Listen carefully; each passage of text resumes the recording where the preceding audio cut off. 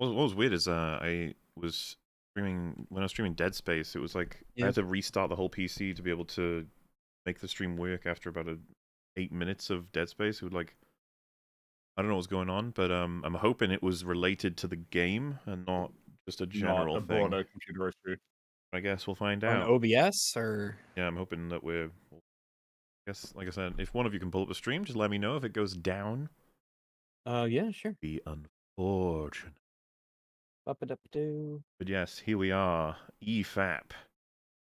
Post The Last of Us Episode 3 mini. This is the next thing. It's back over to a game now. We like video games. I've heard you guys like them too.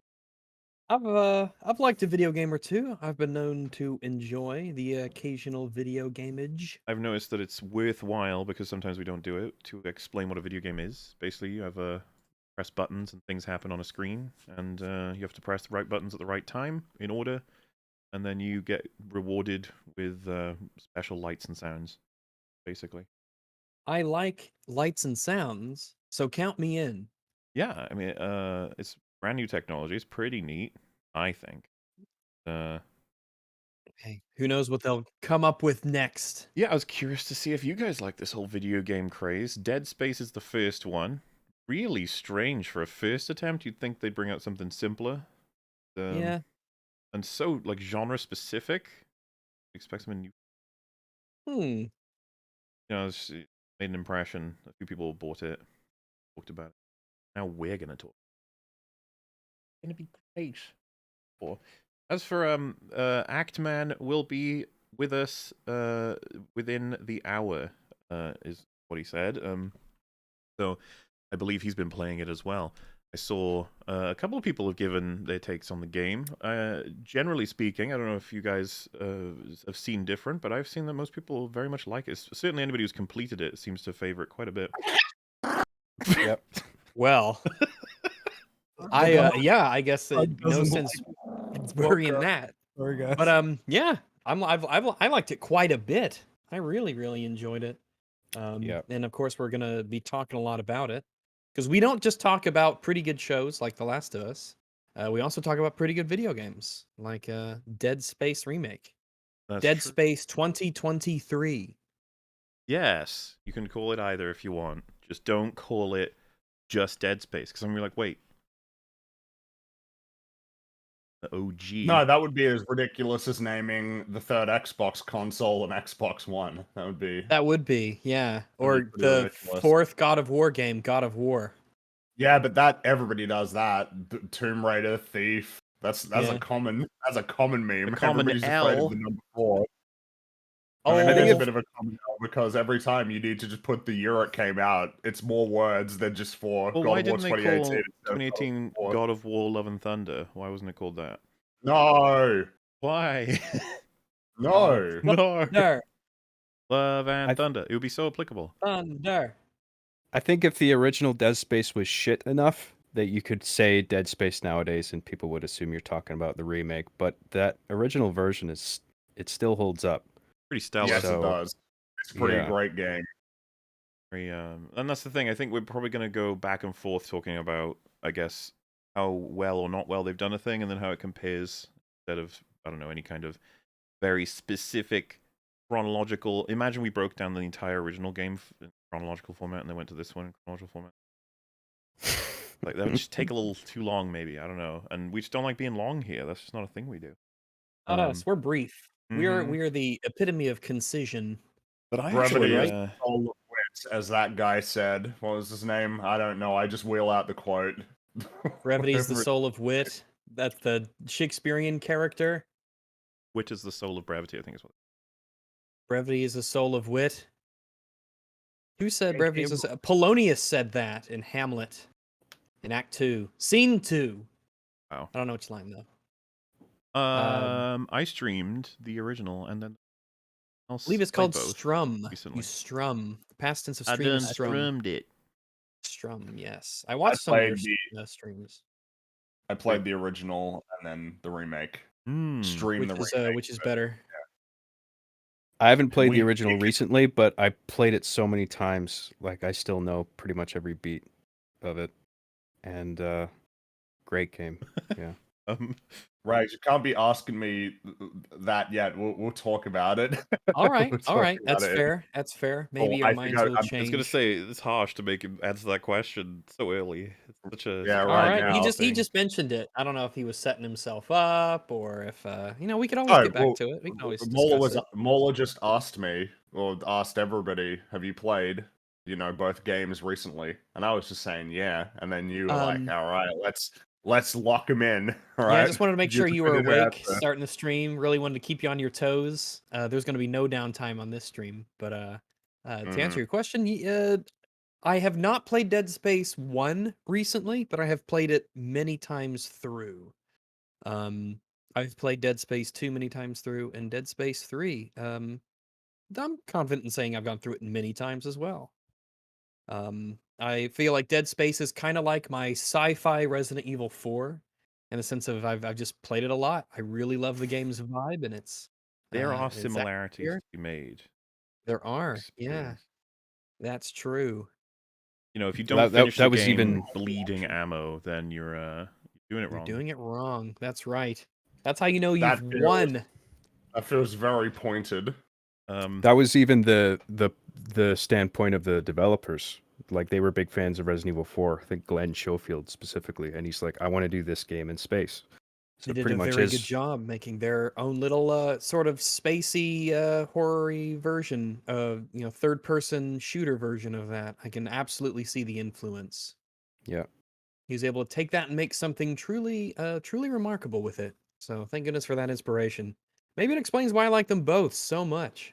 Yeah. And I But will if you had to continue choose one, to- right, which is it? Ooh. Man, that's a legitimately difficult question. I think it might be Resident Evil 4, but that is not a strong opinion that I have by any stretch, because I like them both so much. But I think I'm gonna go with Resident Evil 4. I think. But that's pushing it. Ask me in 5 minutes, I might have a different answer. All right. Both of them use where you aim on the bodies of the enemies in towards to create interesting game mechanics in very different ways. Because in Resident Evil 4, it's you knock them off balance, and that's how you go in for the melee attacks, and then you can get some bonus damage by using your knife when they're on the ground. And it's a very this then that then this then that sort of system. Very gameplay focused. It's a very gamey game in a good way. Yeah. And I like games that are very much games. They give you a lot of gameplay options and a lot of things to do. And I would say that the Dead Space games use the concept of like, hey, let's get the player to want to not just go for the headshot every time, to give them reasons to aim at other parts of the body. But they go about it in a totally different way than Resident Evil 4, but I think it's as effective. And I don't know, I think that's really cool. And it's also what I really hope the Resident Evil 4 remake nails, which from the footage I've seen, it seems like the combat's pretty dynamic. We'll see. Looking good. We will see.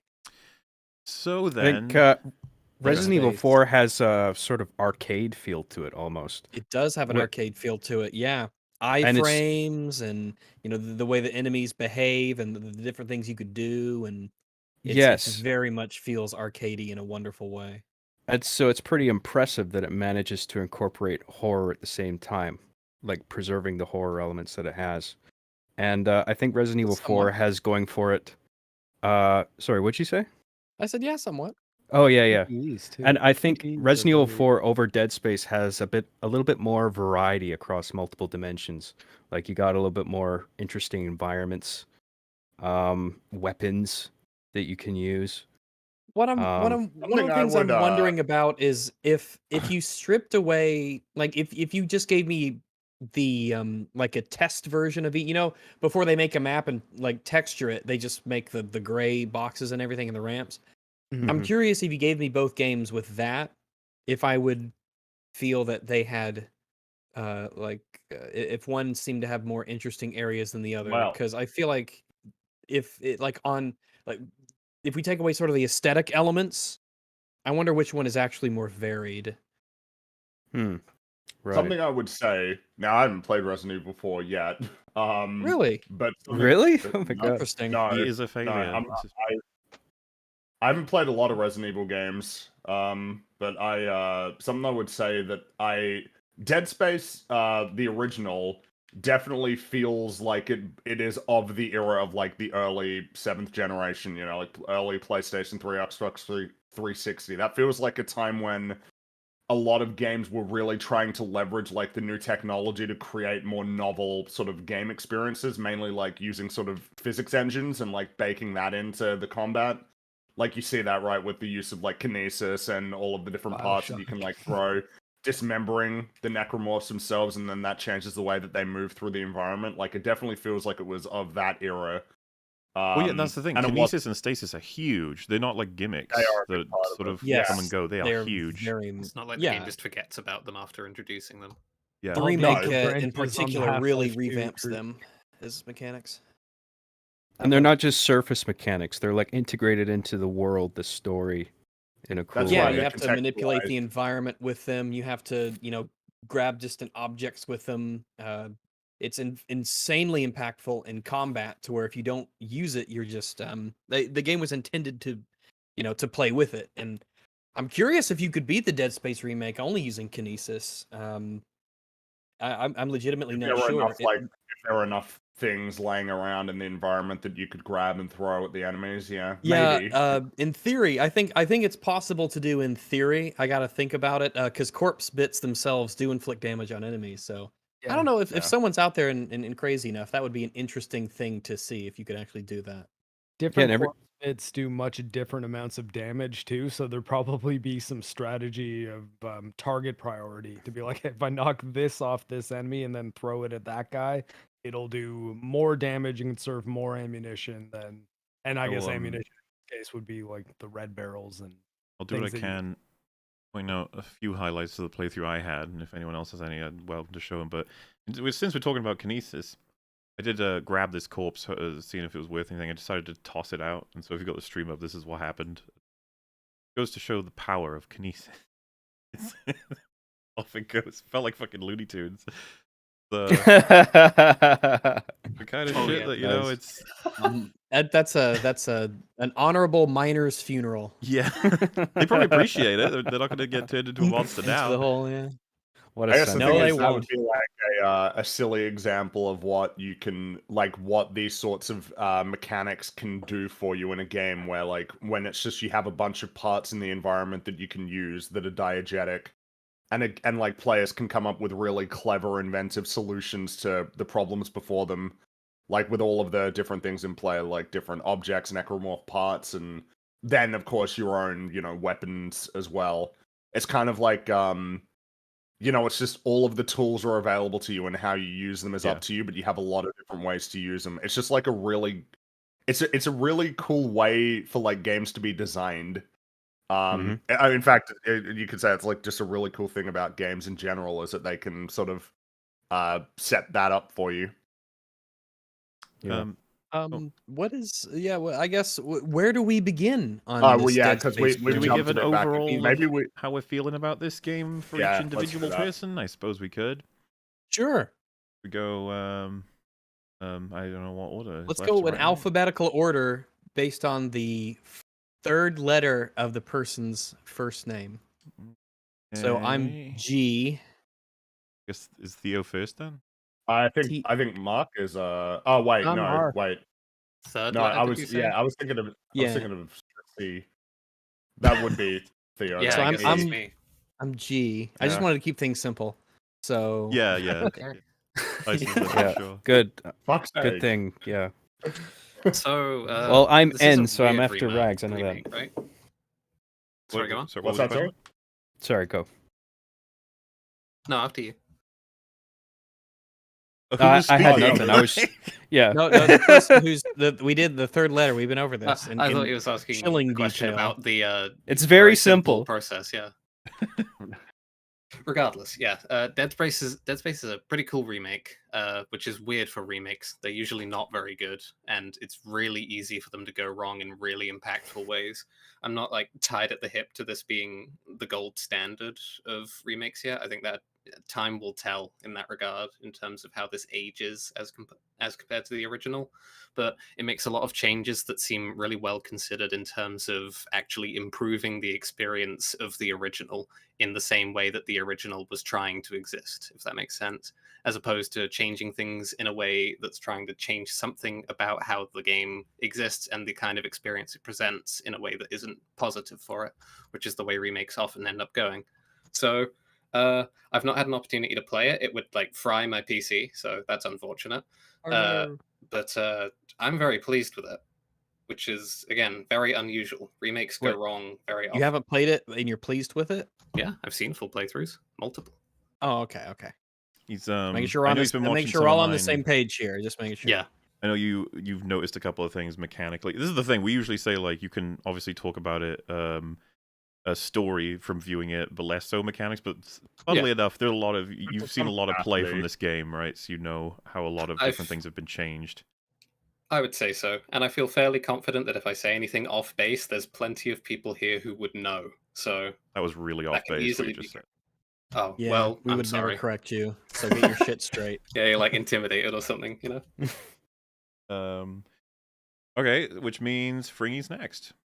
No, I think Rags is next. G. Wait, yeah. Oh, you're correct. G. Yeah. Sorry, Rags. Yeah. Somebody in don't chat actually hate you. Somebody in chat has helpfully laid out that the order. Wait, or does that rob it of the fun? If I tell you what the That's what this is. Fun. You are correct. What we're doing here. Okay, this is you know fun. what? I we won't have a lot tell of you fun. the order then. I won't tell you. Spoiled it. Is that how yeah, you got it. Did you do the entire alphabet?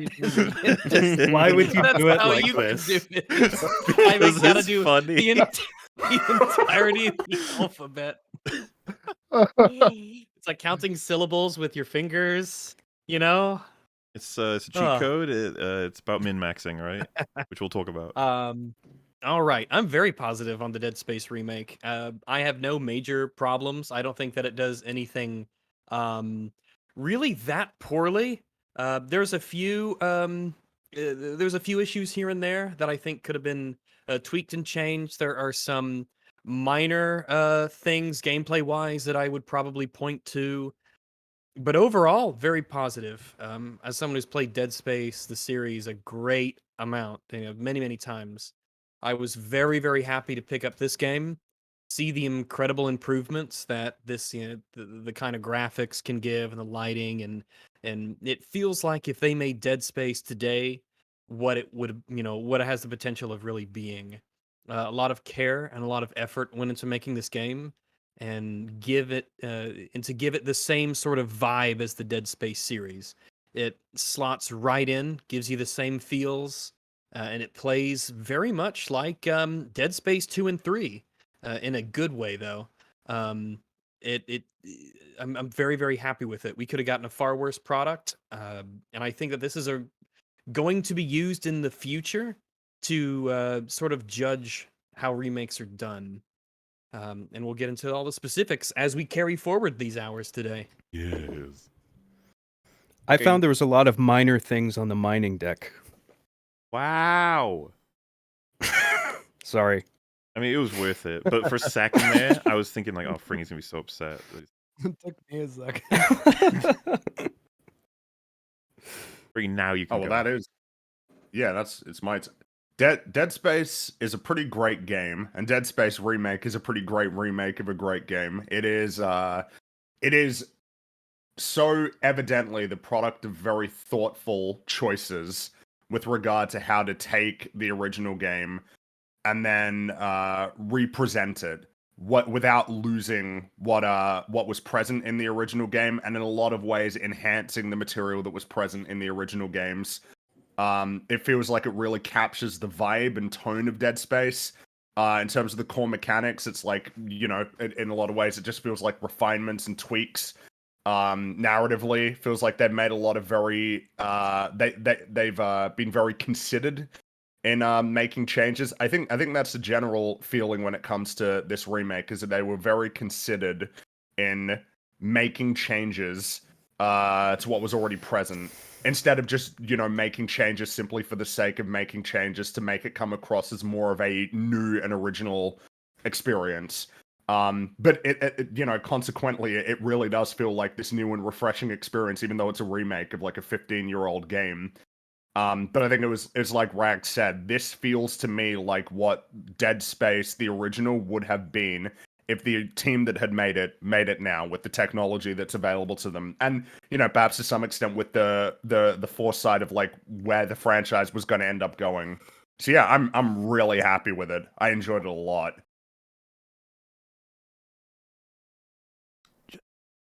Nice. Oh, sorry. John is okay. Next. You've waiting for a prompt. The entire alphabet and everything. There's a helpful guide that's been posted if you need it. The assertive. Gotcha. That's right. I loved it. I had a blast. And I have to admit, like, I was of two minds of like this slew of remakes that are coming our way. Because like if you're a survival horror fan, you're probably aware. We got this, we got Resident Evil 4, we got Silent Hill, and there's another one coming. I can't remember. Alone in the Dark. They're remaking that too. So a Are lot they? of Oh, survival yeah. horror remakes this year. Yeah, there's a bunch. So I was like, I'm kind of looking forward to them, but at the same time, it's like maybe people should be making new shit. But you know what? If they do a really good job with these, I'll happily take it. And this was the case with Dead Space. And I love the first one. It sort of came out of nowhere. I remember like I first got my PS3 and I'm like, I gotta get some games for this thing. And I was looking at the cabinet and I saw Dead Space 1 and I saw the box art and I knew nothing about it. I didn't hear anything about it in anywhere on the internet or in magazines or anything. And I saw the box art of like the floating hand in space and it looked kind of spooky. And I was like, what's this? That might be cool. I don't have high expectations, but hey, it's survival horror. Looks like it's in space. I need PS3 games, so I'll grab that. And I was blown away. I was like, holy shit, this is really good. I can't believe it's an EA game. Like, where did this come from? And so I heard about this remake, and right away, like, I was looking at the developer videos on it from EA Motive, and they seemed to really care about the thing they were making. They were going into a lot of detail about the systems. Like there's a system dedicated to just the way Isaac breathes in this game. And there's also like a flesh peeling system that's its own thing. And it's just like, wow, it looks like they're putting a lot of care into this. So as soon as I got that sense, I was like, I'm on board. This is probably going to be good. And then I got it and I had a blast playing through it again. And because it was a remake, I knew like they're probably gonna largely stick to the beats of the first game, but there's probably gonna be new things here and there, enough so that it makes the playthrough of the remake interesting, because you're always wondering what's gonna be around the next corner, what they might have changed. Yeah. And I loved it. I had a blast, and I went right on to New Game Plus right after, and I imagine I'll be replaying this for quite some time. Yeah, that's my piece. Someone just said I really hate the phrase flesh peeling system. Oh yeah. Don't they call it something like that? Well, EA Motive? I'm not sure what they call it. Unappealing, that's all. I think it is the best way to describe it would be that each the models of enemies in the game, pretty much all of them, as well as human corpses, they're essentially, they have layers to them. They have the external layer, which is like the clothes, skin, etc. And then if they take damage from like an explosion or something similar, then that layer, essentially the model changes to the layer underneath, which could be just like flesh and muscle, and things like that. And then there's another layer underneath where it's just like really almost skeletal. Yeah. Well, you see it like if you use the force gun on enemies up close, it just peels everything off. Honestly, great that's surprise playing the game. That is a great detail. Yeah, when I played through and I got the force gun, and the first time I used that thing, I was like, yo, this is really cool. The fact that now it's like it blew off all the external bits and I'm fighting these spooky skeletons. Well, so I feel like we should almost, because there's a lot to talk about in terms of these systems and the diegetic like ways of conveying information to the player. So, or like mechanical benefits of these sorts of systems. So maybe we should table it just for now. Wow, you just silenced John, but okay. Mark, it's now your turn.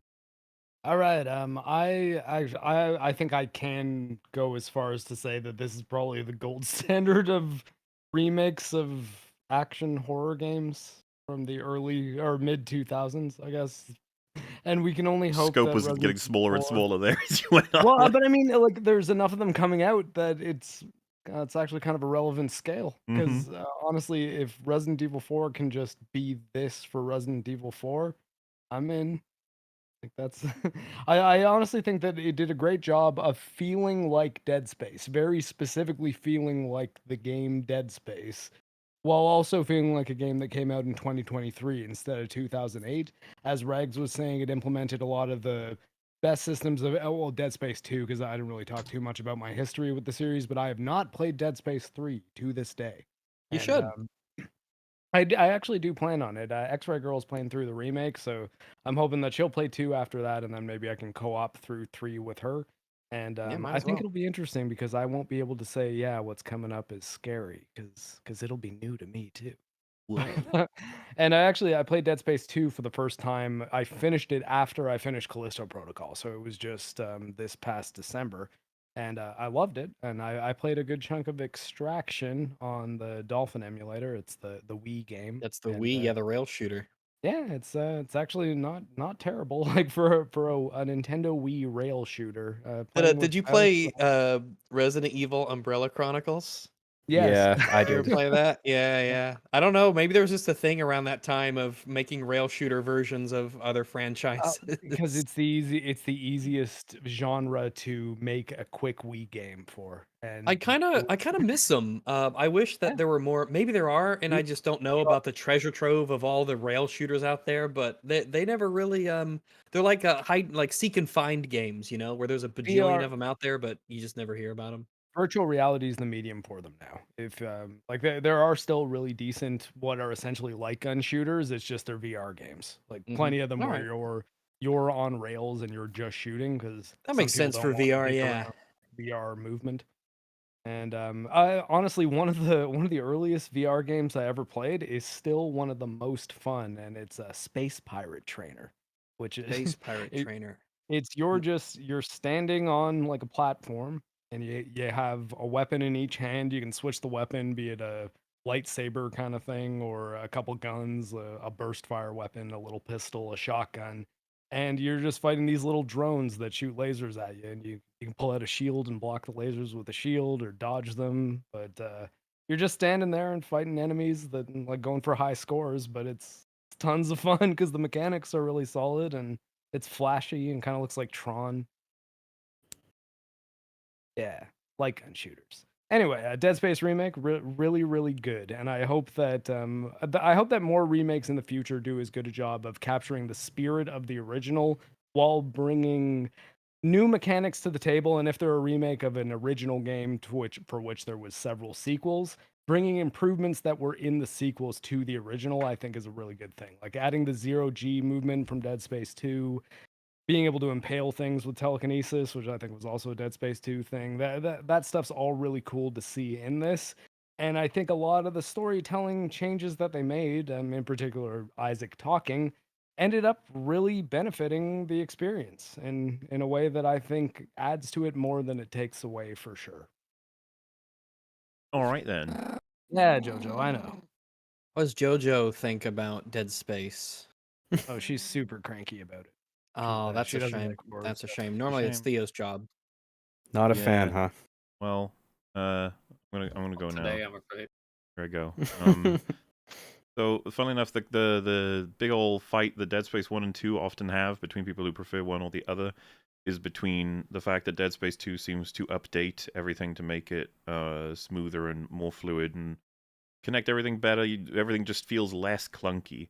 But the first one has the benefit of the atmosphere being, at least a lot of people say, more consistent in terms of its approach to the horror, and that a lot of people often fight over the Ishimura versus the Sprawl, with the Ishimura usually winning. Well, I mean, it could be 50-50. I feel like this game has sorted that out now, that it's got a lot of inspiration from the updates the series made as it went along, at least the ones that a lot of the fans preferred. Like, the Isaac you play in this is much more like Dead Space 2 Isaac than Dead Space 1 Isaac. But the thing is, they've updated the game itself to essentially match that. It was a bit of a shock for me when I was first playing it, because every enemy is a lot faster and a lot more aggressive, which is fine, because I get to be a lot faster and a lot more aggressive. So once you get used to it, it's all like, it just fits, and at this point, it's just like, oh man, I feel like I've got the best of both worlds. My complaints, I'd echo Rags. I do have them, but I don't think they're going to be able to chip away very hard at what was a fantastic experience overall. And, yes, the scales are very decidedly tipped in one direction. It's going to be one of my favorite games, but there's this sentiment of like, you mean Dead Space, the original is one of your favorite games, right? And it's like, but the thing is, this one, it does so much of that one. One might say, basically, the two sides of this coin, it's like, if you're not faithful, people will shit on you for that. But if you are, to the point of being so accurate and entertaining, some people might be like, I don't really give you credit for being good. It goes to the older game. And it's because there is a review of the game that is already making the rounds that makes that argument. I don't know what to say about that. I don't know how an adaptation can win anymore. I don't know what it's supposed to do anymore. Like, if being too accurate is a problem because it doesn't get any appreciation, but being inaccurate is obviously nightmare fuel for people as well, then I don't know. But at that point, I would rather just talk about what experience this generates and how well this was made, and whether or not it comes from Dead Space 1, Dead Space 2, or even 3 in terms of what things they did in what places. I want to talk about what works and what doesn't, which should be fun. But yes, huge thumbs up to this wonderful game that I'm looking forward to playing again. Thumb in the bum.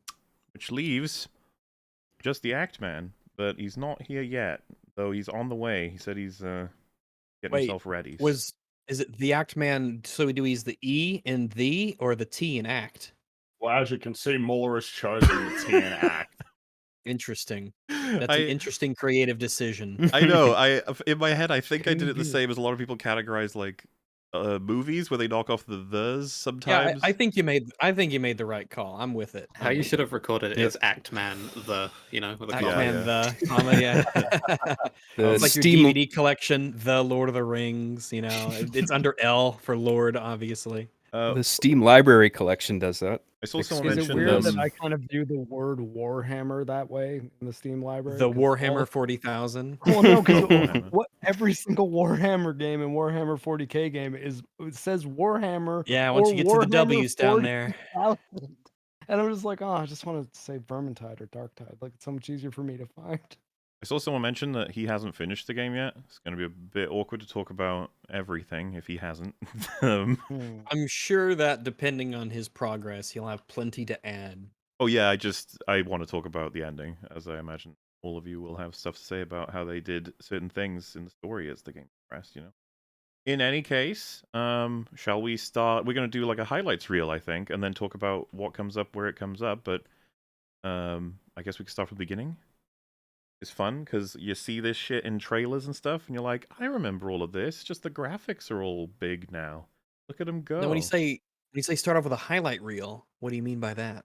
No, not start off with a highlight reel. I said start off with the beginning, and we're going to talk in a sense of a highlight reel, going through the lot of it, and you can pick and choose whatever you want to talk about. He talks. He does talk. Let's talk about that. Isaac talks. Isaac talks. Isaac is like a human being in this universe, and he has things to say. Let me do devil's advocate immediately. I don't like it because it takes away from my experience of feeling like I am the player. Listen to this guy talk. It's taking away from what the original managed to achieve. The follow-up question would be, so you don't really like Isaac in Dead Space 2 and 3, right? That's okay. So it's funny you say that because I've seen a person address that by saying he's not as annoying in those as he is in this. He's not as annoying in 2 and 3 as he is in this is because Isaac doesn't really say that much here. I'd be curious if he has more spoken lines in this game or 2 and 3. I think he has the most in 3. Maybe? I have to classify the majority of his dialogue in Dead Space Remake is pragmatic and absolutely prompted. Not like he's not like whoa, that just happened. He only ever comments on the situations as they arise. Whoa, whoever knew being on a spaceship would be so radical. What's the deal with all these necromorphs? Isaac talking is like a strict improvement. He's a character now. He has a perspective. He has agency, or a lot more agency than he had in the original. In that he actually improvises plans. He kind of makes is like the suggestions. engineer who figures things out and goes and does things on his own accord. Has a perspective on the members of his crew. Cares about people. It's just a strict upgrade. I thought it was really neat that you can walk up to Johnston and he'll be like, "Hey, like, are you okay How's your about ankle? your ankle?" Yeah. Like, yeah, that's right. And that's reflected. Again, we're going to be jumping around a lot, okay? But I'm literally going to jump from the beginning right to the end now, where he reaches out and tries to help Kendra. That shit, I was like, oh, because even after everything she's done, I wish I could have seen that, Mahler. That sounds like it'd be really cool. We'll get to that and later. Then, after that, he has a pretty Chad line screaming at the giant hive mind. Yeah. At the end, because that's kind of like it feels like, because Gunnar Wright coming back to play the role. It's like, man, you wouldn't think it's been 10 years since he last played this character. He it just feels right like back totally in. It's really impressive. Absolutely. It's cool. It's really great, yeah. And it's really cool that they brought him back. I want to say, like, I've been on record as of I believe Fringing Rags. I don't want to speak for anybody, but Dead Space, the original, is one of my favorites. The old timer, it's fantastic. I think this is simply an improvement. It's just better. I agree. Like, I think this game, well, like the original, it misses some of what makes silent protagonists valuable in terms of immersion, because Isaac speaking is very much prompted in this game, and the fact that he doesn't in the original, it jars slightly. Yeah, it's very strange in several instances, because people are talking directly to him and like very much prompting his input. And it was the era. It was just the era when games hadn't decided yet whether they wanted their characters talking more. Like it's kind of, because it was the same with, like, Modern Warfare, right? Like the clear example in Modern Warfare, Soap doesn't talk. Then in Modern Warfare 2, he talks a lot until you play as him, and then he doesn't talk anymore. Yeah, it's like, why? Oh, it's because he's the player character, and player characters don't talk. It's like, is that? Are we still? Do we think that still, or like we changed our minds on that? Like silent. Sorry, go on. There's validity to both sides of this execution, like we're saying, like player insert versus responding to the characters around you as you normally would.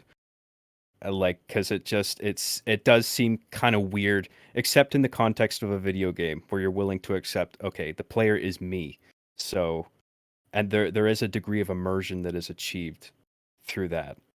But I don't mind him talking to other people. I don't mind that he's a character on his own. I don't mind the...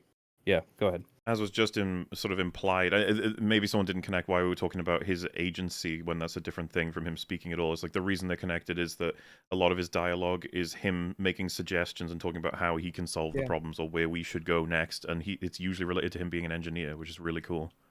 Yes. Yeah. He is the sole driving force in most of the specifics of the plot. Like the mechanical aspects of the plot being what is broken on the Ishimura, how does it need to be fixed, and who needs to do it? The answers are pretty much always Isaac. Yeah, most of the time. And then sometimes Hammond and Kendra will have like something to offer that Isaac doesn't know, or like can guide him to a place. But then there's also just like one of the big things as well is that he can just like openly express concern for like other people, which feels like one of those big, like if you were to describe Isaac, it's like he's in a situation that he's really not equipped to deal with, but he tries his best anyway, and tries to save as many people as he can. Like that's basically who Isaac is. And it's like really good to be able to have just more of that material, because he's able to express like his perspectives and concerns. And when people are fighting, it's like, shut the fuck up, we need to fix this problem, all right? You can sort that out later. Or like actually trying to find Nicole and like I mean, of course, that is a big thrust that he has things to say about Nicole.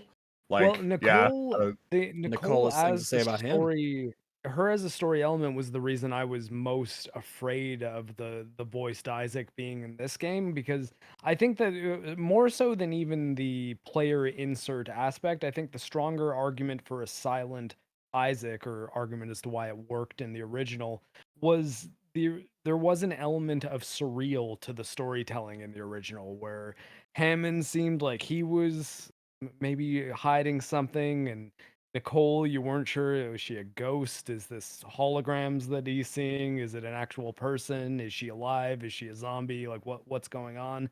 And not being able to know what Isaac's thinking and how he's reacting to those things, I think helped immerse the player in a way that went beyond, oh, I feel like this is me, and more into the, this is a strange world that I'm experiencing.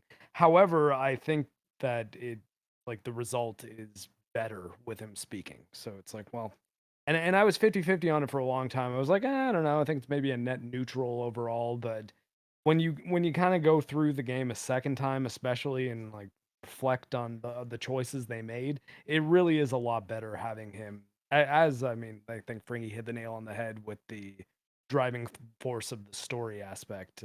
I think really helps Isaac become a lot more relatable. I think he's incredibly likable. He's super I think so likable. too. Yeah, I really like him. It's just the thing, right? The guy in a situation that he's not prepared to deal with, but he tries his best, is super endearing. Yeah, in the original, when he doesn't talk, you still like him in the sense of he's kind of an underdog in the situation, and he tries really hard, and he's fighting through all this stuff, and you feel bad for him because he's in this situation. But now you have all that plus the fact that he's like a character, and he talks, and has perspective. Kind of like, everybody likes Isaac in Dead Space, or I'm pretty sure everybody likes Isaac in Dead Space too. And it's like I feel like you just get to bring a lot of that, what was there that made him likable, over into one, and it almost makes it like that. If you imagine this as leading into 2 or 3, it becomes like a more, I guess to some extent you say more coherent character overall, because it's like, well, he's always been this way. We get to see like what Isaac in Dead Space 2 would have been like, if he was actually present in the original, rather than the silent version. This silent protagonist thing always makes me think of Stick of Truth. How funny that was. They would like make fun of the fact that he never talks. It's like, oh, strong silent type, huh? You think you're some kind of hot shot? Cat got your tongue? Like South Park, a lot of those games were parodying like tropes and conventions of video games, and I mean that's one of them, right? Well, they made fun of audio logs as well, which was really funny. Yeah. It's it has, I mean, I don't want to say like outright, it did have a benefit in Dead Space 1. There's going to be a lot of people who had that experience of feeling more immersed as a result. It's possible. It's definitely a thing. It's just that I don't know how they could have implemented this better. I don't know how. Maybe like it tweaks to make the dialogue more snappy or whatever, but I feel like they did a pretty stellar job. It could have been so much worse, especially with all the examples we've been having lately. Absolutely, it could have been worse. Like, that's basically where I'd be coming from, because they lost something. They didn't lose much though, and they gained a lot. It was a very well chosen compromise. And I think maybe I should use the word creeped out other than immersed, because when you're not hearing Isaac's reaction to things, it is a little creepier. It's like, what actually is happening here? Whereas they lost a little bit of that creepiness and then gained a lot of character.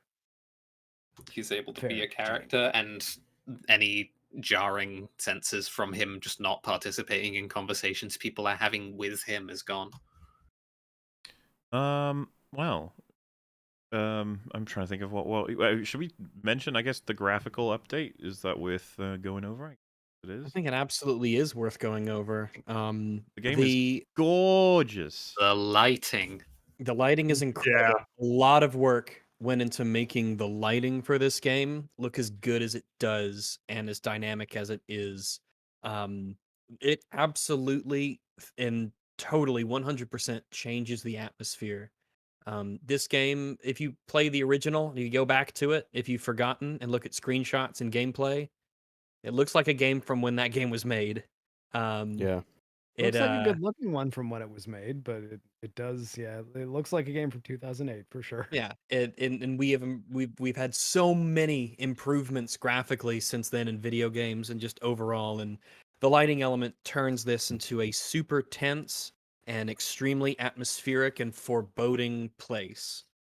You have elements where there's a lot of light, you have elements where there's a lot of darkness, a lot of shadows. You get a lot of variety in the way that environments, how you interact with environments. You feel an unease being in the darkness because it's like dark. Sometimes video games don't do darkness quite right, in the way that the light interacts with objects. I think we've probably all played video games where the environment might be really dark, but like an enemy, a player or an NPC, they don't quite catch the light right, so they sort of stand out.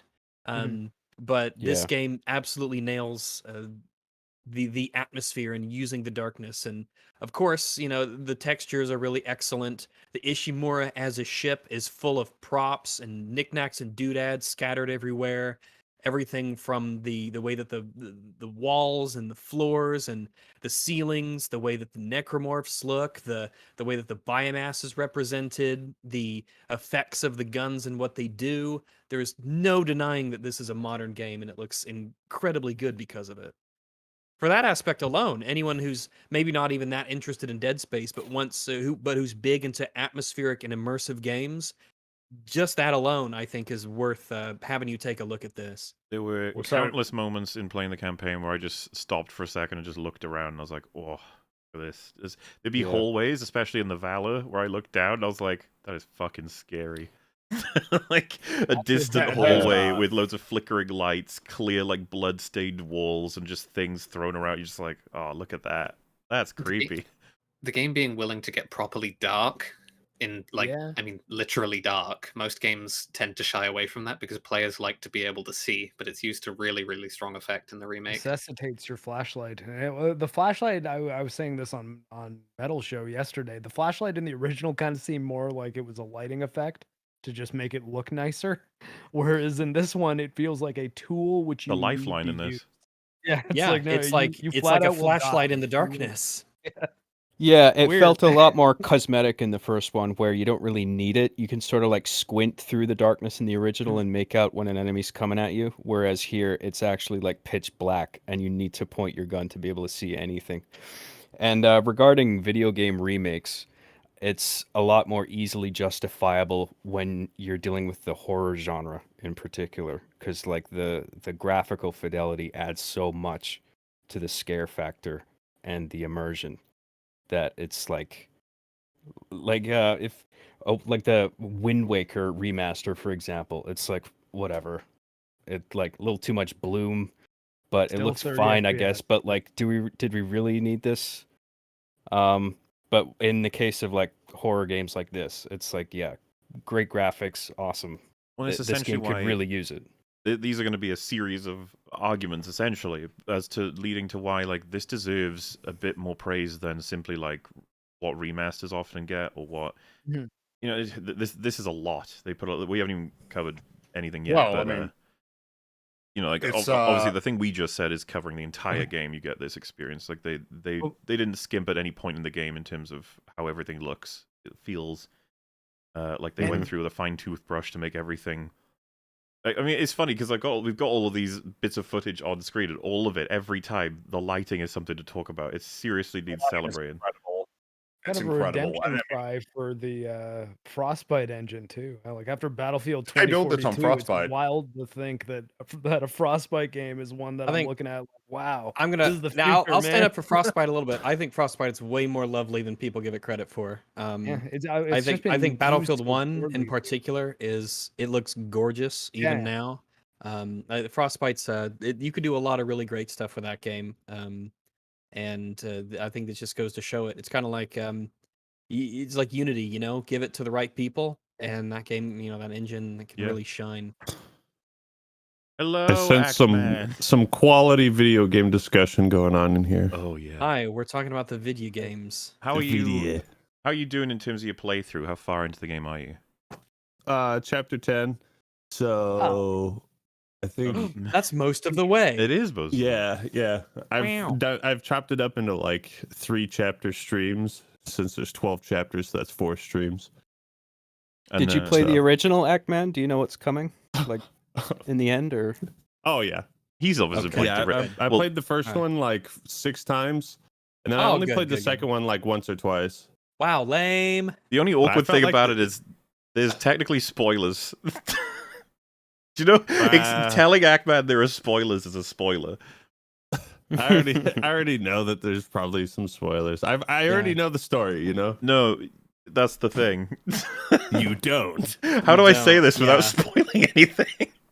So like, I guess the general story is still the same. Yeah. But there are some things that happen that I wasn't expecting and was pleased to see. So yeah. Same. Like they took the phone call from Dead Space 2 and they put it into this game. That's right. They did the opening. Yeah, that's right. Yeah. The game actually ends with Isaac looking at the Abraham Lincoln Monument, and it's an ape. No, he was standing on the beach looking at the Statue of Liberty buried in the sand. You bastards! No. That's a radical new direction. Well, anyway, I like it. Why don't you? Do you want to give an overview? What do you think of it, Mr. Man? It's better than the original, and the original was a masterpiece. So, damn, cut right to it. Yeah. Wow, how do you feel? That's about it, man. That's I don't blame you at all for concluding that. Not a one bit. We've talked about sort of Isaac getting updated with a voice and the graphical update, and obviously we were just talking about lighting. So we're really just jumping through topics. And I suppose that I don't mind anybody taking the reins on anything they want to talk about next. Well, let me see. Well, I so think that. Go ahead. Go for it. No, actually, you flamethrower force gun combo. Well, fine. If we're gonna sort of talk, we can let's give our, I guess, impression of the opening sequence up to when you get the plasma cutter. That might be a little chunk that we can discuss if you have anything to say about that. Yeah. The opening of Dead Space. It's a great way to sort of set out to start your game. You and the other members of the Kellion are going to the USG Ishimura to fix a communications blackout, something that's unprecedented. And things go awry. You get inside barely. You're ambushed by necromorphs, and you have to run for your life until you get your first gun. Classic horror start, one that I enjoy immensely from the first Dead Space. Very iconic to me. I think they really did an excellent job of remaking it in the remake. The dialogue feels changed but suitable. Characters talk to each other. I like sort of the way that they chat back and forth as they walk in. I think they did a really good job. It's not so different that it feels strange. It feels familiar, and yet it feels, I don't know, I guess respectful might be a word, that because if you get the chance to do a remake, there might be that little voice in your head that says, make all these changes, do all these changes, but the whole Let's add game, a Ferris wheel to the hangar. Yeah, Ferris wheel. But it feels like they really, really, really like Dead Space, and they want to keep it what it is, while at the same time making changes to it that make sense. And from the beginning, you get that vibe, and throughout the game, you get that vibe. They didn't ruin it. They didn't, do anything to spite it. They really respect what the game is. It accomplishes what Dead Space, the original, accomplished really well with its intro, which is it's very quick about getting you into the game, and then letting you off the hook in terms of scripted sequences and like busy work to take care of before you can just start engaging with the mechanics and like getting yourself into it, as opposed to like getting through premise material. It's very efficient. It doesn't waste your time. It is, it's kind of interesting, right? In the because a lot of especially like narrative focused third person action games now can like have a beginning section that kind of lasts for a while before like the game proper begins. But obviously here, because they're keeping it the same as in the original, it's like 5 minutes in, you're basically good to go. It's like, this is the game now. Like, you're in the core gameplay experience. If we strip everything away, it's you want to be on a spaceship shooting monsters, right? How fast can you get us to that? It's like, you gotta indulge a little bit. We gotta give you characters and a location. They should have a little bit of build up. Yeah. Well, there's a bit more of. It has a good flow to it too, because it's sit down and listen to some exposition while you're on the ship, walk down a narrow pathway and get a little bit of atmosphere as you're seeing the hangar bay, open this door, notice things are a bit weird, go through this door, hit that switch, watch a horrible thing happen, run away from an enemy. Now the game started. Yeah, it's all the details of how come there's no one here to greet us? How come there's nobody in the observation deck? Where is everybody? And then you see some of the, Isaac comments, like when he sees the blood on the security station, he's like, is that? Then there's it just feels like it's a really good version of the original, the original game's opening. And that was a great little. Sorry, go ahead. Go for it. Go for it. There's a great little addition. I think Rags just mentioned it there, where Isaac's walking into the little corridor to do a diagnostic, and he sees blood on the floor. That wasn't in the original game, but it was just a tiny little detail. Like if you walked into an environment like that and you saw blood pooled on the floor, that would be seriously concerning. And like an element of you don't even. It's just enough to maybe assume it's a weird oil, right? Maybe. Yeah. Like ketchup, maybe. Who knows? Well, Hammond's rushing me along to get this diagnostic, so whatever. Yeah. Part of the reason I think that they can be so expeditious in a lot of ways with the storytelling is because so much of it is in text logs and audio logs. Like you've got your core beats, but then so much of the world gets fleshed out, and what happened on the ship in particular gets fleshed out in all of the logs you can find. And I think there are way more logs in the remake than there were in the original. It felt like I was picking them up a lot more often. Yeah, it does feel like that. There was just tons of stuff. And it's like a variety to the text logs as well, from like people's sort of personal notes to like official reports, communications between people, correspondence, emails back and forth, newsletters and newspapers. It's just like there's so much like story to glean from that, and also just the environments as you're moving through them. Like it's all of the little set dressing, the details. It was kind of this is one of the best looking games ever made as far as I'm concerned. Like at least right now technologically, but it's worth commending, talking about the lighting system and how that's been used and all of the set dressing and the props and everything. Like the art direction is really great here. Yeah, it's, and obviously they absolutely knew what they were doing. They had solid inspiration, right? Yes, they tied did. into some of the lore stuff in the environment too. We were talking on Forge yesterday about the audio log where the guy talks about ripping out his teeth. I didn't realize, but apparently I think it was metal. That's pliers. Yeah, like if you look in the sink that's right by there, that the teeth are still in there. And I was like, oh, that's engineering, yeah. Well, and there's the one where you find the log of the guy who's found what Mercer's sort of patient was up to, trying to steal shit from mining. And when he finds out, he shoves him into the store uniform like changer, and it crushes him and like fucks him up. You hear the warnings and stuff, but if you look over on the other side of the room, you can see the whole damaged store and a bunch of blood and bones and stuff just sticking out of it. It's like, oh. You got the dude who cuts off his limbs to try and stop himself. Oh yeah. He's laying there with the cutter and his arms sitting there. Like something that's cool that they've done that feels like it was more pushed here than before is kind of like these smaller running stories through each chapter, where like you kind of get just insights into one particular person and their experience on the Ishimura as it fell apart. And it's like very focused with like little elements in the environment, and then of course the logs, and then usually there might be like one or two scenes or like critical lines of dialogue that kind of acknowledge whatever they were going through or what happened to them. It's just like there's so many more video logs too, like videos that play out in front of the player. The holograms in particular. There's definitely a lot more of those. I think it might be this team really zeroed in on what was cool about the storytelling in the original game, and EA they used to know that because there are a bunch of supplemental materials for Dead Space, like animes, and they have these motion comics. We mentioned the Wii game a little bit earlier, and almost all of them are different perspectives of what's happening around Aegis 7 and the Ishimura. And it is kind of neat to be like, hey, when this went down, what was the security team doing? What was medical doing? There's a lot of storytelling meat there.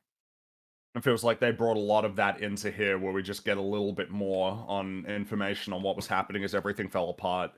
It's crazy to think that if the story in the original were one big like string, let's say one big line, when they were making this game, they like sort of like Tony Stark level, like took all the pieces apart, moved different things around, extended some pieces, shortened others, moved this, moved that, and then put it all back together again. Like there's so many small and then bigger changes all over the place, not in just what happens in the story, but also how the story is delivered. That it's kind of like it kept me off. It would hit me off guard every once in a while, because I'd be like, "Oh, I'm so familiar with this. Enemy spawns there. Yeah, I know that. I use this, and yeah, and then I'm like, "Wait, what is this? What is?" I've never seen this before. And then it's and like, then you get to the hangar, and then it's like, oh, now you can fly around and go to the back of the hangar, and you're like, whoa, that was so cool. Yeah, was, you could. that was you find, is it a log saying like I moved Peng? And it's like, where's the Peng trophy? What the fuck? yeah. There's always Peng. They're always Peng, and yeah, that was a really cool moment. That stuff is awesome. Like, it's a real cool, and it's why I would say it's like a cover song or a remix of the game. It's you don't quite know what little flavors are going to come up. But I would say, like, yeah, the logs. I feel like they may have had a cap in the original game on how long they would make them for the sake of players who are reading them. But in this one, like, some of them, I'm assuming you guys, I don't know if you read all of them, but I read basically all of them. Yeah, the one that specifies what the CEC like is and what the Ishimura is, and like, well, planet cracking. I was like, I ended up reading that whole thing on stream. I was like, man, yeah, it was like a long. newspaper Yeah. kind of article. Yeah, I think it was one of the crew decks. I love the idea of planet cracking. Just like, hey, we're dying for resources. Let's just destroy a planet, and just like, what's the whole process behind that? Yeah, it's they even mentioned sci-fi kind of thing to happen. Yeah, like you that could giant ball you could that just you see? believe it. You could just believe it because they make a big deal about it, and they show all the gravity tethers and the fact the ship's designed for that. And you're like, you know what? I believe you. Sure. Yeah, I believe you. It's also a really convenient way to get a ship way out into the middle of nowhere for that lovely, like, isolated feeling. Yeah, where hopefully nothing bad happens. Well, because you have to assume that the only planets being cracked are the ones in remote systems where it's not really going to cause any damage, because they'd even need to be far enough away that you wouldn't be creating asteroid showers, you know? Well, it's kind of cool, right? It's an easy assumption when you start playing the game if you're not familiar. It's like, well, yeah, of course you're far away. But then it's like, oh, but it's actually because Aegis 7 is off limits. Like, they're not meant to be here. They shouldn't be here. Well, like it was said, you get audio logs, video logs, sort of hologram security things that play, and then of course just the overt stuff, like the actual sort of events that are playing out on the ship. It's I don't know, it's kind of one of my most preferred ways for story to be delivered with games. It's really cool. A lot of it is happening in game. I prefer to be ham-fisted with like 20 to 30 minute long cutscenes that don't end and make me forget I'm playing a video game. I usually prefer that. Well, that's the thing. It depends on the purpose, right? Because there's still cutscenes in this game, but the thing I think that Dead Space, compared to a lot of games, should be celebrated for is how much it tries to keep being strictly a game. Then there's loads of formats that comes in. Very much a game, yeah. It never. Yeah, there's no microtransactions in it. I'm quite shocked. Wait, are you at the point now where if you have microtransactions, you're not a fucking game anymore? Like, get out of here. You're not a game. You only lose control like 2 or 3 times in the whole game, and one time it's because you literally get hit by super stasis. That's so important. And you can still control the camera too in that sequence as well. Yeah, you can look around. That's nice. You can look around at yourself, sort of. Yeah. A lot of the game's atmosphere works so strongly precisely because it's directly experienced in that way. Like, it doesn't have to change mode of engagement to go into cutscene mode as frequently in order to convey things to you. It can let you just engage with them in your own way, at your own pace, in a certain sense. Well, yeah, and it's valuable because it's something games do and other mediums don't. I suppose it's just worth almost doing from like a foundational sense, but we assume everyone's familiar with Dead Space the original, but some people aren't. It's just like something that Dead Space does that's really fucking neat is you don't have ammo counters, health counters, and notifications that come up as part of your HUD, as opposed to something that relates to the character in universe. In Dead Space, your health, your stasis bar, your ammo, and your notifications and calls with people, and even like directives for objectives, they all come up in universe as part of the holographic sets on his suit, and then just the notifications and stuff. It's just like, this was something that was really fucking cool when people first played this game. The coolest UI in a game. 2008 too, so this was a year before Iron Man, when the sort of almost like holographic touchscreen interface kind of. I thought Iron Man was 2008. This came out after Iron Man. Yeah, this came out a few months after Iron Man. Oh, was it after Iron Man? Okay. Yeah, a little bit. Well, I mean, idea-wise, they would have been being made at the same time. Oh, but it was interesting that because it is a similar concept. I'm more specifically talking about when he brings up the inventory. It seems like you're kind of it is like a touch screen hologram. Am I correct? Huh? Is that not Or what it's I think so. Well, it's conceivable that it would work like at this point in the future that like it would track your eye and it would translate that to like a could be mouse that, yeah. cursor, and then like a cool. blink Just brain could be activity. like a click sort of It's thing. a select, yeah. Oh no, that's Yeah. neat. Because when you do move around, and it was like this, I think, in the originals too. But as you highlight different parts of the inventory and things, his face will track what Mm-hmm. is Yeah, actually too. being Yeah. focused on. So yeah, it's just one of those little things. Like you didn't have to do that, but you did, and it's a Yeah, they neat did that little in Resident detail. Evil 4 too. I mean, Just Just so Leon. good for breaking down any barriers that might exist between the player and their character. The inventory management is famous in Resident Evil 4. In this game, it may not be as famous, but I get a similar level of enjoyment out of balancing. Like the original game, I felt it was harder to do so, but I need to play this game again with more weapons to really decide. But the original, obviously, especially when you haven't upgraded your suits, you have to be very careful about what you're using your slots for. You can't just go willy-nilly and be like, I want everything, because then you'll stop being able to pick up stuff. So, take advantage of your storage, take advantage of selling and buying, min-maxing, all that stuff.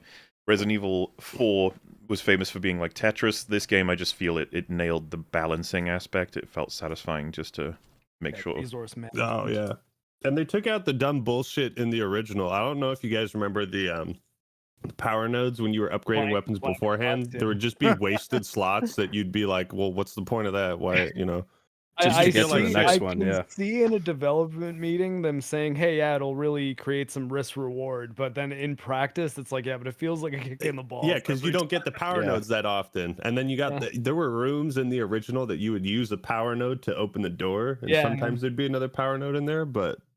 And So then- it just feels like the whole I don't know, upgrade system is a lot more accessible. Like you have more freedom in it, as opposed to just focusing on strictly one weapon. But part of it, for me, I thought of it as, think of it as like, say for example, it goes damage, damage, space, damage. And so it's like, wow, so I get damage for 1, now I get damage for 2, and it's like, yeah, damage for 2. Think of it that way. It's a more expensive upgrade at the end. And the other aspect I thought about it could be seen as neat, is that it's a little bit of puzzle solving in that you can find a way to best use the web to spend as little nodes as possible, because there's a couple of like empty nodes, and depending on what webs you're going for. I don't know that I hate that or anything. Rare, though. Yeah, I don't know if I hate it, but it was always kind of like, oh fuck, I really got to waste like a power node on this nothing slot for no reason.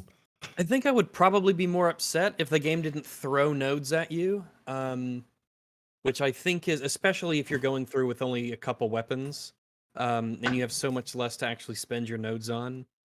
But and I also don't mind the I didn't mind in the original using a power node to open essentially a storage closet that had me, it was goodies that you weren't aware of. I don't know if you were the same, Rags, but I would calculate whether or not it was worth it every time.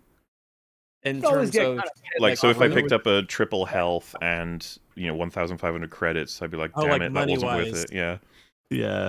Yeah. Sometimes the credit exchange isn't the best way to measure it up. It just sort of depends, because it's so contextual on, like if your health is low and you get that health kit, then it's worth it. It's far worth its weight.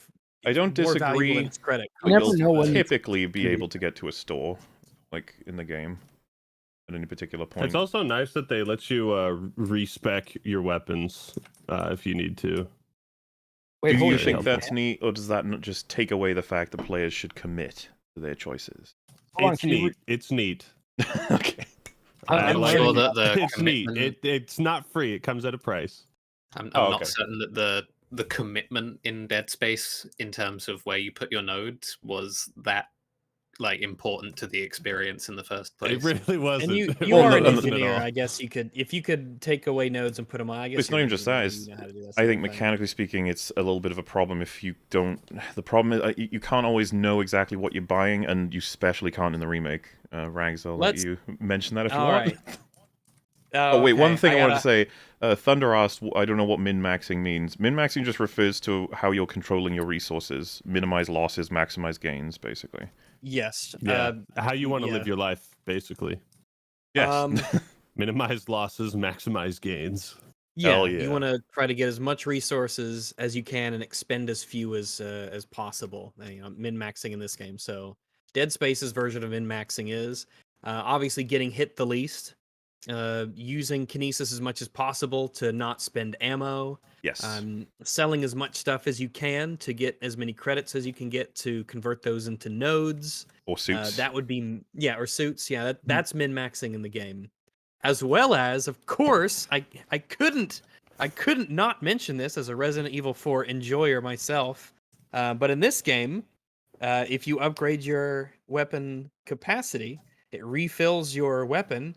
Yeah. So you bet your asshole refills. You bet your asshole that I would use that. I used it a couple times on the contact beam. I used it. I think I ended up using it twice on the pulse rifle. Oof! I got almost 200 free rounds of pulse rifle. I was about to say every time I do it. And I was in hydroponics at one point. I think I was getting the side mission, and I was on 0 on my plasma cutter out of like 22 for a good 5 minutes, I think. So I didn't encounter anything that I couldn't kill with kinesis. I was refusing because I need to get that capacity upgrade. And someone in chat was like, "Reload your fucking gun." And I was like, "No, never, never." You can't make me. Oh, and not only does that apply to your ammunition capacity, it also applies to your health upgrades. Yeah, the health is a big one.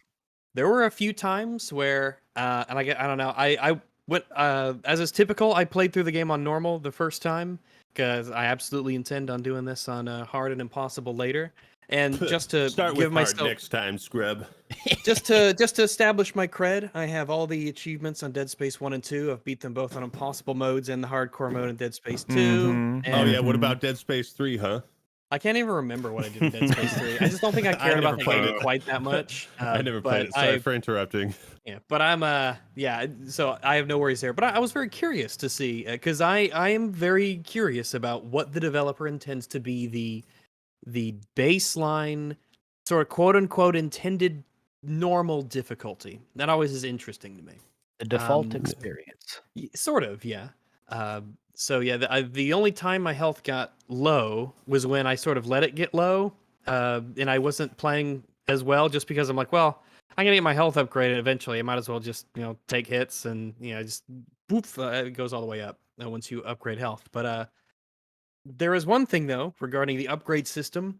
It's one of my big pet peeves. I've talked about it before. One of my big pet peeves in video gaming. So I don't like it. I don't like it. I hate it. I hate it. Oh, I shake my fist at thee. I don't like it when developers don't tell me what things mean. When developers don't give me numbers. When developers treat me like I'm an idiot. I don't like it when information that's important is kept from me, when it is important information that I'll use to make purchasing decisions or skill up decisions. For instance, if you hover over your first upgrade for the plasma cutter for damage, it will sort of highlight the little damage stat at the bottom, and it doesn't tell you how much the damage will be increased by for spinning that node, and that annoys the fuck out of me. How much damage is this gonna increase it by? Is it gonna be 2%, 5%, 10%, 20%? How much is it? We go from what to what? Tell me. Especially because the original Dead Space did this. The original Dead Space to know. The original Dead Space would tell you before you chose to spin that node on an upgrade what it would increase that stat to. And it's doubly annoying when it doesn't tell you that the upgrades are not consistent. So the first upgrade for your plasma cutter will, for instance, go from like 100 to 110, and another one might increase it to 130. So it's not a consistent, linear upgrade necessily. Oh, really? Yeah. I thought it was. So it's one of those things. It's just annoying. Like, tell me if I have an ability that lets me increase speed, then damn it, tell me how much it increases my speed. Is it 5%, 10%, whatever? I've seen two people say it does actually say. No, I didn't after see you it. do it. Oh. After you do it. Yeah. Oh, well, that's useless then. Yeah. So that lets you know what it is now. I guess you could save and then do that and then unsave. Yeah, you could save scum to see. But ultimately it's not a big deal because it is a strict objective upgrade. You get a lot of nodes in the game, but it is one of those like, why did you do this? This was not necessary. So yeah, I don't like vague tooltips. Yeah, because you can't give me even info. guess. Well, I guess you could guess, but you can't know from one upgrade what the next one will be. The next one could be a higher upgrade or a lower one, you know? Yeah. So every time you're just going to have to... Yeah, but I agree. I'd describe it as especially weird when the game is sort of indexing on you making these decisions around best allocation of resources. It's a survival horror game. Yes. Yeah, it. I appreciate things like that. I wish it would tell you. You also no, can't see what the nodes hidden behind the weapon upgrades or even suit upgrades are going to be before you have those upgrades. So it's not that you just can't select them. You can't see what they are, so you can't really plan towards that part of the branch. Do you want better? Yeah. That I actually really don't appreciate in this game. That's not as big of a deal because you can save nodes and then you could put those on the tree whenever you get to it. However, I don't like that in the store, it will allow you to buy upgrades for weapons that do their special abilities or, essentially special upgrades. It doesn't tell you what they are. You just kind of have to look at the name and you don't know what that name means. When I get like jellified, whatever it is for the flamethrower, I don't know what that means. Whenever I get something auto-loader for the pulse rifle, like, well, I guess that's probably has something to do with rate of fire or reload, but it does increases rate of fire greatly. Useless upgrade. But it just doesn't mean anything. That doesn't, like, I'm spending 10, 11,000 credits. I'm spending a node plus's worth of credits on this, and you're not telling me what this does. It's a store. Tell me what I'm buying. Sell it to me. I like having things to figure out, new things to learn in a game that I'm very, very familiar with. I like the idea of seeing the upgrades and being like, oh, what is this going to do? Like, I didn't know buying the upgrades would give you a power node for the longest time, and then I finally got one. I was like, oh, what? Neato. Yeah, every weapon upgrade gives you once you get to the bench, it gives you a power node. Motherfucker, I gotta pay more attention when I'm playing video games. Yeah, right, you got it. Right. Well, and it says so, right? When you go to the bench, it says, you apply. Yeah, but I skip every text prompt. Node. Yeah, he's a true gamer. I mean, I think I kind of process those in my head of when I deliver the upgrade to the workbench. It's like, hey, yeah, now you can use these. Now you can access this part of the, plasma cutter tree. And then, so I skipped past that really fast without reading it. I didn't realize it was telling me I'd get more shit. So it's not a big deal because you do get a node for it, and the upgrades cost a little bit more than a node, generally 1,000 or 2,000 credits more. But there's no reason to not tell me what this upgrade is if I'm buying it from the store. That was annoying. I was going to say that the special upgrade ones, I think they might actually just be trying to gun for like everyone's going to buy these because they're like the best part of this tree of upgrades. So we don't need to sell it any further than that. No, and that's what I'm saying. I would agree with you that if I knew exactly what all of them do, I would consider not buying some of them. Like I want damage maxed on the plasma cutter before I want to grab the melee bonus damage sort of thing on the plasma cutter. Yeah, the knockback. Yeah. I would grab the knockback first. I didn't find the knockback on the plasma cutter was awesome. I found. No, it is good. It's just that I use kinesis way more than I'd ever use that. I never used the only time I used the knockback on the upgrade was when I shot the explodey sack off of the blowing up ones, and then you could just whack him over and over and over until he dies, which is funny. But that's the only time I ever used it because I have like guns and kinesis and stasis and all that stuff. I never was in a position where I needed to. I did a lot of stasis and then beat them to death with many enemies to the point where even chat would get annoyed. But I'm like, hey, min-maxing, baby. But an issue with there's the a stasis recharge station over there. Mm-hmm. Which means this is free damage right here. The aspect of getting these upgrades is also that a lot of the times for the upgrades, it opens up this whenever you get a weapon upgrade from the store or in the world, you bring it to a bench and it expands the upgrade tree on the weapon. And along the way to the newly unlocked special upgrade, there are node points that will increase the weapon's capacity, reload, damage, etc. even further. And on a lot of these upgrades, just the damage upgrade that you get on the way to the special is worth more than the special itself. So it's an odd way It's an odd way to sort of build the system, and I think I probably would have preferred paths that maybe closed off another path, or like really kind of try to turn the weapon into either this or that instead of upgrading it completely in every way. So kind of almost like the Deus Ex thing, right? Where it's, or I think it was more so on Mankind Divided, where it's like you have to commit. Like you have a certain amount of power that's available to you. You have to commit to something or the other. Kind of like I don't lock off choices. I don't mind the way it is, but with how viable a lot of the secondary fire is for the weapons now, it would have been interesting to choose between, like, do you want to have both of them be upgraded a little, your primary and secondary, or do you want to spec completely into one of the modes of fire? I think that would have been more interesting instead of you just being able to upgrade everything. I don't know if I would say whether or not that's better or worse. It's just different. Yeah, I don't know if I'd have to see that alternate kind of game version to know if it's better or not. Actually wanted it. Yeah. But the game legitimately had me thinking, it had me asking that question. Because whether it was the force gun's alt fire is, it essentially makes this little gravity grenade where it sucks everything into it. So it clumps enemies together, which can be incredibly useful if you have like an explosive barrel and you use that little gravity well to suck all the enemies into it and then hit it with an explosion. That could be like an incredible min-max move right there. Whereas they would have otherwise been separate. So it would have been interesting.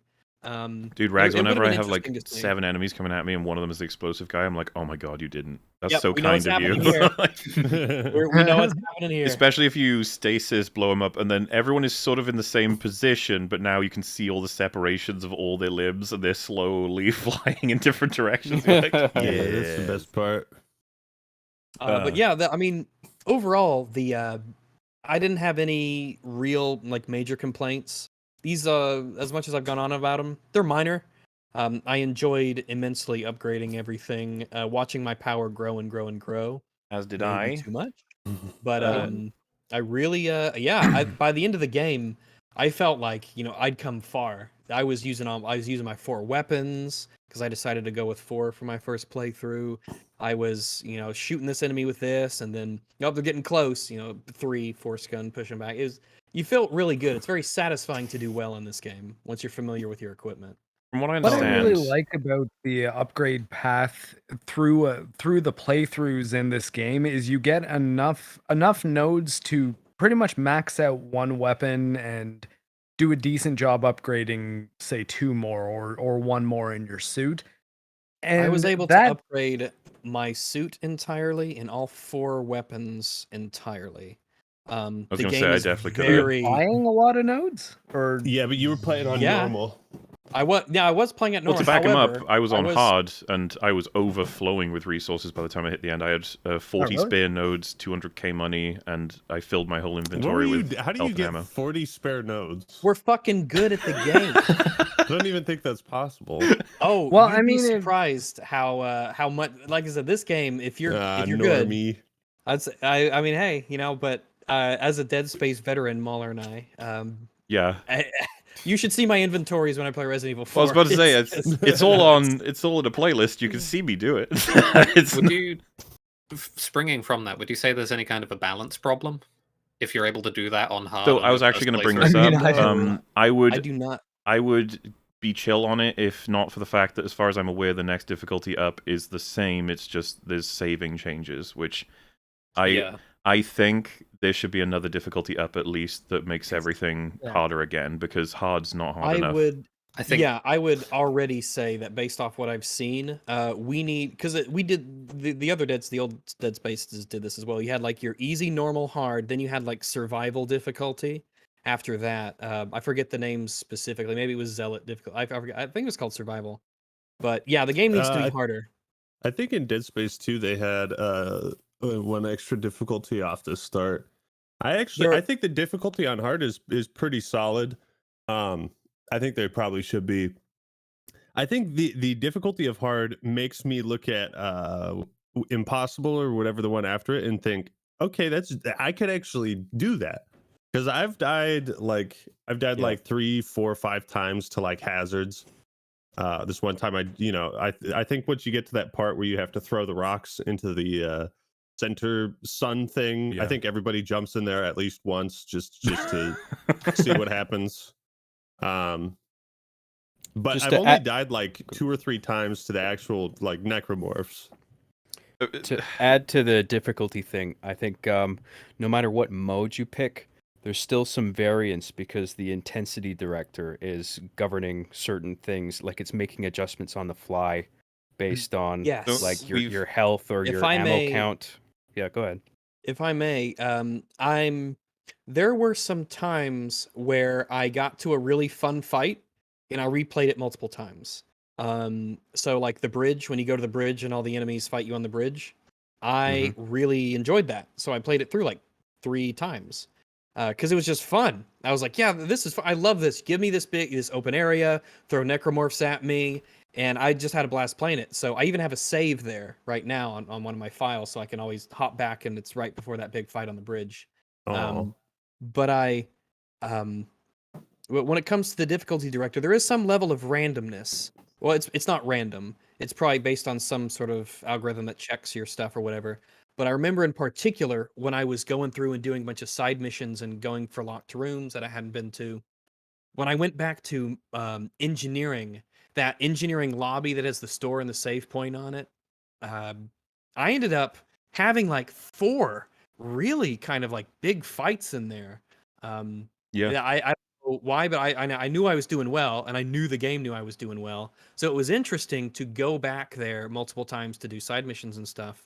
And I'd almost always get a pretty decent fight inside of that room. And sometimes when I reloaded to do a fight again or whatever, because I don't know, it's not a flex. I never died. But sometimes when I'd go through something to fight again, I would encounter different enemies on the way there. And so actually what I had found a lot is that when I would enter a room and it would spawn enemies in a way that I suspected they were spawned by the intensity director specifically. And there were a couple times where I died and then I reloaded and went back into the room and the enemies weren't there. And that doesn't surprise me at all. That happened a few times. So what that does is it incentivizes the player to scum their saves, right? Where it's just like, well, there's a bunch of enemies here. If I just reload this, I can go through the same area. There's no enemies, and then I can save all that ammo. I don't know if it encourages that. I think that's a stretch. I think, well, if it happens enough times, and I'm just saying from my perspective, it did happen enough times where I feel like I could reliably do. If I had just saved and I go into a hallway and I get jumped by several enemies and lose a lot of health and ammo, panicking, I'll just be like, just kill me. I'll just do this again. Like I've done that. That's before. all min-maxing. Okay, I gotcha. The thing is I think it's complicated to. I think it's really complicated to figure out like what will encourage people to essentially do this sort of like in a lot of stealth games you can be heavily incentivized. Quick save. Oh wait, I got caught. Fuck. All right, quick save. So then you have to do a fight. I got past that enemy. Quick save. Okay, I got past that guy. Quick save. I think a lot of that, in terms of like for Fringy's example, for instance, depends on what am I looking for as a player. Yeah.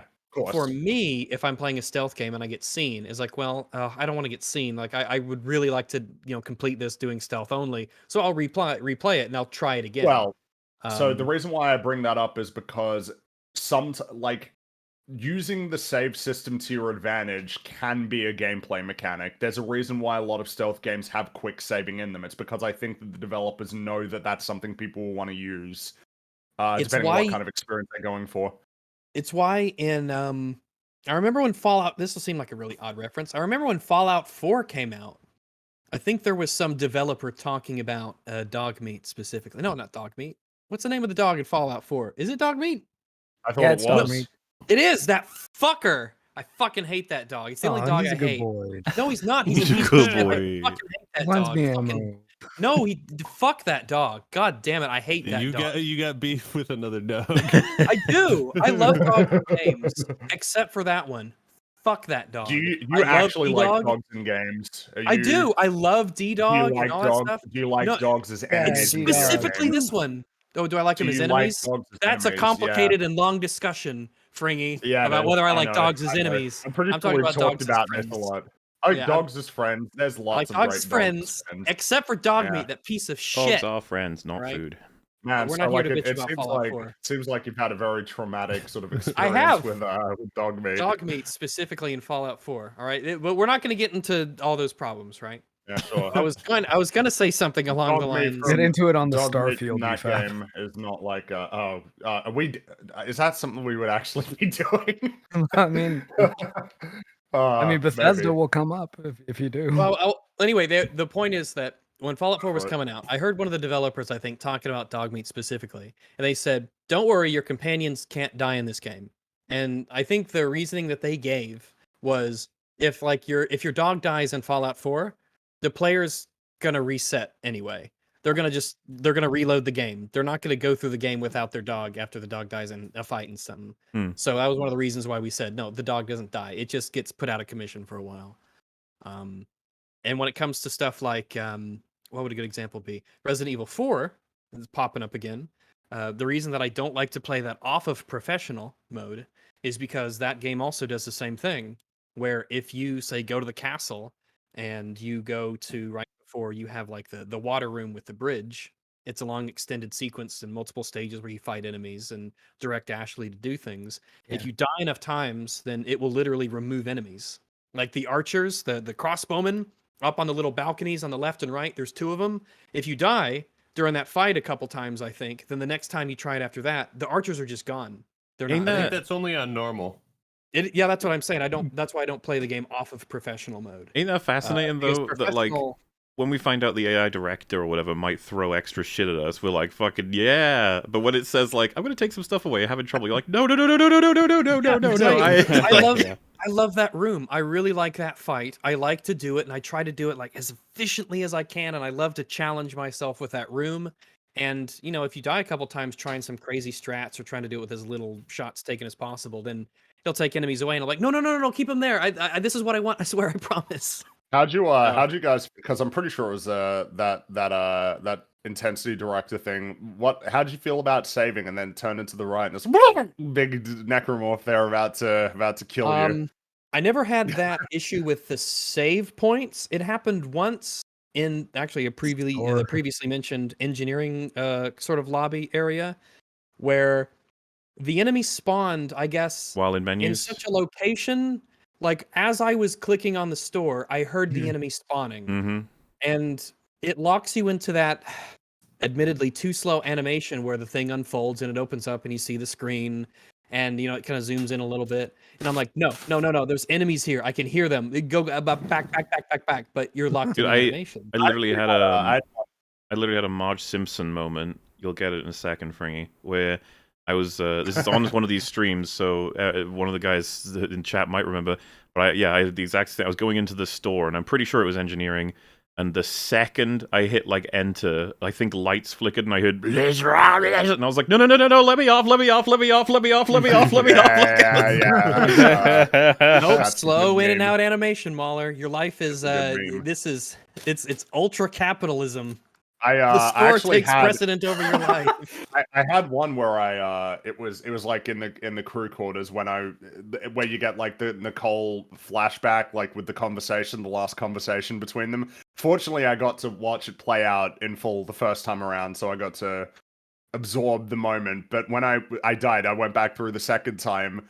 I got into the like animation of Isaac going, "Oh man, the Mark messing with my head," and the necromorph was just attacking me while I was stuck in that animation. Yeah. I had an autosave in hydroponics where a baby with its tentacles already out was right behind me. With its sorry, just testicles. Okay. Someone just reminded me. Sorry, but the reason why it happened the way it did with me was not just the animation rags. I was unfortunate enough to have been holding, I think, someone told me at that point in the game, like, you can buy, you know, schematics or whatever. Or rather, I had hoarded them because I was running around doing all kinds of collecting things. But basically, you know when you get to it and it, like, updates you with what you have or what's in the store? I had like 4 of those just happened at that time. So not only did I have to wait for the animation to go in, I had to like spam A as the notifications would come up, be like, "You have this now." I was like, "Yeah, thank you. You also have this now." I was like, "Thank you. You also have this." Like, are you fucking serious right now? Come on. Like, I was gonna say too, that happened to me in the exact same spot that Rags was describing. It was on my Impossible playthrough, and I had like 7 schematics that I had not gone to a store yet for. yeah.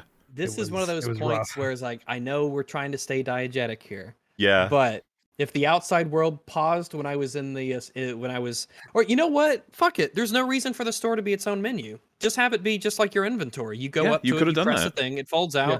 You can even move left and right a little bit. There's no reason why the store couldn't have been like that, and it's just an interactable menu. Why didn't they do that? Yeah, because as well, I think they could pull that off, and that would be a really cool like improvement. On premise, cool. You're messing with the sanctity of like shop kind of areas, and you're not like adding to the idea that you're not safe anywhere would be. Well, the problem, because the thing is, if I don't want to get killed or hurt because I'm locked into an overly slow animation of me looking into a store when my life is at risk. In real life, if I was at an ATM, I would turn around.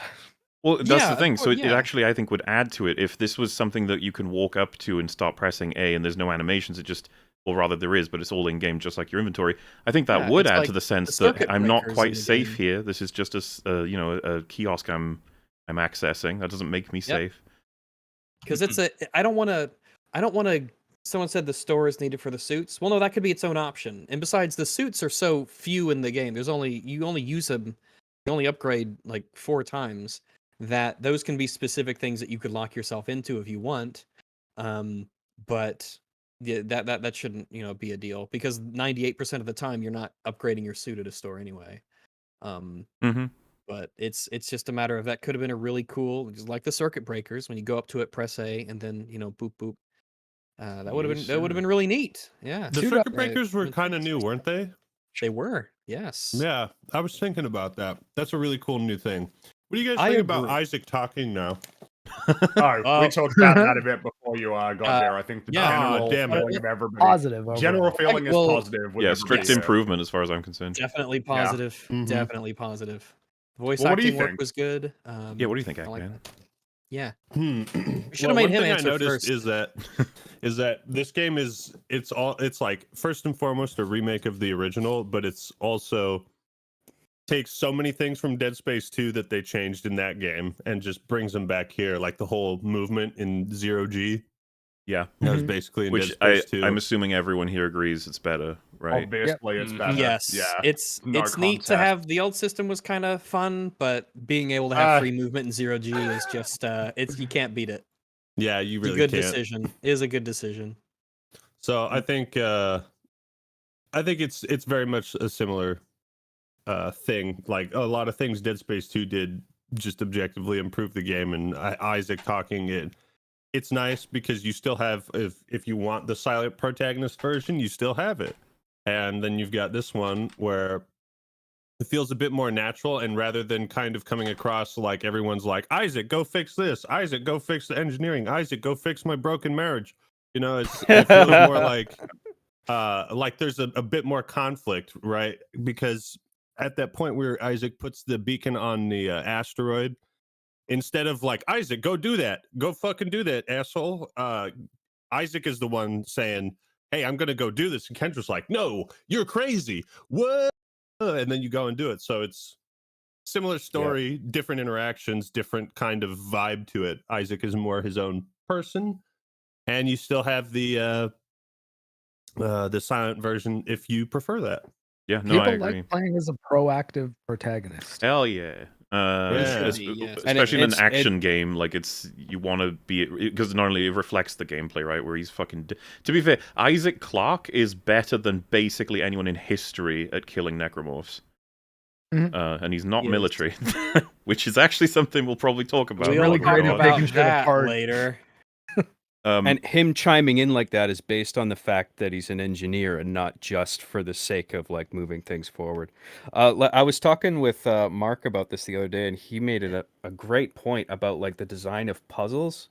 Like that satellite array where you got to arrange all the satellites to get power to the central room. Maybe if you want to section that out, because that's going to be a whole thing. I'm sorry. I didn't mean to. No, it's all good. I'm trying to. I'm keeping a sort of line of where we're going and what we've done. But I was just going to say, so intensity. It was only in relation to like him being an engineer and the design of puzzles. Yeah. Put a note in it, and then because we're going to come back to the puzzles. Okay, I'm fair trying enough. to move us through because we were on intensity, really. Yeah. Okay. Director. Intense City. Because funnily enough, I was actually going to mention, we were comparing the OG and new, or rather the Dead Space 1 to Dead Space 2, Zero G. Dead Space 1, I don't know if you guys remember that well, but it was at times pretty funny. Like the way you move from place to place. If you went really like a long distance one, and you just sort of it kind of feels like a slow vision of flying, but you're locked into one place and nowhere you could move. I don't know if it ever happened to you, but sometimes you could jump at the same time as one of the crawler dudes were, and you could just be, both of you are flying through the air, like relatively slowly. There's just nothing you can do but look at him and be like, hi. That always reminded me of, anyone ever seen Big Trouble in Little China? Oh, yeah. And Wang and like one of the 3 storms are like flying through the air while they're sword fighting. Yeah. So, sort of the same deal. In any case, one thing I was going to say about this intensity director, and it's something we brought up, I think, in the first impressions discussion. Seems like it's very capable of backfiring. I'd have to do testing to find out if this is true. But the idea that it's like, you're doing well, Mola. I'm going to send 3 dudes after you in the middle of this corridor you've cleared out. And I'm like, oh no.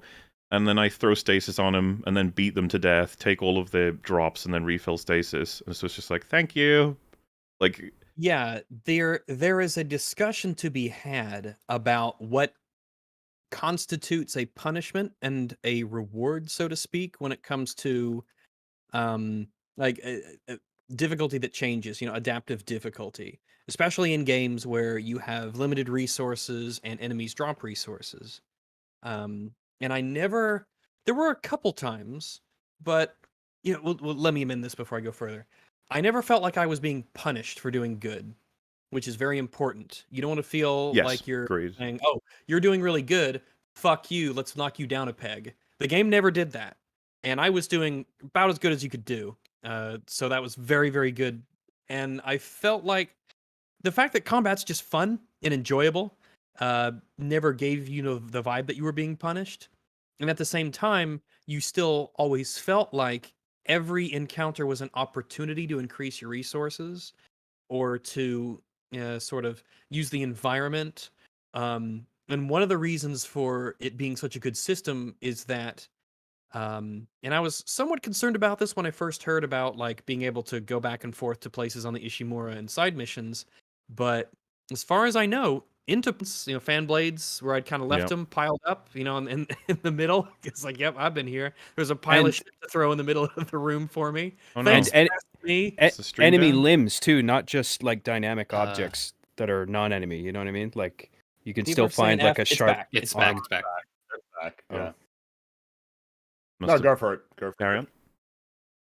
Oh, sorry. Just to add to what Rags was saying, also enemy limbs will remain constant on all decks throughout the entire game, which really impressed me. Well, and it's yes, I was very happy to see that. The game remembered what I did, and the game knows that. I think the game's very aware that you'll prepare. Like, oh yeah, here's some shit to throw in this room. I've played a video game before. This is a fighting room. I've been to fighting rooms before. Arenas. So let's stack all of these here, so that when there's a fight, I've got my pile of shit to throw. And the game doesn't punish you for doing that and preparing. Oh yeah, dude! Very glad to see. In hydroponics, I like put everything. This was actually kind of funny. I was trying to put everything in the center. Room, the big opening. Oh, absolutely. I had my little explodey barrels in a pile. I had my blades I chucked off in a pile. Canisters, the blades, the spikes, the stasis bombs. Like there's so much. I piled it all up, and I was just like, I'm gonna have to be careful I don't like accidentally just shoot a canister and waste all of these. Holy shit! But funnily enough, I'd put a canister on the lower floor elevator, and then like gotten through a different direction over to the other side and back up to level 2. And the elevators, they come up to you if you're not on the current. Like basically, the elevators respond to wherever you currently are. And I was walking on the catwalks, and the elevator started coming up for me. And there was just a little canister on there where I'd left it from below. And I was like, oh, thank you. It's like a delivery Hello, system. friend. We meet again.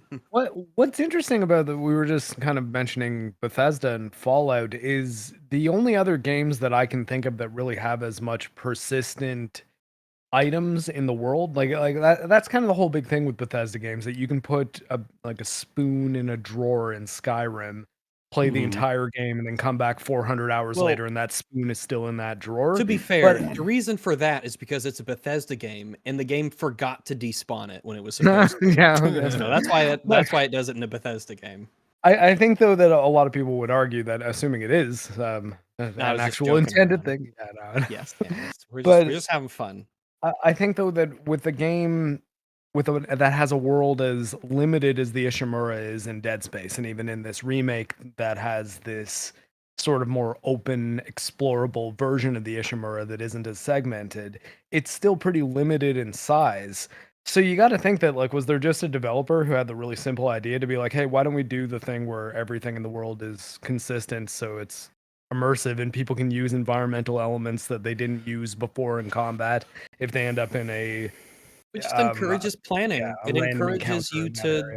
encourages you to plan for fights, and it knows you'll be back probably if you're doing side missions and exploring and going back and retracing your steps. It knows you'll be back there. It wants to reward you from taking a little bit of preparation time. I feel like seeing that as a reward of its own. It's like, yeah, I remember doing all this. And it's what you would do in real life if you were Isaac. You'd be like, yep, I got my blade pile and I got all my shit to throw in the middle of the room. That's what I'd be doing if I was in that situation. I'm like, yeah, I'm saving these. These are weapons. Did you guys ever sit there with your smoothie, pick up one blade, just chuck it, and then chuck the next one as they keep coming towards you? Pretty much. Yeah, hell yeah. I went down to... I kind of feel a little bit disappointed. There is a casino on the Ishimura. Wish we could have gone there. I think the consistency of dynamic objects is partially thanks to the fact that system RAM is no longer a bottleneck. Like, that's why in games like Battlefield, like when people die and their kit despawns so quickly, it's because of memory limitations and stuff like that. Right. So you can always reserve a portion of RAM for all that stuff, store it all, and none of it gets forgotten. Yeah. Yeah. I'm so glad that it stays there until you need it. Well, we talk about a bit more on. I figure we can move to kinesis now, since we've already been talking about all the things you can throw at things. If that makes enough sense, because I was actually going to ask about the whole blades and things. There's something very obvious that we'll talk about in a second. But one thing was, did you ever throw anything at anything and it looked like it did nothing? Yep. Yes. All the time. That happened too much, as far as I'm concerned. It would be times where I throw a thing and I'm like, wait, did that even tag? What the fuck? I kind of started I would also impale a body with like a head one time. I have a clip of it somewhere. Impale someone with a head? Yeah, I impaled a necromorph with a head. Really? Wow. Oh, you know what? Body parts always do damage, I found. They don't do much, but as long as you throw a body part at a necromorph, it will always do some level of damage. Like any body part, not just the pointy ones? Yes, like if it's a torso, if it's a chunk of an arm or something, it will always do something. Some damage, not guaranteed to do a lot, but it will do something. So if you have one enemy left and you have just a bunch of meaty chunks around, you can just throw meaty chunks at it until it dies. And I want it mentioned before I go in more so on detail on that criticism, that I would have moments where say there's like 7 necromorphs in total to kill. I only use my gun on one of them because of how well the stasis and body part system works. And not only that, like when you fire at a low health necromorph at a spike and they get impaled like on the other end of like a huge room, it is fucking satisfying as hell. It just looks amazing, and it's just like the power you feel you have and stuff. That's all great when it works. Sometimes it doesn't. And that can be really fucking annoying. And, well, I was going to get into there's a system being applied to kinesis that is frustrating. And funnily enough, I didn't notice it properly until you highlighted it, Rags. Yeah, I noticed it fairly early on. It annoyed me. It's not an issue to where it really detracts from the gameplay much. However, when you throw... It seems to be that fairly often when you throw objects or something at an enemy, like blades and something, even if you are specifically targeting particular limbs, it will auto aim your throw to the center of the necromorph, which I do not appreciate. No. I Right. don't like it when I have a blade and I want to use that blade to cut off their blade, to use that blade to cut off their blade, etc., etc. And instead auto targets the body or the head. That is not what I'm aiming at. Give me a little bit of credit, game. Have that be an option that I can turn off.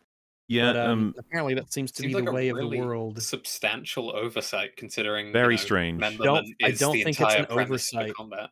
I think that is a very deliberate choice that the designers made, and I think it's just to make the game a lot more forgiving, in the sense that if you're bad at video games and you need the game to help you out a lot, it wants you to get at least something guaranteed out of your kinesis throws, instead of the risk of missing a more precise shot. I imagine a That's what they significant meant. proportion is also just because consoles and aiming on consoles is a fuck. I'm there's so, always some aim so happy assist. not to play on clown sticks, okay? The options allow you to enable auto aim even on PC. It's off by default, but it's an option. The only game where I've seen it on by default is Metal Gear Solid 5. It's on by default. So yeah, we turn that off, just like the fucking motion blur. Off you go. Forgot about that. Why? Are you drawing some symbols there? I'm gonna be making a point as soon as Rags is finished up with whatever he's saying. Yeah, there were times when I wanted to throw blades and stuff at the limbs of enemies, particularly the big fat boys that have the little guys inside of their chests. And sometimes it would let me take out a leg with a blade, and sometimes I feel like it would sort of not want to do that. There were definitely times when I want to, like I say, specifically target limbs with them, and it's like, nope, it's going into the middle, right into the body, which is like, it's still a positive. I'm still doing a lot of damage and knocking them back, and but I really wish it went where I threw it. That'd be cool. Yeah. Now, this did happen, but I'm not going to be able to show you the clip of it because I don't remember when it happened, but this is the scenario, okay? Those are the locations of 3 old necromen coming at me, and I'm like, oh dear. And I got me a canister pictured here. This is red canister. That's a really good looking drawing there. Thank you. I know exactly the enemy that the one on the top left is. That's what I was talking about with. So, this, because I am a genius, I'm like, all right, I need to throw this to take most advantage pretty much by here. We're looking at this space so that it'll do the most damage possibly to these two at the back, but it'll also knock out the one in the front more than likely. So it's like, I aim there and you already know what's going to happen. The game will be like, oh, you wanted to aim at this guy here, and it'll blow him up, and then these two won't even notice. And it's like, motherfucker, why'd you do that? And you can say, like, well, then you should have strafed further to the left. And it's just like, no, I just should be able to turn it off. I should be able to turn auto-aim off. Leave me alone. I knew what I was doing. I knew where I was aiming. This shouldn't happen. Now, if anyone was curious as to whether or not this actually does exist, like, are they like, is this really a thing? I was doing a bit of testing. It existed in the original. Oh, I don't remember it being this bad. If you check this out, right? I can't remember. So this was me fucking around. I was throwing everything at this poor necromorph. And then I was throwing this. Something curious happened. And it's basically just the worst this system could get, possibly. It's auto-aiming. Always staggered enemies, yeah. It's auto-aiming to where its center of mass would have been. Yeah. But isn't anymore. And it's just like, ugh. And like, this is the thing. We talk about the flaws in this game. This is small, but it's still unacceptable, dude. What are you doing? It never like, happened to me. I never had this happen. Yeah, I don't think it was this bad in the original. But do you think? I remember shit would auto aim in those games though. Do you think that would have happened if it wasn't a battery?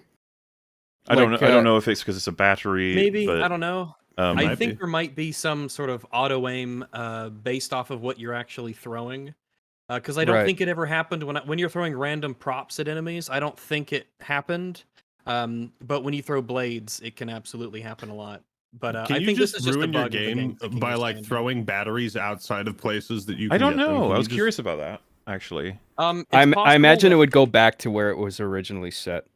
Maybe. I didn't know. That's actually a good question. Next time I play through it, I'll do that to be curious. I had a battery bug once, where one battery didn't spawn that I needed, but it's a bug. It happens. It's no biggie. But yeah, the reason why this can be super bad as well is the getting like these things do a lot of damage, like the blades or the stabby stabs, and if they just fucks up or miscalculates the thing or hits them in their the whole point is like, hey, you got to hit their limbs, and then the game auto centers it to the not limbs. You're like, thanks. I was going to say, there is no way they're not aware of the idea of severing a limb and then using it to sever another one with kinesis. They have to be aware of that. Well, so why does it work like this? I think I explained it. I think help they them poor players out there who I think they decided, and clown stick users.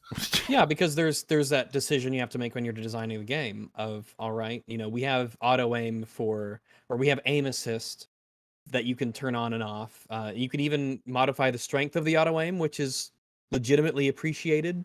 I like it that you could modify the strength of the auto aim. Obviously, I don't use it on mouse and PC, and I'm an adult. But for people who are playing the game who want like a lot of auto aim or a little bit, they can decide. I think more games should have that. I'm happy for it to be an option. That'd be fine with me. Yes, it is an option. Yeah, and I can understand if you're playing on clown sticks, you need some help. Like, fine, yeah, sure, whatever. But the issue being was they had to make a decision. What do we do with kinesis? How do we make kinesis work? Do we does your character automatically, like when you're holding an object in your hand with kinesis, does it legitimately change where you're directing the thing as you hold it? And so I said, no, let's do it to where once you throw it, then the auto aim takes over. And so they decided on the way that they did. And I understand why they did it. Is it a huge sin? No, not at all. But it is annoying because there were a few times I was like, damn it, I didn't want to throw it there. But at least it always hits the enemy. So that's... And like I said, 9 times out of 10, I find very fascinating, satisfying to use the kinesis system. It is just glorious for the most part. I don't know if anyone else. Oh yeah, it feels good. The effect of it hitting enemies is good. When it impales them to walls, it feels great. When it just knocks them on their ass, it feels powerful and effective. It just feels really great when you throw explosions at enemies. They turn into meaty chunks. I find it is admirable. I find it a little bit cartoonish how fast and how long they will be launched, like all the way to the other side of the arena. No, it's awesome. From a gameplay standpoint, it really works. Like it's satisfying. I'm with you. It's only on killing blows that it'll impale them to the wall. Right. But it's so cool. The fact that it knocks them back and then it takes them a while to get back up. A lot of damage in a stun, essentially. A really powerful CC on them is. Does it make me a terrible person to say it's extremely satisfied to kill a baby with a pole in this game? No, I burn the children. Another really cool thing that they did. A few things I noticed. I don't know if y'all did. On the walls throughout the Ishimura, there are pipes that you can pull off, and they are among the strongest. Like an insta kill, right? In the game. It's pretty much always, yeah. They're very strong. The big thicker poles that have the blue lights on the top and bottom of them. If you see them on the walls, you can knock them off, or you can just pull them off with kinesis. Big metal Incredibly pipes. powerful. Yeah. And also, they added something from Dead Space 2.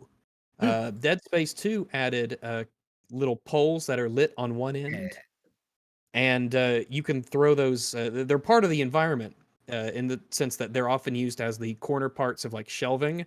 And they have that little glow in the top to know that you could essentially knock those off and you create 4 really powerful spears. And they added those to this game. So that was really neat that they added those as well. You know what's really nice about this remake is that I feel like there were so many things they could have easily fucked up if they were like, kind of like the Halo show where they're like, oh, let's change this and let's change that and let's change this. And, some remakes kind of like... Space Silver Timeline. Yeah. Sometimes, it's really easy to change very small things because you don't see their importance. But it seems like the dev team, they had to look a pretty decent ways back at this game, 2008, and how much they got right.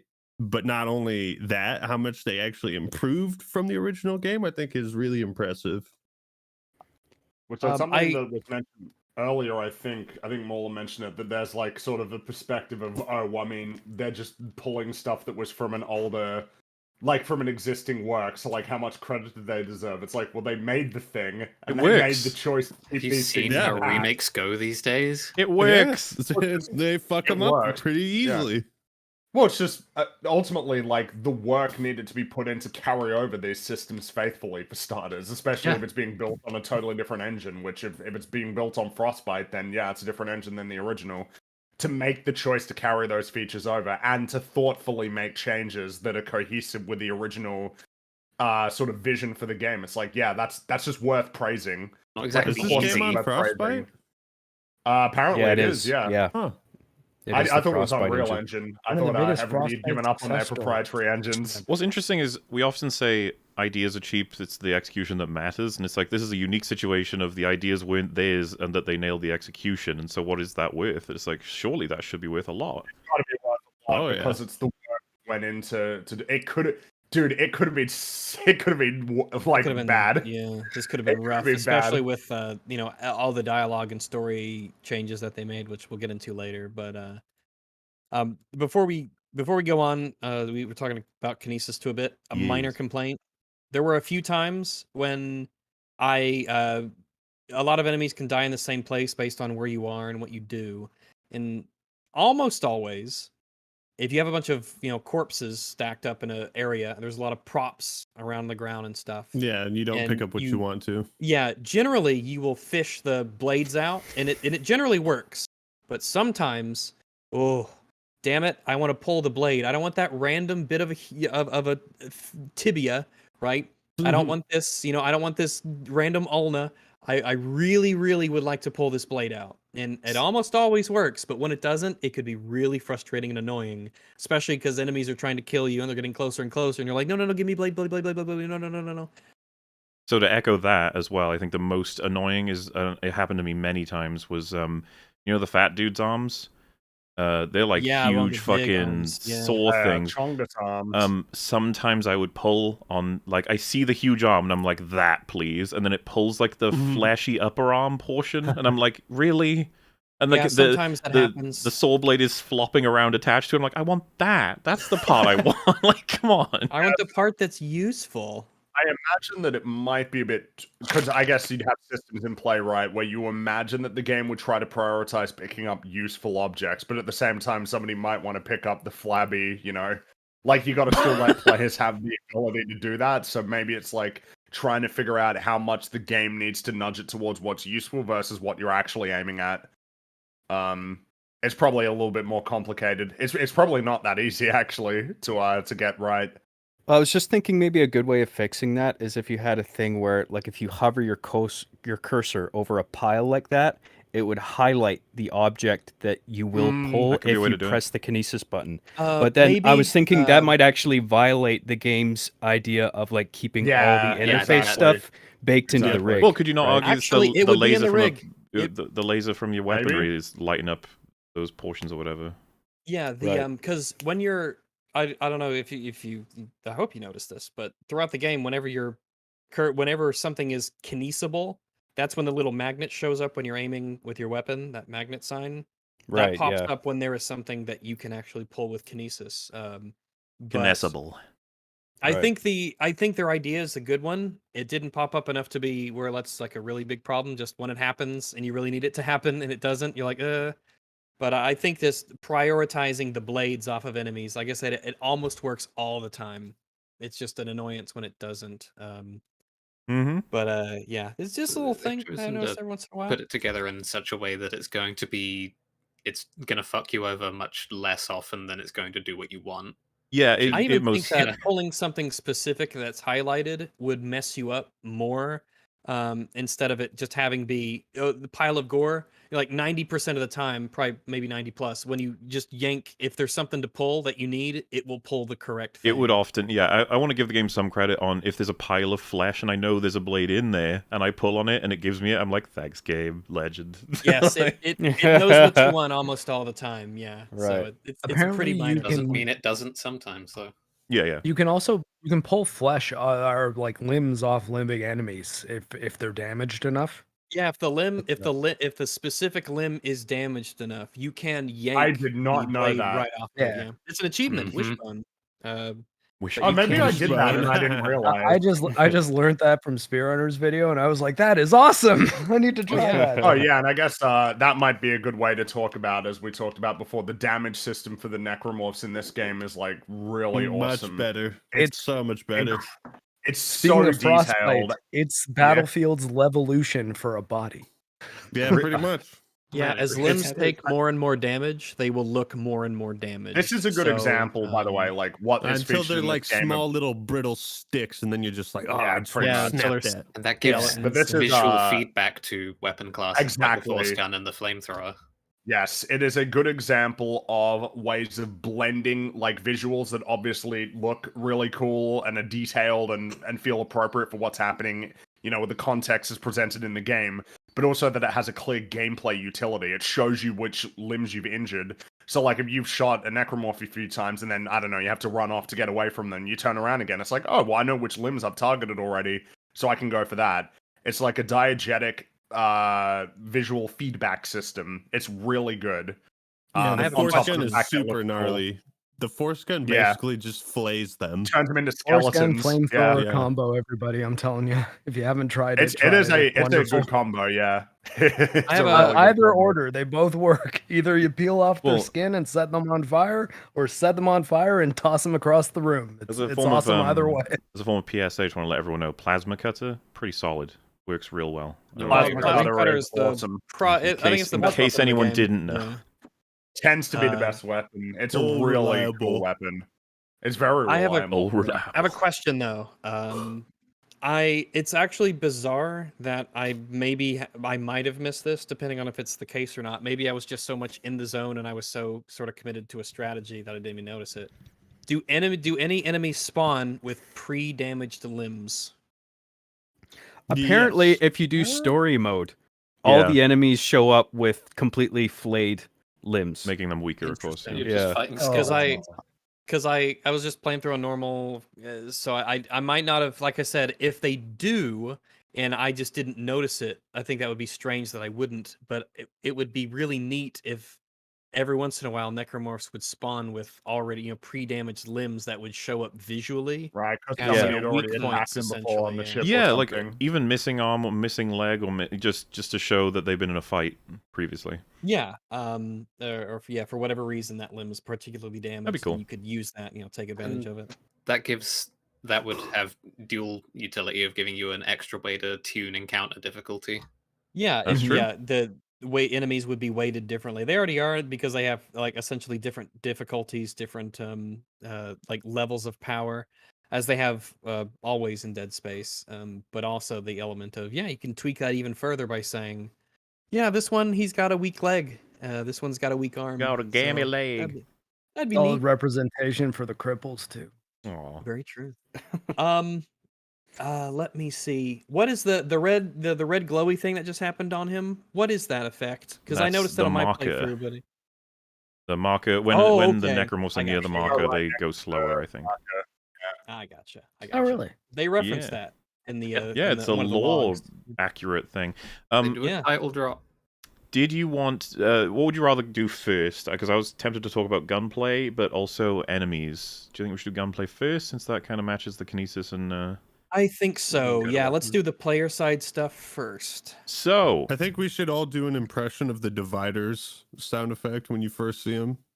The divide. Oh, the. Oh. That's my favorite noise in the whole game. Yeah, that low moan that they give. Yeah. I always want to call him the long man whenever I see him. The long man. I like that. So gunplay, I find it incredibly satisfying to use that plasma cutter to the point where I never get bored of it.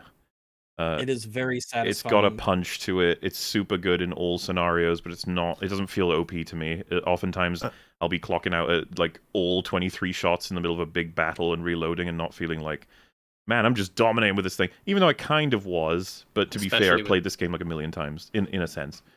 Yeah. With the weapon rebalancing, that's especially the case, because there was some really bad ones in the original game, like flamethrower. Oh, the pulse rifles alt fire. Oh, pulse rifles alt fire was always a meme. The fact that they finally gave it its proper little grenade, which can be retrieved and refunded, by the way. It's nice to see those sorts of things. I've heard the flamethrower in the original described as legendarily bad, which is interesting because it's really useful. Not very effective. Well, in Dead Space 2, it was is quite good. It was similar to the pulse rifle in the sense of it can be extremely ammo efficient. Oh yeah, flamethrower is super efficient. In my current Impossible run, I just finished chapter 6. The flamethrower is stomp that node.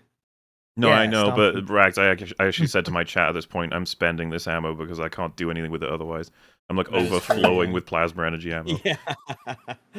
I was just gonna say that the flamethrower is my ammo saving workhorse. It does a lot of consistent damage to the point that I can damage a bunch of enemies with the flamethrower to the point that I can then pull out the Ripper and then use one blade to kill all of them.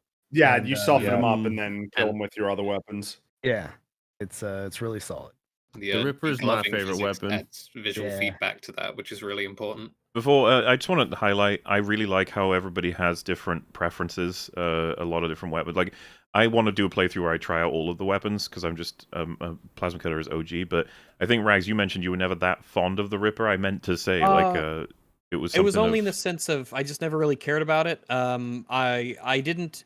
In this playthrough, the 4 weapons that I used and stuck with were the Plasma Cutter, Pulse Rifle, Force Gun, and Contact Beam. Because on the next playthrough, I'll go through and I'll try the other ones a lot more. What I remember, I was going to replay this anyway. So about my OG Dead Space plays when I wasn't restricted to just Plasma Cutter was I would have Plasma Cutter, Ripper, and I think Line Gun. I actually think that was my... I often use the Line Gun, yeah. The triple, and it was like Line Gun for when there's a horde, Ripper for when there's like multiple of those small enemies, or I just want to tear into...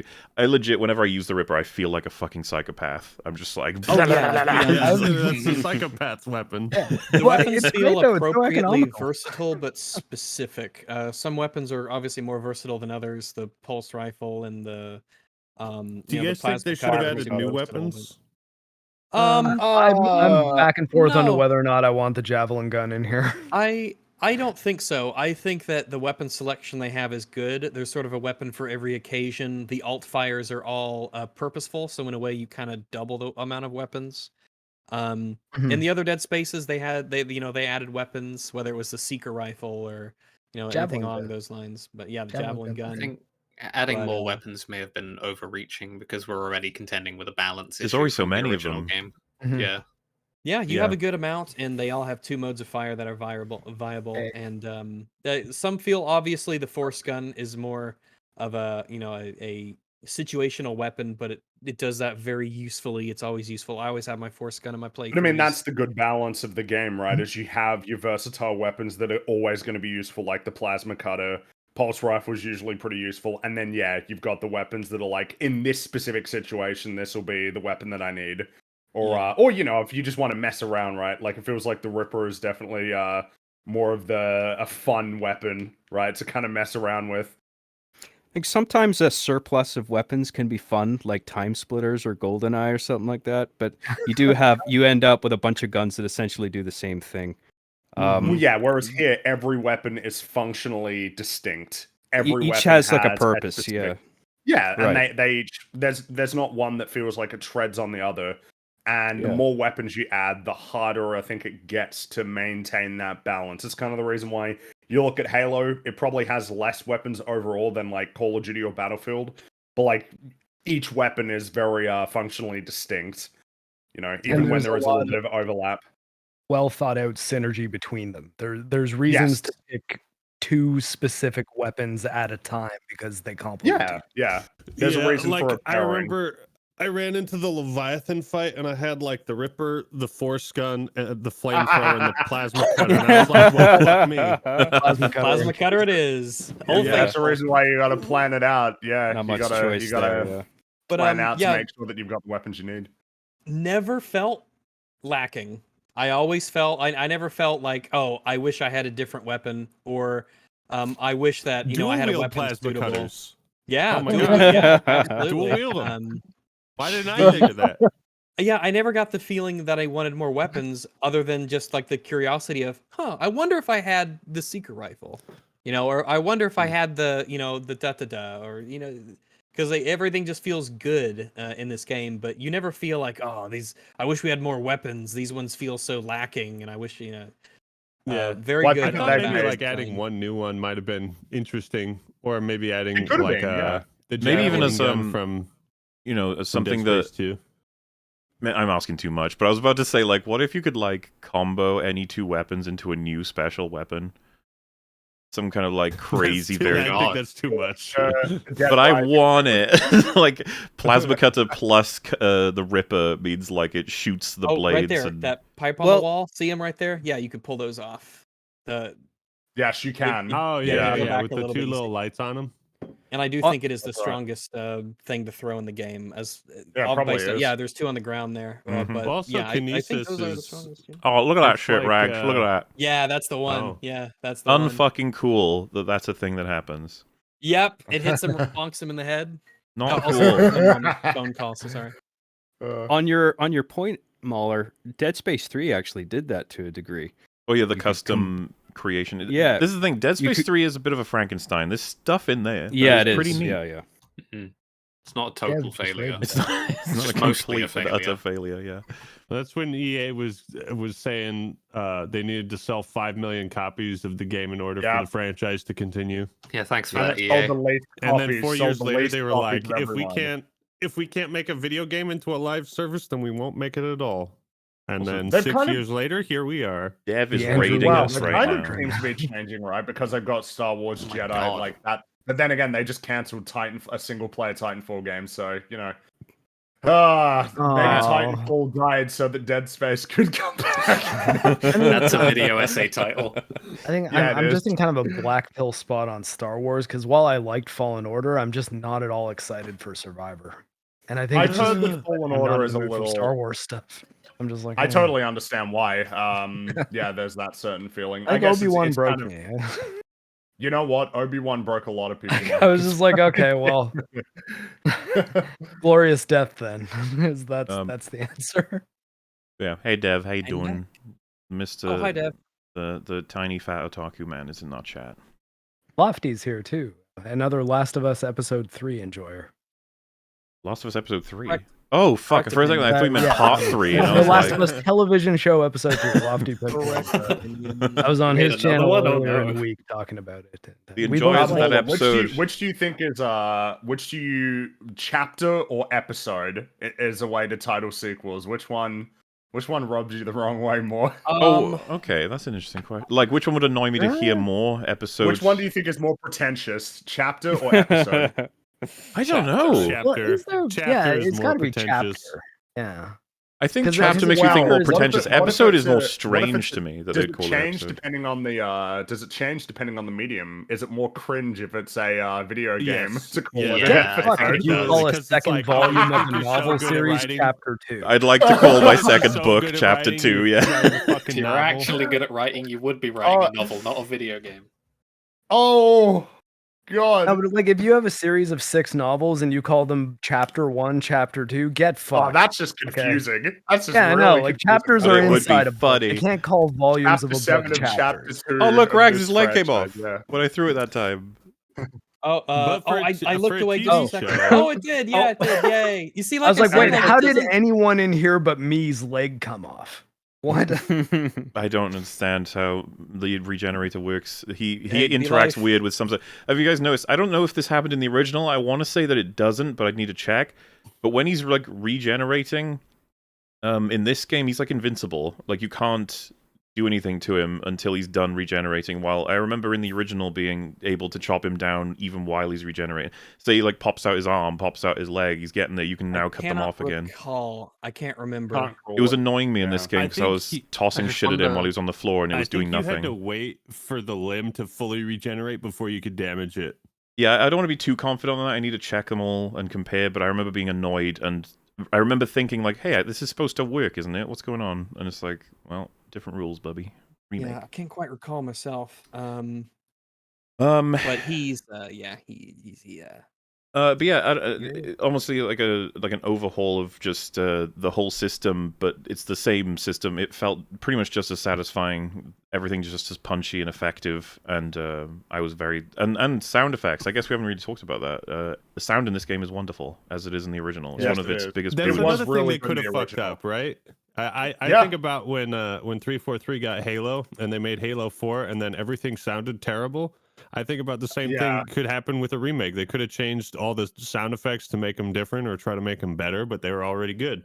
Sound effects are really fucking cool. Something I would say is that in the original, the sound design was doing a lot of heavy lifting to enable the atmosphere. You can hear like the ship kind of like it's there's so many of these weird sounds where it's like that's something that's crawling around out there, or man, it feels like the ship is dying. Like that space is really exerting a lot of influence on this vessel that Very could be like destroyed at any moment. Like and a dying ship. You're on a dying ship. And here it feels like they've carried it over very well. Yeah. They put a lot of effort into their audio systems, didn't they? In space, that's right. In dead space, if you will. Wow. Space all wow. I think the only thing that I did not like sound wise is not even that it wasn't bad at all. It really wasn't. Say it, Cuck. But I prefer the old version. By the way, you could pull the portrait of the turban guy, and there's a semiconductor behind it. I wish I'd caught that, but I did. Yeah, there's like scratches on the side of the portrait, and the portrait's just a little off alignment, but fun little thing. It makes me wonder the things I missed. This game is cool. Yeah, I was very thorough, but I legitimately am curious to go back and see if I missed it. Yep. Yeah, it's a little tilted. And if you shine the light on it, there's a scratch marks on the paint of the wall. But point being, oddly enough, this happens in another game that will be a reference a few people will get. However, in this game, the whispers that you hear in your head, I think they were better in the original. The woman whispering, reading off like essentially like a psychiatric evaluation and things of that nature. I remember inside that one. Your head. Yeah.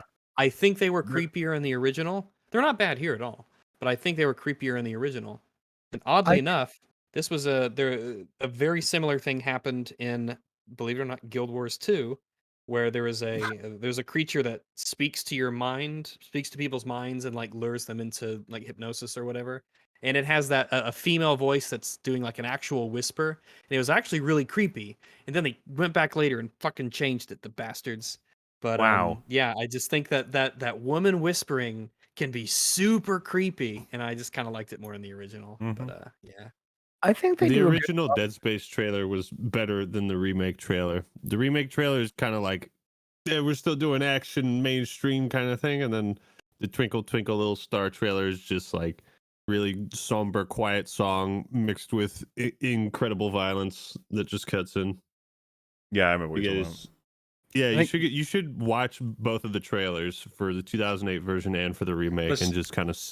It's interesting to see the difference in how games are marketed based on a time period. I love my horror shit, and when I saw the trailer for Dead Space, I think a friend made me aware of it. I was like, I'm already sold. And they were like, there's a dismemberment demo, and I was like, yeah, I'm already sold though. And they were like, yeah, but you can play the demo. I was like, fine, I'll play the demo. And I remember playing it. I remember what room it is, and I remember playing it over and over again. I was like, I need this game. I need it. I gotta have it. It's so fucking cool. You telling me there's a dismemberment demo is enough to sell me a pre-order. Yeah, because it's just a cut off the libs. That's how you beat these enemies. And then you fight them. You're just like, what the fuck are these enemies? This environment, how fucking cool looking I am, and how satisfying all this combat is. I was like, I need the game. Give me. Yeah, that trailer sold me, the original one. Dead Space was the favorite game of Wes Craven, famed horror director.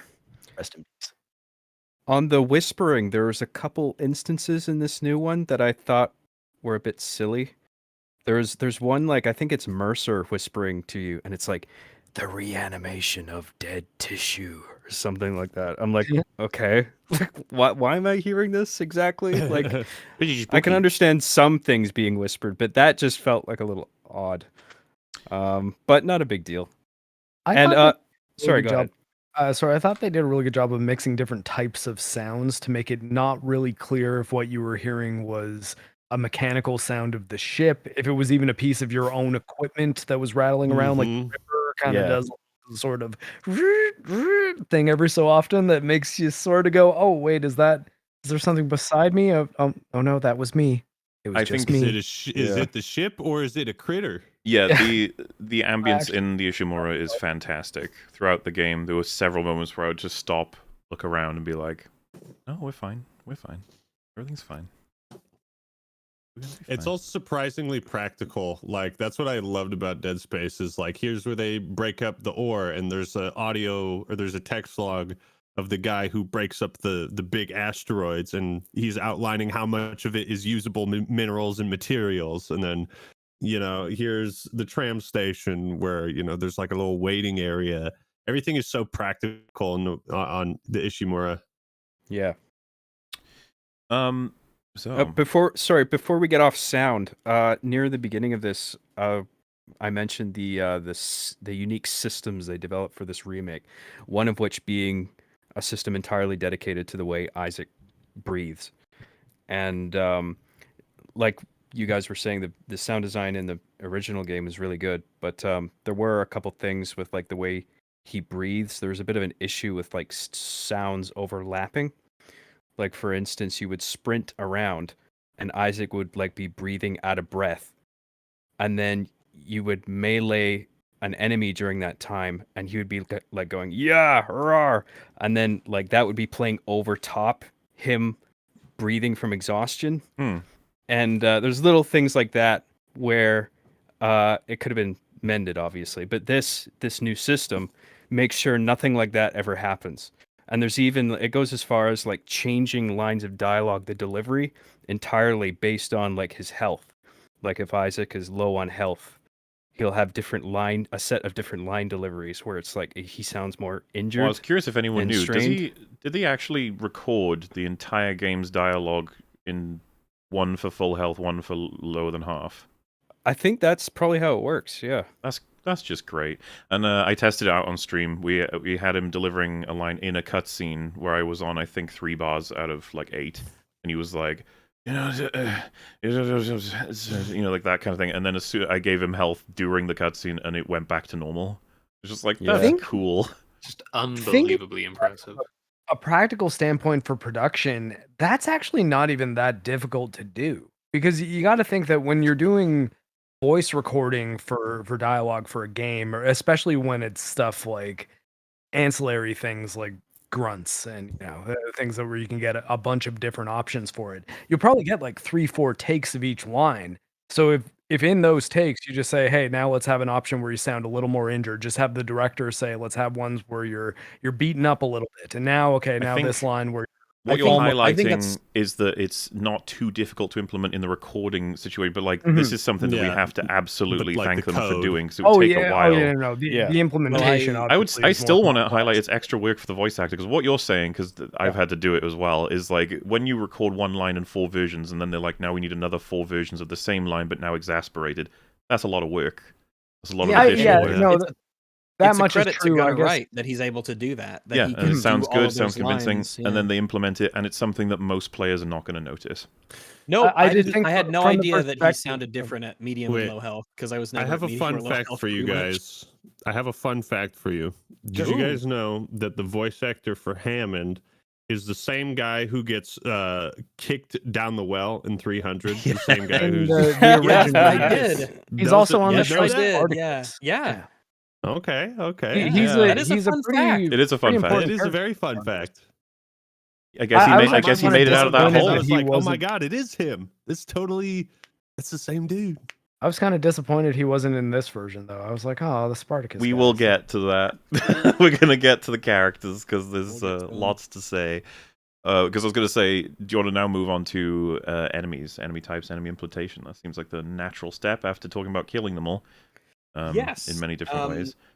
Yeah. Well, as an in-between thing, one of my favorite soundy things was whenever you hear the hunter specifically sort of crawling around the vents, and you're like, you can hear him, but you kind of get a sense in some rooms where it's like, I don't think he's going to spawn here, but he's like around.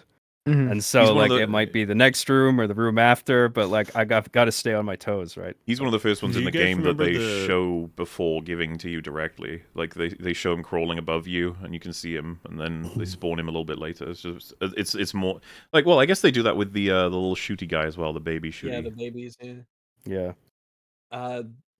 when it comes to enemies in this game, I think there was only one new enemy that they added.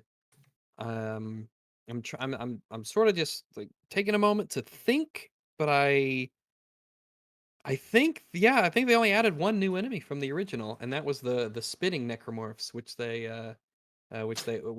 were not in the original as far as I can remember. They were, because I felt that same way too. Apparently, they were really? very rare. Yeah, they were very rare in the original, though. Really? Yeah, I legit never. I played that game so much, and I don't remember them. I know. I felt this exact same way because I asked chat, and chat knows everything. You know. Were they? Were they really? Was chat? Chat is the hive mind. Kind of. They know all. Well, yeah, because I can't Or maybe confirm I'm or deny that. just maybe I'm just having a panic attack, and I'm mistaking it for Dead Space 2. I can't remember that. I did a playthrough of it recently. I can't remember if those spitters in the original. It says that they. Okay, so on the wiki it says they existed in the original Dead Space with acid spitting ability, but did not receive the name Spitter, that designation, until Dead Space 2. You almost said ass spitting ability. Ass spitting. Yeah, that's so strange. I do not remember them being in the first one. That's so crazy. I only remember them as you could play as them in the multiplayer of Dead Space 2. Oh yeah. I forgot about that multiplayer mode. It was interesting. It wasn't bad. Yeah, John. It felt a little tacked on to me, but that's just my perspective. It was always tacked on back then. Everybody got a multiplayer. Yep. Yeah, true. BioShock 2 like is that usually was... the I loved BioShock 2's multiplayer. Yeah, so did I. It was good. I love being a big daddy. Oh, you can fuck people up. I'm sorry, but BioShock 2 is the BioShock game with the best gameplay, guys. I don't think do people typically disagree with that? I think people mostly agree, don't they? Yeah, I just disagree with that. Well, do you? Why? They improved a bunch of stuff. It's the one with the... I felt like there were far too many sections where you like held out and put traps all around. I like the world of the original more. I'll give you that. I remember people bringing that up, but at the same time, personal preference. I like the story in the original more. Well, everyone does. That's one where you have to go to jail if you thought BioShock 2's story is better than one's. No, but its mechanics were better. That's what I thought. Yeah.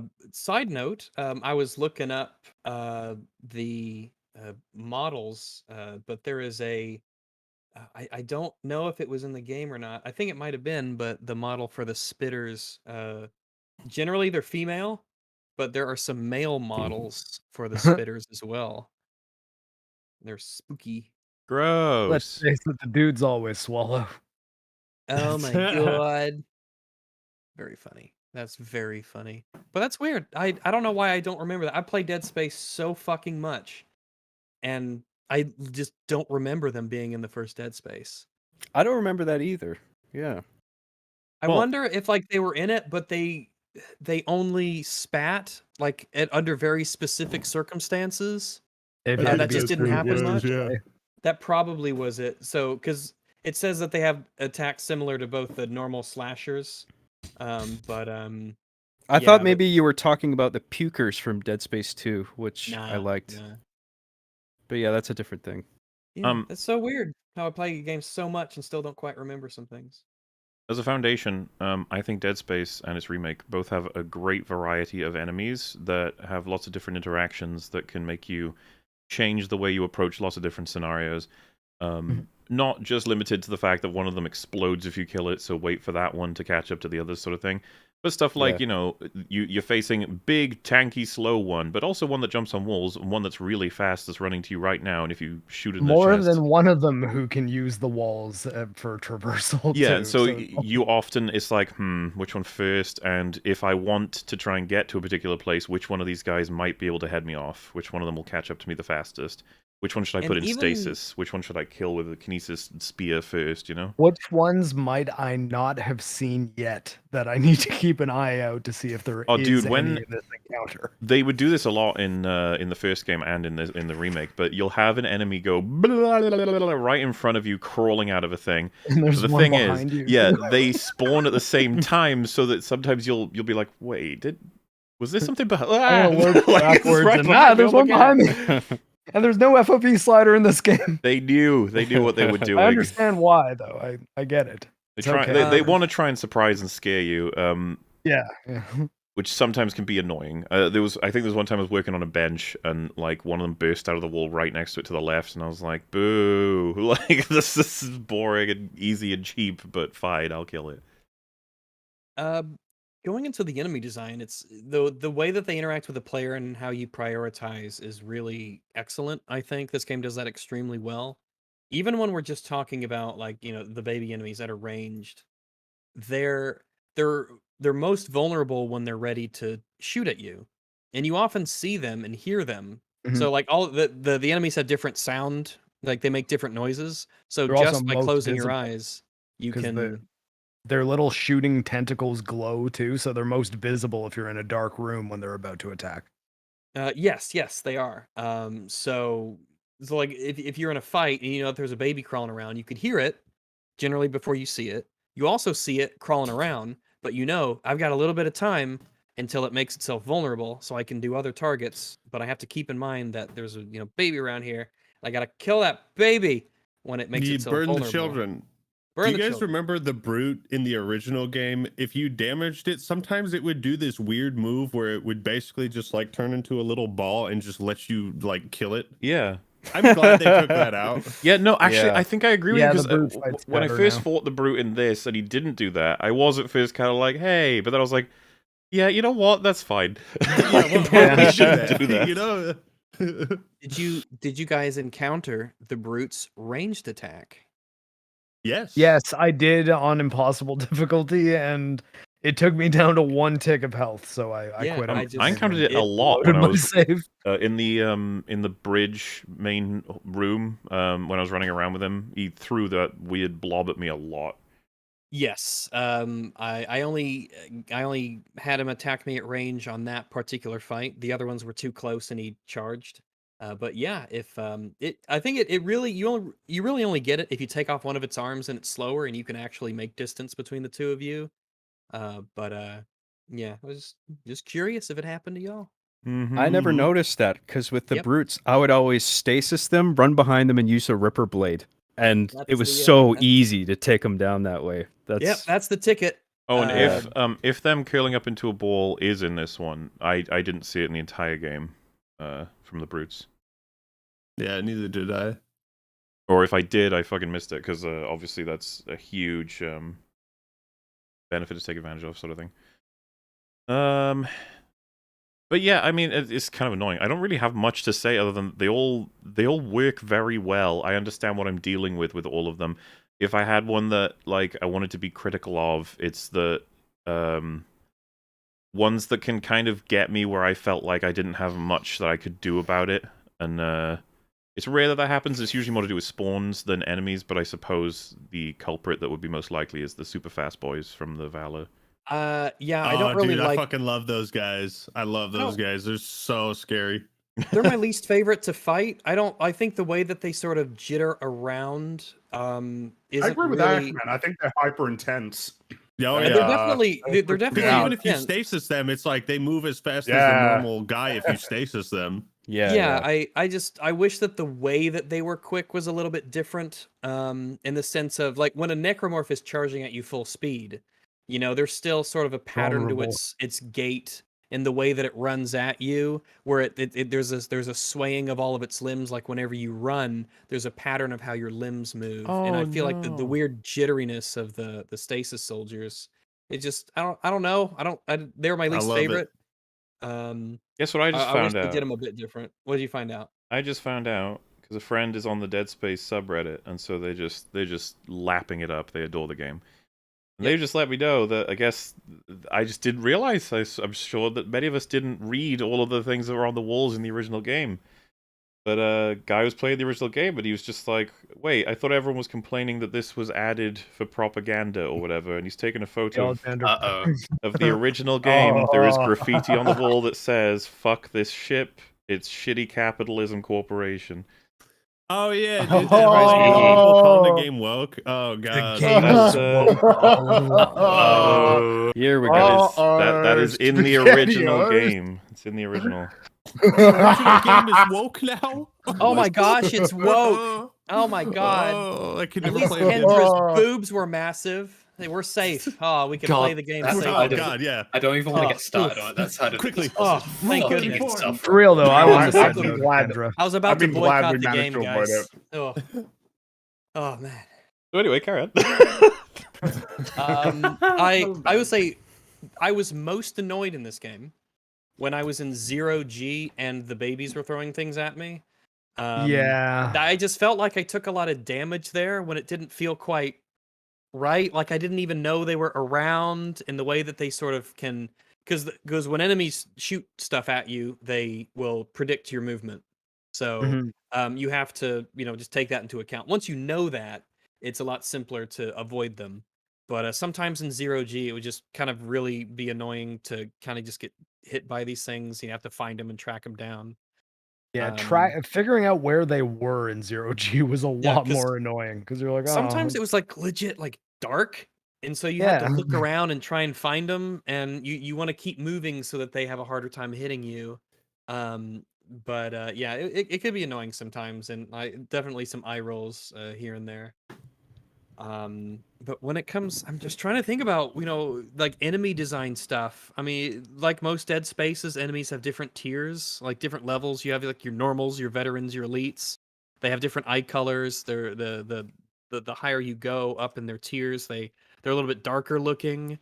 There are enemies that have armored parts, so some will have like armored legs, so it's a lot more difficult to, if even possible, to take out their legs. Yeah. Some enemies, it's neat. You get a decent amount of variety that sort of mixes things up a little bit. And I think a lot of work went into sort of really nailing the concept of how different enemy types can make the player behave in different ways and prioritize differently. And I think they did a really good job with that. Yeah. I'm really glad to see it.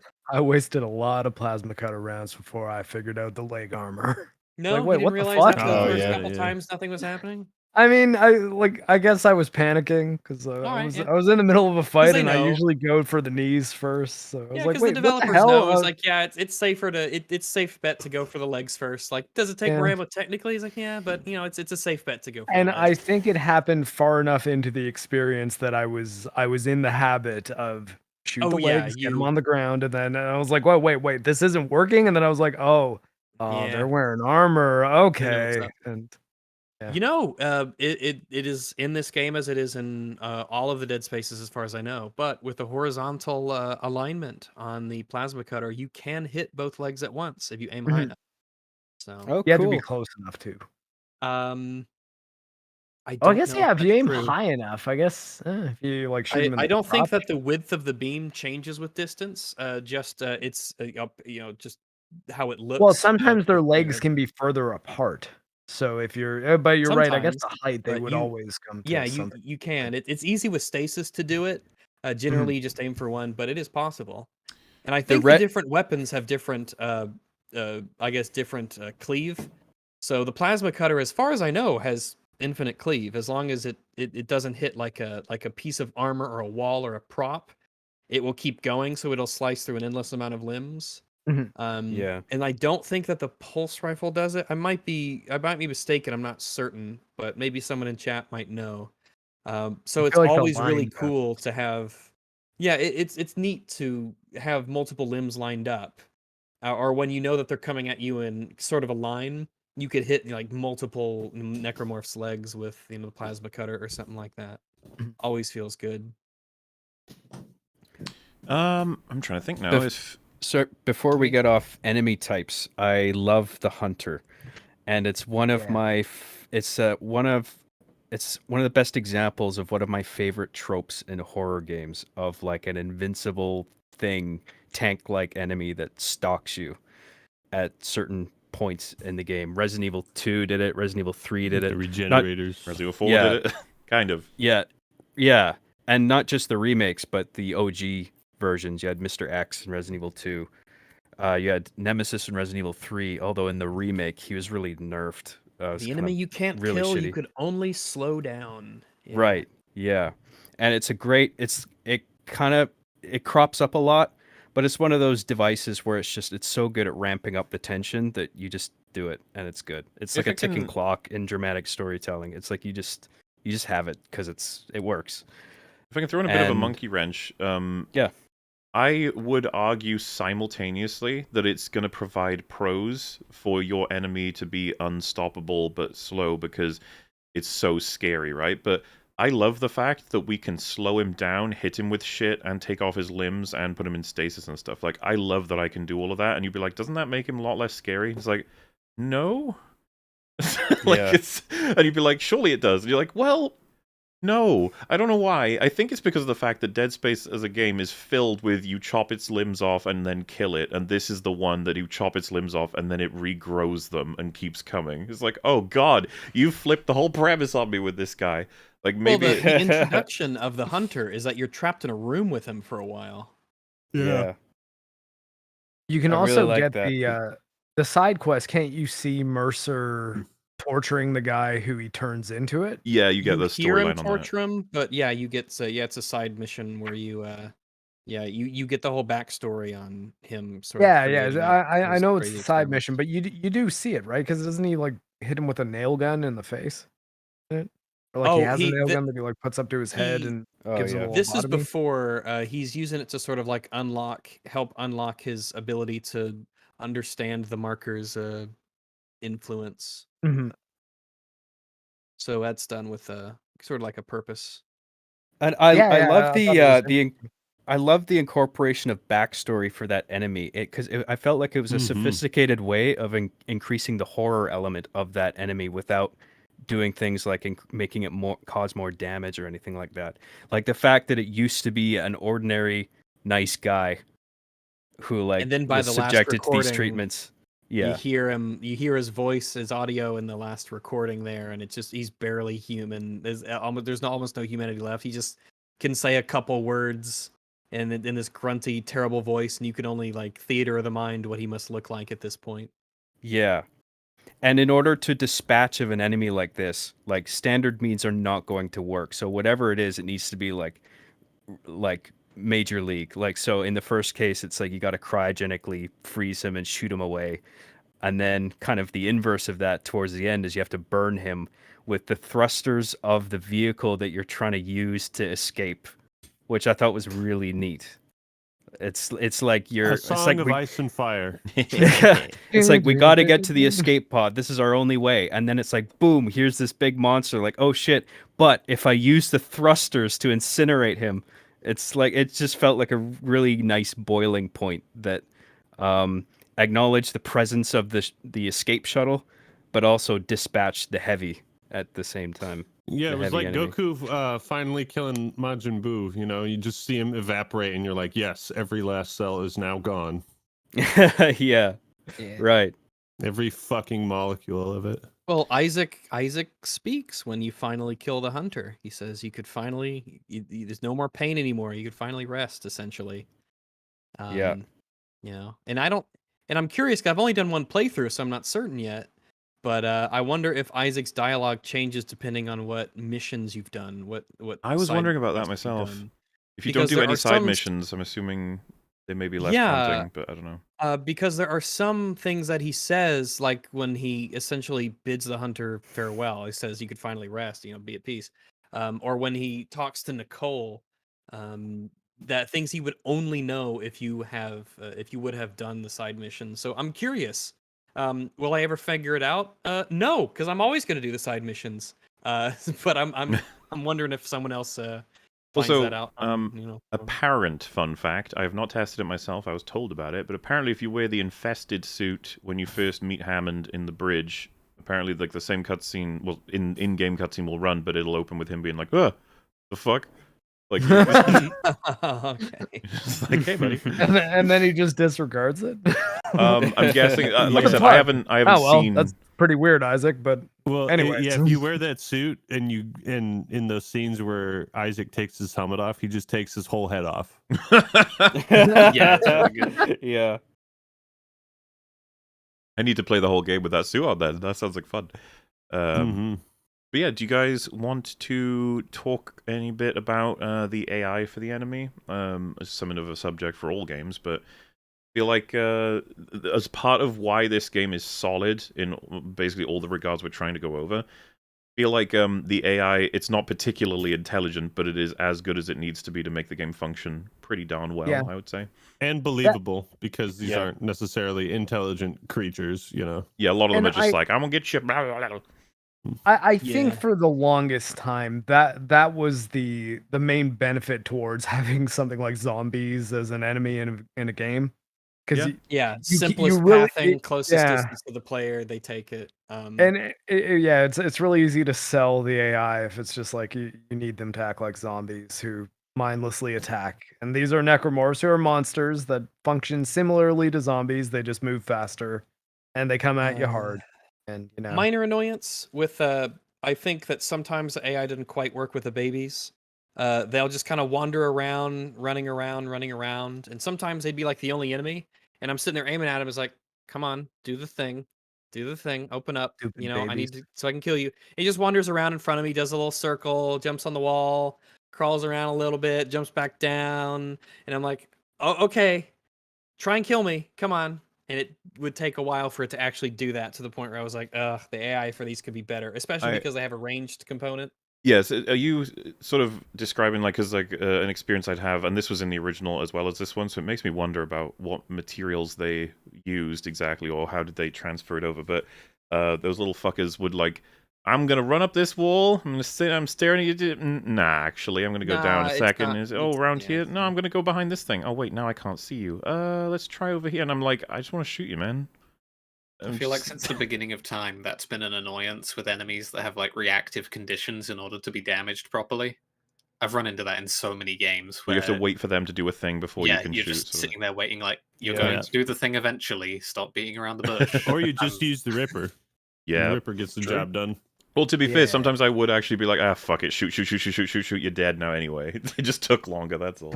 Whereas I just go up to them and I'm like, do you like Huey Lewis in the news? I get it. Thank you. That's an American Psycho reference. Circular saw. I sometimes got annoyed by the hunter has some iframes when he's rebuilding his limbs and he's like about to stand upright. Wow, John. In the process of standing upright. I said all of that like half an hour ago. Racism. I'm you sorry. don't do this to the short people. You do it to the long ones. I see. My bad. It's okay. We can move on. No, I was saying because my question was, I don't know if in the original you could keep shooting at him even when he was trying to regenerate and that things fell off. But in this game, it felt like even when you saw it, I was showing clips of it. I was trying to throw things at him. He seems to have unique, I don't know, physics in relation to how throwable things work on him. Right. And I think maybe the intention was to make him special and scary and stuff, but like, man, does it just feel like you're cheating when you toss the most powerful fucking thing in the game with kinesis and it just goes boop. You're like, oh, right. Okay. Yeah. It is you have to decide where you want to draw the line as a developer, in the sense of you can't, if you make every object stagger enemies, then you get into a situation where you could just endlessly juggle everyone all the time with any prop, and you're like, oh, that's true, but if you throw a pipe at Mr. Invincible, then just take an arm off, right? That's what you do. Yeah, something like that. There is instead it like bounces off him or something, or it anemically falls on him, and you're like, okay, that's weird. Yeah, the game has like different levels of staggering that happen with enemies, but sometimes there is an element of like, I don't know. I feel like really any of these objects flying at the fleshy thing is gonna, do a lot of damage, but I understand why it's not, as powerful as it probably actually should be. It never really feels good when enemies disregard what should be damage because they're supposed to be more difficult. You guys ever play Mortal Kombat 9? The one that's just called Mortal Kombat, sort of reboot. Anyways, the Shao Kahn boss fight, he just flat out cheats. He'll just disregard some of your attacks and flash white for a second, not being staggered at all, not taking any damage from it, and then just attack you through it. And you're just like, well, okay, I guess you hit me on that one. I think if someone was trying to defend that game, they'd probably say that's hyper armor and it's consistent because he's like a big old boss man. But I understand what you're saying, and yeah, but like if there's no tell for it for the player, then it's just your like how do I account for that? You know, it's just like, oh yeah, I should have known that you would decide that attack was one that you were just going to disregard and hit me through, even though you don't have an animation for it, you don't have a setup for it. You know, like I don't know. I just hate it whenever an enemy feels like that, where it's like you just cheated to hurt me or to not take damage. I think it's particularly damaging in a game like Dead Space, which is very much focused on its immersive qualities, to then have very clearly gamey aspects where something is not functioning as it should in order to make an enemy like more threatening or something. Mm-hmm. I think it's just a matter of if you want kinesis in your game, like that is really cool, but the implications of it are that you could send any object flying at enemies at incredibly high speeds. And you have an infinite amount of them. You could endlessly throw stuff at people. So I'm not going to fault him too hard for sometimes it just not quite working, especially with how incredibly effective it is anyway. But I do wish a little bit more effort went into maybe like more levels of staggered that enemies will have. So I throw this at him and it does a light stagger, and maybe after I do that a couple times it stops having an effect. Also, that's funny. What the fuck? Wait, he's trying his best. Wait, what happened? That, was I trying to? That one little guy. Oh yeah, he was like standing there. He's trying. He just starts fluming around on me. He's just like. I bet the reason for that is that the enemies only turn a certain amount. Dude, do you love Isaac is trying to track it? Yeah, Look at him. He's trying to be like, whoa! Don't do that. Don't chicken wing. Isaac's confused. Oh, I thought that was like multiple things, not just one that kept jumping on you. One, yeah. He's flash stepping around. Yeah, I haven't encountered many glitches in this game. What is he doing? His best. Yeah, no, I would want to go as far as saying always whining about their best. The bug count. My God, you guys, like I came across some funny bugs, but this game is really functioning well. It's tight. Yeah, like that's one of them. I ran into a couple. Only one of them was of any impact. A power block. I pulled it out of its slot on the Valor, and then it just disappeared. So it took me. It only was like a minute. Like there was a save or checkpoint right before it, so it was no big deal. But I'm like, oh, that's not good. But other than that, just some visual stuff. The occasional necromorph body getting stuck in a door, maybe happened like 3 times during the whole playthrough. But I really didn't have any bugs what to speak of. My first playthrough, Hammond's knees were in the floor of the ship that you're landing on the Ishimura in. And I was immediately kind of afraid. I was like, "Oh no, is this a sign of things to come?" But that was the worst glitch I had in the whole game. I've heard a lot of horror stories from people around the internet, apparently having run into things like the invisible batteries, enemies not spawning in, enemies getting stuck and caught in things a lot. But I haven't seen lots of it. It's kind of a weird thing. Pretty bug-free experience for me. Most of them were just funny bugs. Varies, so yeah, just funny bugs. It was almost all of the bugs related to just some collision issues with enemy body parts and like doors. I really do want to stress that's impressive for a game with this whole kinesis system. There's a lot of shit going on that the game has to deal with, and they did a pretty darn good job, at least according to me. So, would you guys like to start talking about the story? Yeah, we can talk about the story. Since we kind of went over Isaac's character a little bit in the opening, but if there's anything else, well, it's kind of hard to say. Like, do we talk about the people in totality, or do we try and talk about like what they do from start to finish? It's kind of, and do we start with Isaac? I guess that makes the most sense. Probably go character by character. With Isaac and Nicole, yeah. I suppose we can talk. Well, I mean that's a big conversation. They did some changes. I suppose so, yeah. Yes, they did do some changes. They did some changes. I think the biggest changes, come in the form of Isaac and Nicole. Yeah, which is not Nicole surprising. looking 20 years older for some reason. Isn't it obvious why? There's a pretty obvious reason. Come on, Yeah, when I man. found out the reason, it made a lot more sense, and I felt. Well, I bad haven't about beat the being game yet, bothered by it. so. Well, it's Isn't not gonna. that- At the It's end a of the game, they meta. reveal It's she was meta. hit It with an is, aging laser or something. I'll let you know. It is. Yeah, It it's is like a, some little exposition, like, "Oh, remember that time I got hit by the aging laser? Anyway, let's go home." It is. wait, It is just- a. Anyway, let's It is go a home. meta. It's a meta Yeah. explanation. It's just that she's the actress who played Nicole in Dead Yep, Space 2. it's Tanya Clark. I oddly enough, is Tanya Clark is her name. She's 51 years old and she's looking fucking great. But yeah, Gunnar Wright is the actor for Isaac, and Tanya Clark is the actor for Nicole Brennan. That's why they look the way they do. And I think it's far more appropriate that she looks as she does here than she did in the original, quite frankly.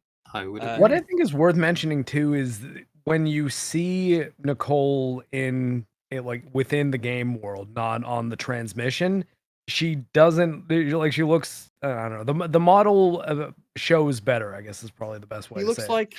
And she looks like an attractive 50-year-old Yeah. woman. I don't know what to say, think though guys. that the first transmission and it also being like really the first I thing think- that you see in the game, I don't think portrays the model very well. I don't know Like, why the we have to character talk model. about this, but she is Yeah, the. Was, Yeah. was she on MILF Manor? Or I that just- new- MILF I mean, I've okay, like heard, I knew I recognized her. As well. Yeah. Like, well, then she's let's the let's chief- cut through. she's Let's the cut chief to the medical chase. Yes or officer. no? I say yes. Absolutely. She is I- the senior medical officer for literally like the most Officer on the important Ishimura. planet The biggest cracker planet for the cracker. most expensive and well-funded. Surely Like, she would be older. yeah, It would It takes be- some time to get that yeah. position. it's a really I'll important clarify, position. Would if I were not married. You Would if wouldn't I have were that not gig at 20 whatever that she was in the original. This idea, I fucking hate to see it. It annoys me immensely. This idea that there's some agenda to making the female characters ugly. People speak so fucking confidently and loudly when they don't even know that it's the voice actress. Yeah, a lot of the time it is just like a real person. Like they base the Yeah. appearance on a Yeah, real but why person, aren't and her often tits it's the out? actor. The Oh only my thing God. is just touch fucking grass. Holy Goddamn shit, man. SPWs. It's a little bit awkward when it's like she's ugly. It's like she's not. If you think she is, you need to You need to go reconfigure your outside. standard. You need to. I don't know what You to need to tell get some you. fucking It perspective. was the same with Kendra as well. As like, man, you just gotta like. Dude, I thought that was really recalibrate weird when people and said they made readjust to, Kendra like, the ugly. way- I was like, she's No, they- ugly? Yeah, Like, I was like, I think like, Kendra yeah. in this game What is supermodels legit. are have you to dating? hot, man. readjust your perspective on the way that people look at reality. All right. This Anyway. game Go did outside. need, I don't know what to it say. did need more Anyway. boob jiggle, like Dead or Alive Extreme Oh, Beach yeah. Volleyball. Yeah, that should at least like as a mini game, you know. I want to be able Yeah, to. I think Yeah. it'd be Everyone very do your important to part. the Import experience Dead or of Dead Alive Space. Extreme 3. Why can't I strategically dismember breasts like other limbs? I know, Yeah. right? We're Like clearing other another limbs? idea. I don't like the implication there. Hold on. Breast being described I want as to be a able limb. to. I want to take a necromorph's boobie and throw it at another necromorph and watch it go boing. Come on, this is obviously a downgrade in looks from the first game. all right. Touch The grass. The age thing is such a nothing burger. People talk like outside. she's 300 years old or something. problem The crypt people- keeper. Here's the big problem. The big problem is it makes more sense that she would be older. She is Yes. the chief medical officer on the Ishimura. Why would she Right. be in her The most 20s? Important I ship to myself the am a medical CEC. professional and just had to wonder if breasts were technically limbs. Yeah, Didn't, it was more um, so just something I noticed and was like, huh, I wonder why she looks I landed much on no. older. But I wasn't like upset Well, so about it. You know? we're trying to put forth that it's weird she's so young looking in the original. Yeah. Yeah. Yes. Why Well, are I you also the senior matter. medical officer in this prestigious position?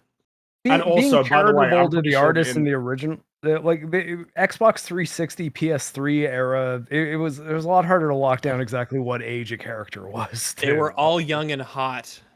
Eh. Now yeah. they look like actual people in a world. No, we're going backwards. We also find out that she gave like specific psychiatric help to Isaac's mother, right? Yeah. We Yes. find out. Yeah, we find out. So Nicole Brennan is she was known for essentially deconverting people out of unitology. Hmm. She noticed that unitology kind of fucks with people's mindset, and so she would help deconvert people out of unitology, including Isaac's mother. her role in Isaac's relationship and how essentially the dynamic of the relationship was virtually non-existent before. We just sort of knew that he loved her, and that's kind of all we really got. We didn't really get any specifics as far as I recall, and they weren't necessary, but we definitely get a different angle in their relationship in the Dead Space remake. What an upgrade. Oh my god. What a huge upgrade. Like, first drama. of all, well, not even that. I just meant, like, finding these records of Nicole desperately trying to prevent the downfall of the Ishimura and protect these people in her own way. And then also, because of the voice acting we've added for Isaac, to have, we know he's watching all of this. He desperately wants to find it. But then you find out at, like, the 3/4 in plus, the last time they spoke was really fucking bad. And it's all tied into the work she did with his mother and the results that, like, is it that his mum killed his dad and then killed herself, right? Yes. Isaac, Isaac essentially messages her and he says, my parents are dead. My mom killed my dad and then herself. And then Unitologist took the bodies before I even had a chance to see them. Isaac is very upset and he blames Nicole and her attempt to sort of deconvert her as the reason why she sort of snapped. And the last time they spoke, it essentially ended up with Nicole saying, yeah, well, fuck you, Isaac, and hanging up on him. Yeah, because that... Which is like, whoa, that's... explains a lot why the marker would be fucking with him by, you know, using Nicole, essentially. It's like, well, there's a lot of unresolved stuff here for Isaac. He obviously feels really, really, really bad about that conversation. And it's like, he desperately wants to make an opportunity to make it right. Yeah, exactly. As was just said, it's so much for the market to take advantage of. It's by the way, so good. It gives them even more reason to try and take this job to get to the Ishimura. Yes. Like, yeah, it's nice to see your girlfriend you haven't seen in a while, but if you are desperate to try and like make things right with your relationship and tell her you're sorry in person and try and get to speak with them, it makes even more sense that he tried to get on the Ishimura at all. And it's tragic. Yeah. Like it's like just actually more tragic. drama. And you know? I remember the line that Isaac says when he's fighting the hive mind, he screams like, "Come on, then, because this is all I have left." It's like, yeah, he's lost everything. This was a really fucking everything's gone. All he has left is just him standing there facing off against this insane. It feels like he still has Z-Ball. Some serious thematic. That's true. He has Z-Ball. Z-Ball. That's true. He does have He's Z-Ball. got Z-Ball, champion of the universe. All I have is me and level 6 Z-Ball.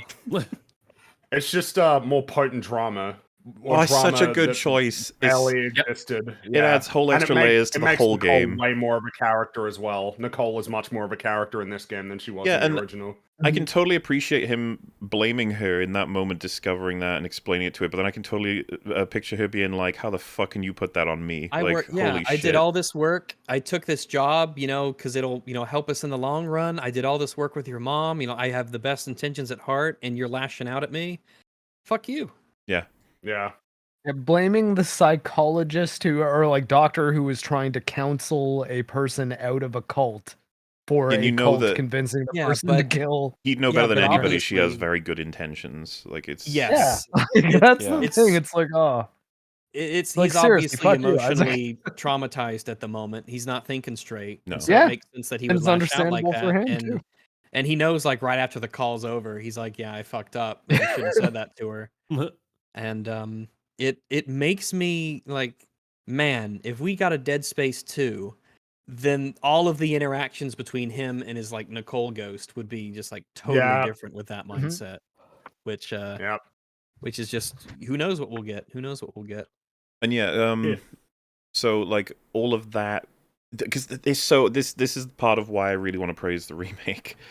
You have to deal with the fact that you've got a bunch of people who've never played the game before trying this one out. So you're pretty much set for that because you can just recreate the first game. But you also have a shit ton, and I mean a shit ton, of people who are hyper familiar with Dead Space, or even vaguely familiar with it, who are like, I know this story back to front, you can't surprise me. And then they're like, okay, but what if we did surprise you and change a bunch of things? And then the fans would be like, you better not fucking change important things. And they're like, no. How about this? And they do a little bit of remixing. And it's really fucking cool, because these come across as surprises while also adding to the story that was already in my head of like what the canon is. And these are side objectives. Yes. Yes. You don't It have to really counter any of helps. this. It helps a lot that many of the other elements of this remake seem to very clearly demonstrate respect for the original. Yep. An abundance of respect, even. It's like they're very clearly trying to make a faithful remake. So when they do push into originality a little bit further, it's a lot more understandable. Like I'm along for the ride at this point. It's like, okay, you guys don't seem like you're saying, hey, the original Dead Space sucked, so now here's a good game. It sounds like you're saying we love the original, right? Yeah. Mm-hmm. Because if they'd like come right out the bat with fairly extreme changes without making clear first that they understand what they're doing and the spirit of what they're trying to capture, that could very easily have backfired with the exact same content. Imagine they had, like, you start off the game and then Hammond is like, Isaac, don't forget your, your personal assistance unit. And this little robot is like, hey, Isaac, let's go. And then he's like... That'd be fucking amazing. Isaac is like, 15. I never would have made it if not for you, Charlie. And it's like Charlie, but with initials. It stands for something dumb in technology or something. He's like, you're the reason I'm here, man. He's like, don't you worry, Isaac. We're gonna get your girlfriend safe and sound. I'm sure she's okay. Oh my God, Isaac! Look, a necromorph. Shoot him in the legs. Go now. Like how he's slowly turning into Jiminy I wonder Cricket. if your Kinesis module will work on that stack of blocks. The closer we get him to Jiminy Cricket, the more I'd want him in the game, I think. You aim away from limbs and towards center mass, you'll like nudge your gun arm. Like, oh, you're making a mistake there, Isaac. Oh my gosh, they're zombies. Well, they don't mean to be this way. Maybe if I just shoot off their arms and legs instead. Oh no! Whenever combat happens, he's just constantly talking like, "Oh no! Oh goodness! Oh golly gee! Isaac, run this way! This is where there's no monsters this way!" Scared. They're babies, Isaac. They're babies. There's a baby on the wall behind you. Oh God, that was so young. Then, like, you walk past the store, and he's like, "There's some great discounts in here." Just like, please shut the fuck up and back. Whispering to you about And then, like, Isaac crazy asked, when like, you got to kind. You should stock up on ammo. There might be a boss fight coming up. Oh. Just a feeling. Just a hunch. Jiminy Cricket is on Mercer's shoulder the whole game. What kind of a science experiments you running? This gives me an idea for a section in a game where the character keeps talking. The character who's supposed to be guiding you through the game, and then it's like a tutorial, and you're trying to turn off his voice in the tutorial, but he keeps like running around the menus, turning it back, having to track him down in the menus. And... That sounds like a fun premise for a game, that the tutorial eventually leads to you getting so annoyed with him and him annoyed with you, he becomes the villain of the game. Yeah.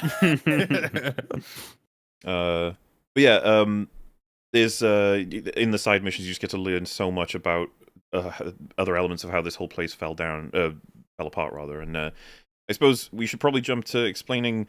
And one would call this spoilers for you, Ackman, but I assume you don't mind. Can we talk about what happens in the? Oh gosh, Isaac, those unitologists don't seem like very fun people, huh? No, they don't. Not right to generalize an entire group like that, Isaac. Oh God, they're all evil. You need to stop in the gender-neutral bathroom, Isaac. But yeah, you're right with us spoiling how this ends, Ackman, because it's a bit different than the original. I know how it ends. It's a bit different than the original. Yeah, that's fine. Oh, okay, good. Okay, so all right, then. Something curious that happens in this game when you go to hydroponics, you meet up with her name is it Cross? The like she's the GF of Jacob Temple, who was in the original. That's right. Yes. And it's curious because you talk into her directly, and by the time you finish your objectives there, she's alive and well. And I remember when I was streaming, I was like, I wonder what this is about, like, because I don't know. I don't know. Like, that's a whole ass person. Like, she's gonna have an effect, surely. But what happened was, the more I was playing the game, every once in a while my stream I'd be like, I wonder where that cross skill's gone, or what she's up to. Like, I wonder if we'll beat her again. But by the time I hit chapter like 10 or 11, I'd mostly forgotten about her. I was just like dealing with whatever's going on and back to just my safe and sound assumption of what everything was going on. But when you get the marker in place, in the original, Kendra reveals to you that you've been imagining Nicole this whole time. You're insane, and that she's dead. Sad face. And she unlocks the rig video to show you the end of it, which is that she kills herself. In this game, what gets revealed to you is that, in fact, Nicole is dead, and that video is revealed, but that the woman who's been helping you this whole time and moving things and pressing buttons and assisting you, that was Cross. It was not Nicole. And the marker made you believe it was her to help. Well, simultaneously, it made you see Cross as Nicole, and Cross saw you as Jacob.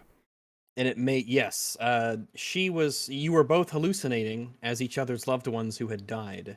Yeah, and the marker just made use of it. There was an element through this game where I was thinking, like, wait a sec, because I'm pretty familiar with Dead Space, even though I don't remember the spitting enemies for some reason. Where I was thinking, wait, like, she's like doing things, she's pressing buttons and stuff. So, like, how deep does this hallucination go?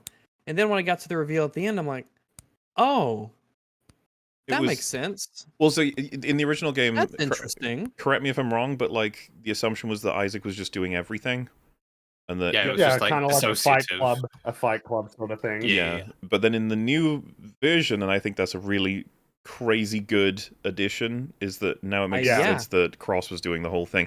And that, he can hear anything he wants out of Cross, and simultaneously she can hear anything she wants out of him. And so it can totally make sense. Yeah, it's easier to hallucinate that it's another person doing those things, but that the things are ultimately happening. So, like, when you're talking around the radio and stuff, and like the power's down, what does the thing say? It says this. Okay, I'll do this, and it'll be done. It's like, okay, this goes beyond the hallucination. Like, actual things in the world are changing. Mm-hmm. And so I was thinking, like, how is this? Is this going to be addressed? Is this an actual fuck up with the writing? But it seems like it. I was really pleasantly surprised by this change, and I really kind of liked it.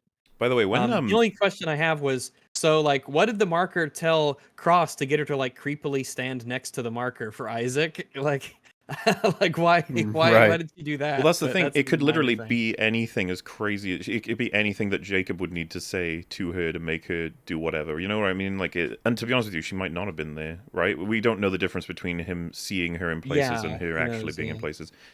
Some of the people point out, and I don't know how deliberate it is, but, like, she looks like she's smirking at you when you're looking at that video. The reveal? Yes, I noticed that too. Yeah, I'm glad it wasn't just me, but it does look like, now that the jig is up and the marker's got what it's wanted, it's like it's taunting Isaac almost. It's going, like, haha. You can see it in her face, like it's smiling coyly.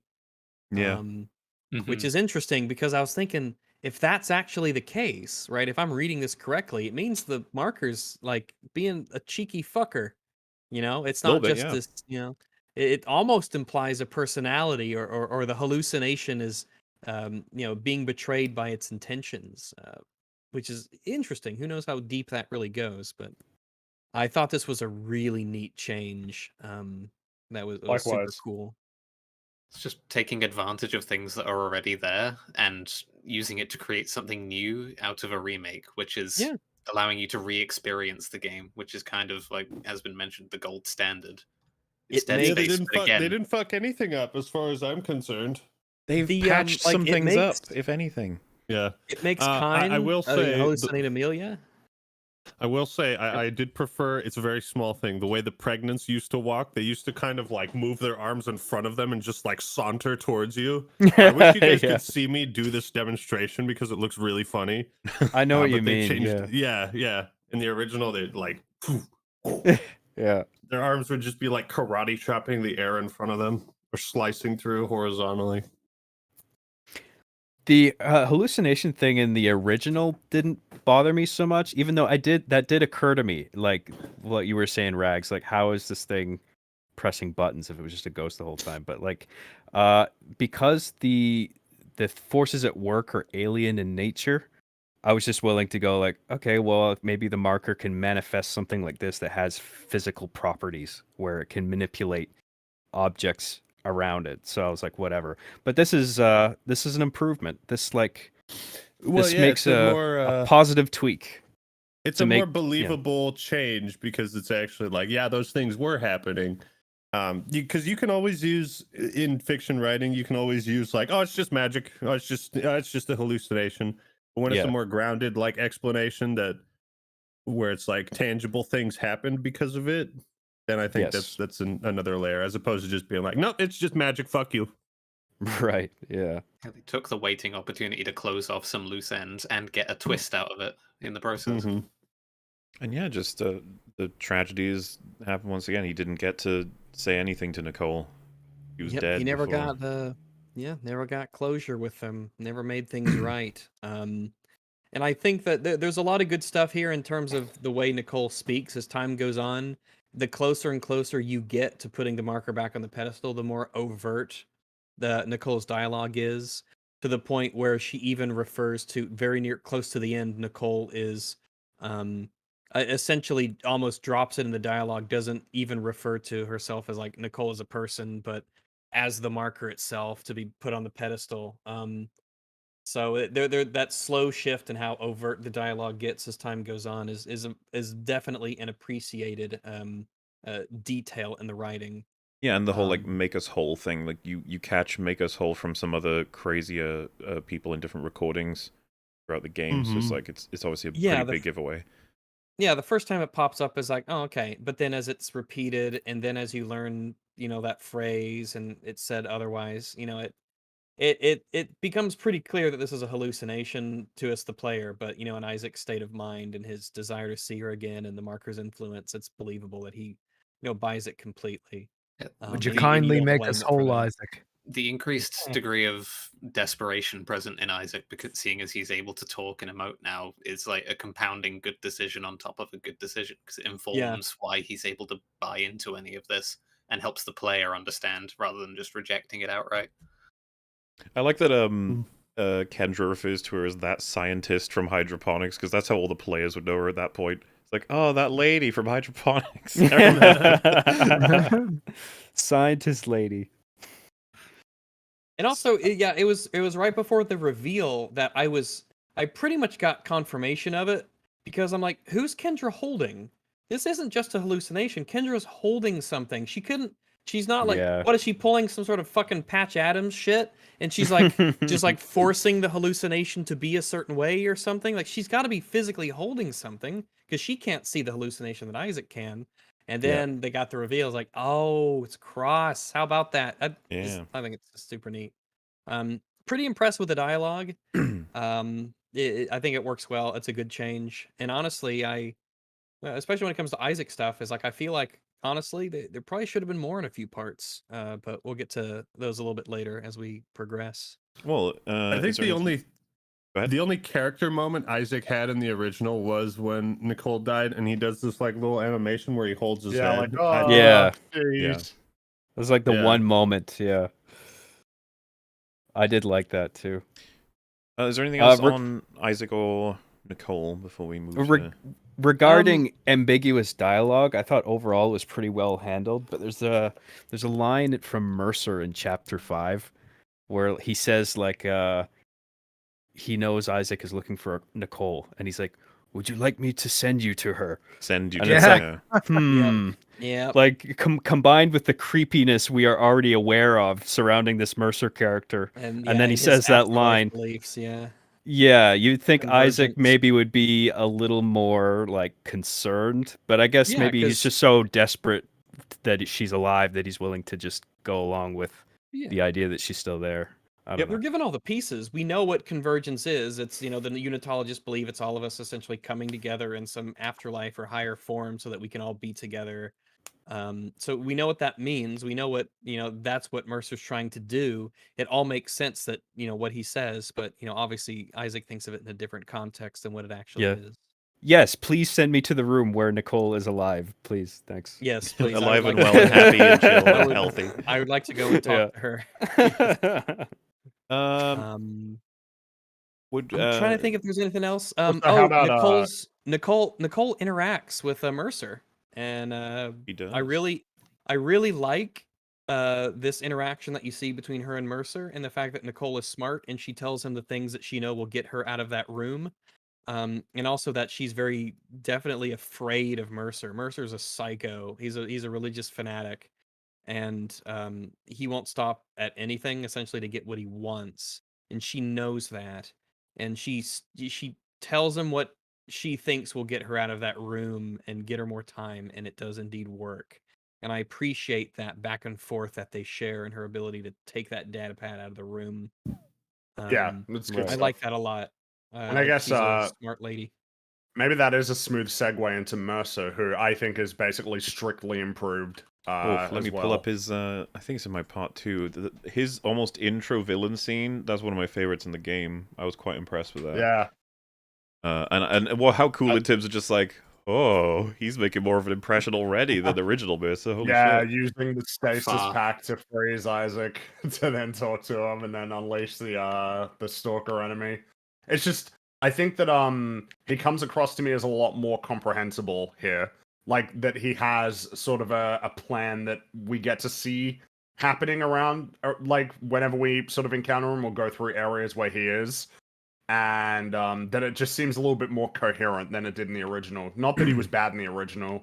I think he's good in the original. I think this voice actor is better. The actor is better, yes. I think Fun so fact, too. But the actor is the leader of the 10 Rings in Iron Man. Oh, is he?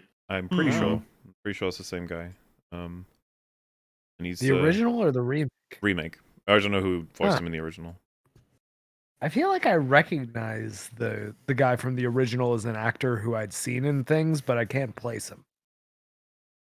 Yeah, I'd have to check, but in any case, I just thought his delivery was stronger in a lot of these scenes. I can't remember exactly. It's in medical, isn't it? Or is it when he does that? Yes, it is in medical. That's when you first encounter him, chapter 5, I think. Well, in any case, Mercer is, it's the same dynamic, but he's, they've tried, I guess, to, I think, make him more intimidating this time around. And I think part of it is that you see like what he's been doing, like the experiments he's been conducting. Like when you walk back into medical after you've been there and you've got all of the patients with like missing appendages and like missing skin and things like that, just bleeding all over the place. It's like he's got a plan that is currently in motion and he's working on it actively while Isaac is there. At least it feels more apparent that he's doing that, and the consequences are really grim for the people involved. Right. Yeah, and you follow in the form of a side mission basically every step he took to create the big regenerating boy, and it's just all of it's fucking horrifying, like in terms of what happens to that guy, and he's like hyper manipulative, of course.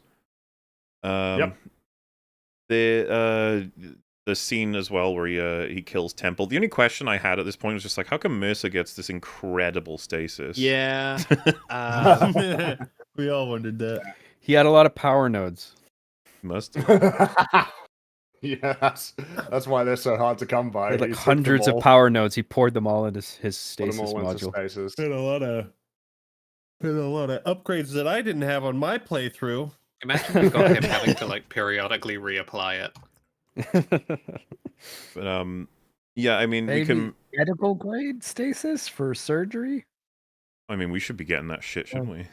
Like, where is it, Isaac? Go get it, engineer boy. His the controversial part of him in this game, I think, is his death.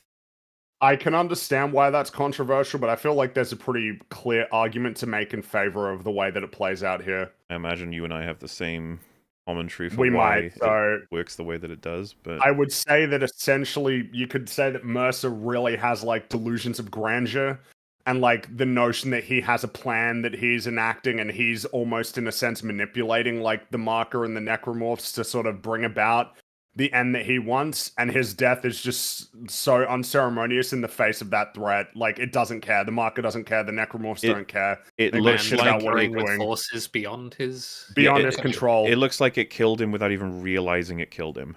Yeah, exactly. He is nothing in the face of the marker and the necromorphs, the hive mind. Like, all of his human plans and machinations, they're just meaningless in the face of it. Yeah. And that's like kind of his realization at the end, like, this wasn't how it was meant to go. And it's like, well, it doesn't give a shit. It doesn't care about your plans. Like, the necromorphs and the markers don't have any conception of like whatever human notions there would be about like I don't know, finding some sort of value in merging into like one consciousness or anything. It doesn't care. Yeah, like everything. And so yeah, he's drawn from all of this is him. He's like invented his own importance, his own understanding. He's, as you said, delusions of grandeur, and that's what that death said to me, was that you were so fucking wrong. Exactly. Yeah. You were so wrong, and now right at the end you kind of come to realize that it was, which is because obviously in the original he's like, yeah, turn me into a necromorph, let's go. Oh, now I'm a necromorph. Like it's I don't mean to laugh at it. It's fine. I think it's okay. You could show that it's like well, so something I think is worth highlighting, and I genuinely connect these things. When I was streaming the original, people in chat, when I was getting close to that part of the game, were like, make sure you stasis him as soon as the door opens so that you can kill him before he turns into a necromorph, thus robbing him of that, even though it's, first of all, a fucking video game character, so who cares? But there is, but like, really, does it rob him of anything? Like, yeah, he's dead either way, and he doesn't get what he really wants. But there's that sense as a like, no, you don't get to fucking die on your terms, fuck you, that sort of thing. So I have a feeling maybe the devs of this game felt similarly, and they were like, what if we change it up so that instead of him suddenly deciding now is the time where I will ascend, and he does it, and then that's that, instead he's just like killed during like other cutscene mission goals, and it's just like it works. Like, of course, the idea here, right, is that it's the complaint would be that's very unsatisfying. It's like, that's kind of what they're going for. That's dissatisfying how unsatisfying it is. It is satisfying how unsatisfying it is. Because if there's like, I think that you could say that there are a few like core themes of Dead Space, both the game and the series as a whole, and one of the big ones is people meddling with things that they don't understand and the consequences of that. And in this case, it's like he's meddling with something that he's developed a conception of that is totally divorced from what it actually is.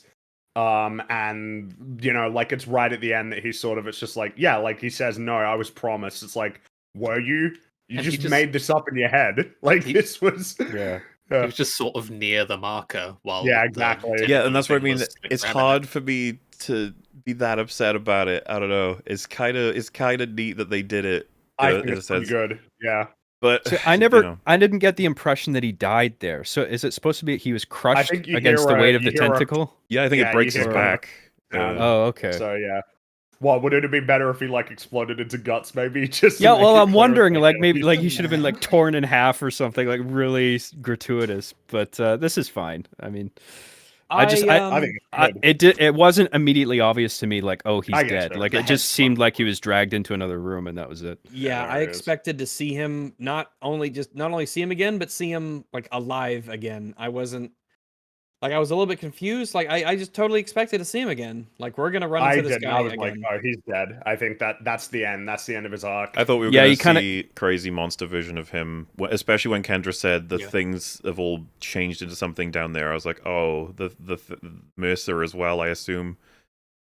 But no, he's just I think that's a thought. Yeah, I see now at the end of his little Sorry. I was just going to make a joke. I was going to say, in the next remake, you'll find out that Mercer is the Dead Space 2. No way. I'm seeing now at the end of his little animation that he kind of slumps over. Like, he's dead right at the end there. So that's fine. All right. Well, that would leave us to the next person, which really can be anybody. Why don't someone shout out a name of a character? Fine. All right, Dr. Kine. Downgrade. Oh, Kine. Yeah, downgrade. And I feel kind of bad because I'm sorry, Mr. Voice Actor, for new Kine. You were never going to be able to beat old Kine. It's old not Kine even close. I think old Kine's voice was so good they used. They used his voice as the ketchup for the story on Dead Space 2. You can't use it as a condiment. You could probably. I thought you were saying ketchup too. I don't actually remember his voice from the original. It was a little eccentric. It's a crazy man. Been a while. Yeah. It felt distinct. He has a very distinct voice. He's the voice of a whole bunch of things. One of them, he's the voice of the crazy veteran man in BioShock Infinite. He voices someone in Mass Effect, apparently. I remember someone mentioning that. I don't know if you guys remember. Oh, damn. He's like... Space's tired lady? He's the voice of a shit ton. He's kind of old, so he's done a bazillion different works. Funnily enough, he's like a pretty awesome character in Angel, so that's where I mainly know him from. who is he an angel? I don't want to say. I don't want to say anything. Okay. Well, Holtz. All right. Anyway. Oh, okay. He was he the Harbinger? Oh, he could have been. He could have been the Harbinger. In Mass Effect 2, that is. He's not just got maybe a voice where he says anything, it sounds good. It's he's really good at delivering lines too. He knows how to be intense or Well, he has range because he's been in a few things where even though he's got the same voice, he's got very different delivery. Because, like, for instance, because he plays Biggs in L.A. Noire, and so he's the narrator for that game too, and there's definitely a kind of delivery there that's very different to Dr. Kyne. Which is different to the Harbinger, which is different to Holtz. Yes. And the other role people may not know, he's cop who gets glass shard on his neck by the Joker in The Dark Knight. Yes, he is. That's right. Yeah. Okay. So I feel like there's not much explanation. I know, right? There's not much explanation that's required for this. If you've heard them both, you already think one of them is better. It's pretty straightforward. Yes, the voice is I'll have to go back and check. Too perfect. Once you hear it, you'll go, "Oh yes, of course." And no offense to new Dr. Kyne, but he sounds like one of the most generic characters ever. He's just like, "Oh, yeah. Isaac, we got to he has do no the thing." direction. Yeah, which is unfortunate. I feel like classic Kyne much more captured this desperate, almost insane man who's still trying to do the right thing, who's stuck on this insane ship. Yeah, especially considering they give Kyne more stuff. You see him in hologram playbacks, and he talks to Matthias, and the captain, and and Mercer and everything. He's I can't know what happened, but I'm very sad they didn't get Keith back to do the voice. He's the right age, of course, to play Dr. Kyne, especially in his role and how he looks. You can just it would have worked, but I'm guessing something stopped them. Because he's one of the voice actors I would have thought they'd really want back outside of Isaac, because... He's got such that distinctive voice. And like you said, they used him in Dead Space 2, right? As well. I think so, for the story catch-up segment. So, don't know. And Kyne is underwhelming in this game. I find him to be... this isn't a commentary on the writing, it's seriously the voice acting. I find him to just be... He's like character guy. I liked Hammond. I liked Hammond and the changes they made to him. Oh, we'll get to Hammond. But is there anything else anyone wants to say about Kyne before we move on to Hammond? Then there you go. Thank God they made his hair white to give him a little bit of a flair. His hair seems to be the only thing. Yeah, right here. It's just about to. Yeah, just watch the stream right here. Oh, I might have not. I know what you're talking about. Yeah. Yeah. So as Kyne walks away from this encounter you have with him. Looks like he hunches over and he's doing something. That's weird that you're doing that. And then I was like, oh, he's hallucinating his wife, Amelia, and he's taking her by the arm, and they're leaving the room together in his mind. That's why he walks like that, and that's why he's doing that. Which I thought was a neat little touch. That's awesome. Neat touch. So, Amondo. Ackman, you're saying he was improved, huh? So wait. Someone in chat said, in the original Italian version, Dr. Kyne was voiced by famous Italian horror director Dario Argento. Neat. Interesting. Father of Asia Argento. Very interesting. That is and a director fun of fact. Suspiria, which is a fun movie. I was just thinking if that was him. Yeah. So awesome. Very interesting. Wow. Someone said, I think Actman is one of the better guests we've had. Well, hard disagree, but everyone's entitled to I don't know what that guy's smoking. We can do better, but he was available and we needed to fill a slot. Clearly an unhinged I hate opinion. being here. I hate it here, honestly. Yeah, me fucking too. If they didn't pay me, we all hate it. You guys are getting paid? Just sitting here talking about this woke SJW video game. It's the opposite. I had to pay for a whole video. Oh, we'll get to the bathrooms. We haven't even. We talked about the titties, right? Okay, yeah, making sure. Yeah, there should be more titties in this game. Just kind of. I think someone brought up the Dead or Alive beach volleyball mini game that they should have had. Yes, that should have been instead of Z-ball. We should be playing that. Instead of Z-ball, you just open it up and it's just like the hologram from the holodeck from Star Trek, and it's Dead or Alive volleyball. Don't forget the anti-capitalist graffiti. Oh, fucking wait. Huh. I mean, whoever's running the holodeck on the Ishimura is a weeb. What's funny is in the original, I think it's carved into the wall, while in the remake, it's the splattering. So it's like, I feel like they made it seem even more unhinged. The author of that message. I think it's literally a copy and paste, because that picture you showed of the original, the new one is also written in white, like a marker or whatever. So was it? I thought it was in blood. It may be in blood and they changed the color, but I think it's like literally a copy and paste from the original. Well, you know what, Rags? Yeah. What? I just don't care. Yeah. You know what? You're right. I just I guess if people are perpetually ingrained with the mind rot of the culture war and they see that and they don't do any research or remember things whatsoever and declare so strongly that it has to be part of the agenda, you know what? If some people are going to do that, the unitologists, let them. I've said it before. I'll say it again. Like you can be critical of capitalism. That's okay. You're allowed. I'm going to let you do that. You should be critical. I'm a capitalist, and I'm like, yeah, you should be critical. And besides, all the capitalism stuff takes a super backseat to the don't be a crazy, zealous, religious fundamentalist. And all of that takes a crazy backseat to don't be a horrible alien that stabs people with your little knife hands. Yeah, kill all aliens, regardless of necromorphs. Really, the bad guys, though. But use whatever bathroom you damn well please. Because there's one, so you don't have a fucking choice. It's a spaceship. Exactly. This isn't a hotel. It's a spaceship in a resource-starved, spacefaring civilization. Wow. I think part of the problem people have with it is people think somebody scrawled that after the necromorph outbreak. So, like, while they're running around being chased by necromorphs, they stop to write that about capitalism. You know what the real problem is? The real problem with the Ishimura is all the capitalism. That's just but it was just like while the ship was in operation, just a disgruntled employee that worked in the mining deck who was just like, man, fuck this. I hate this if job. someone understood how everything went down and they fundamentally blame the greed of the CEC or some shit like that, they can write that. Yeah. That's fine. Well, I mean, that's a perspective that a character can have. Yeah. Like, what's the problem? Especially, you don't know who that was. That could have been the janitor. He might have been like, "Well, fuck this." And let's assume that it wasn't the original. That's fine. I do Even like the if it idea wasn't of in the original. It's fine. It's fine to have that message. There are all sorts of weird messages on the wall. That's the one that breaks it for you. Sorry.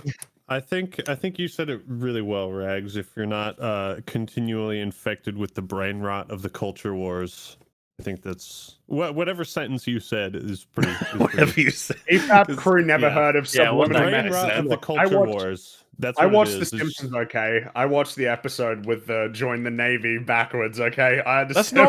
Hang on, that's not subliminal. That is overt. Oh, that was no. It wasn't. But then there was. Oh, there was Superliminal, which was just the guy opening the window and screaming at Lenny and Cole, "Hey, you, join the Navy!" Join the Navy. And they're like, "Oh, okay, why not?" Yeah, the amount of things you can pull out of something like Dead Space, man, we can make essays and essays and essays on all the points. Oh yeah, we could make some hyper pretentious video essays. Oh gosh, beautifully, yes. But we decided, crazy enough, I know, to talk about the mechanics. If I know everyone just fell silent because what I just suggested was insane. But yeah, I know. It's so apparently absurd that there was no reason to. I came here to yelled fight the woke SJW agenda. He yelled. And now you're telling me we're not going to do that? Yeah, any more brave warriors of the culture war?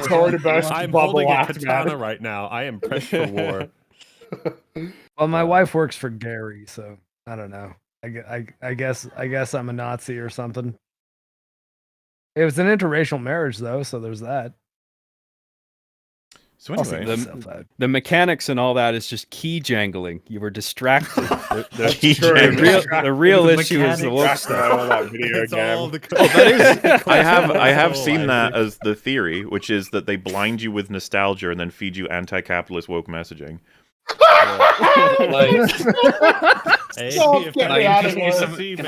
The marker's probably fucking with you. If that's what you see. The marker. It's a red marker, just like communism. Yo, it's doing. It's a red. He's gonna turn.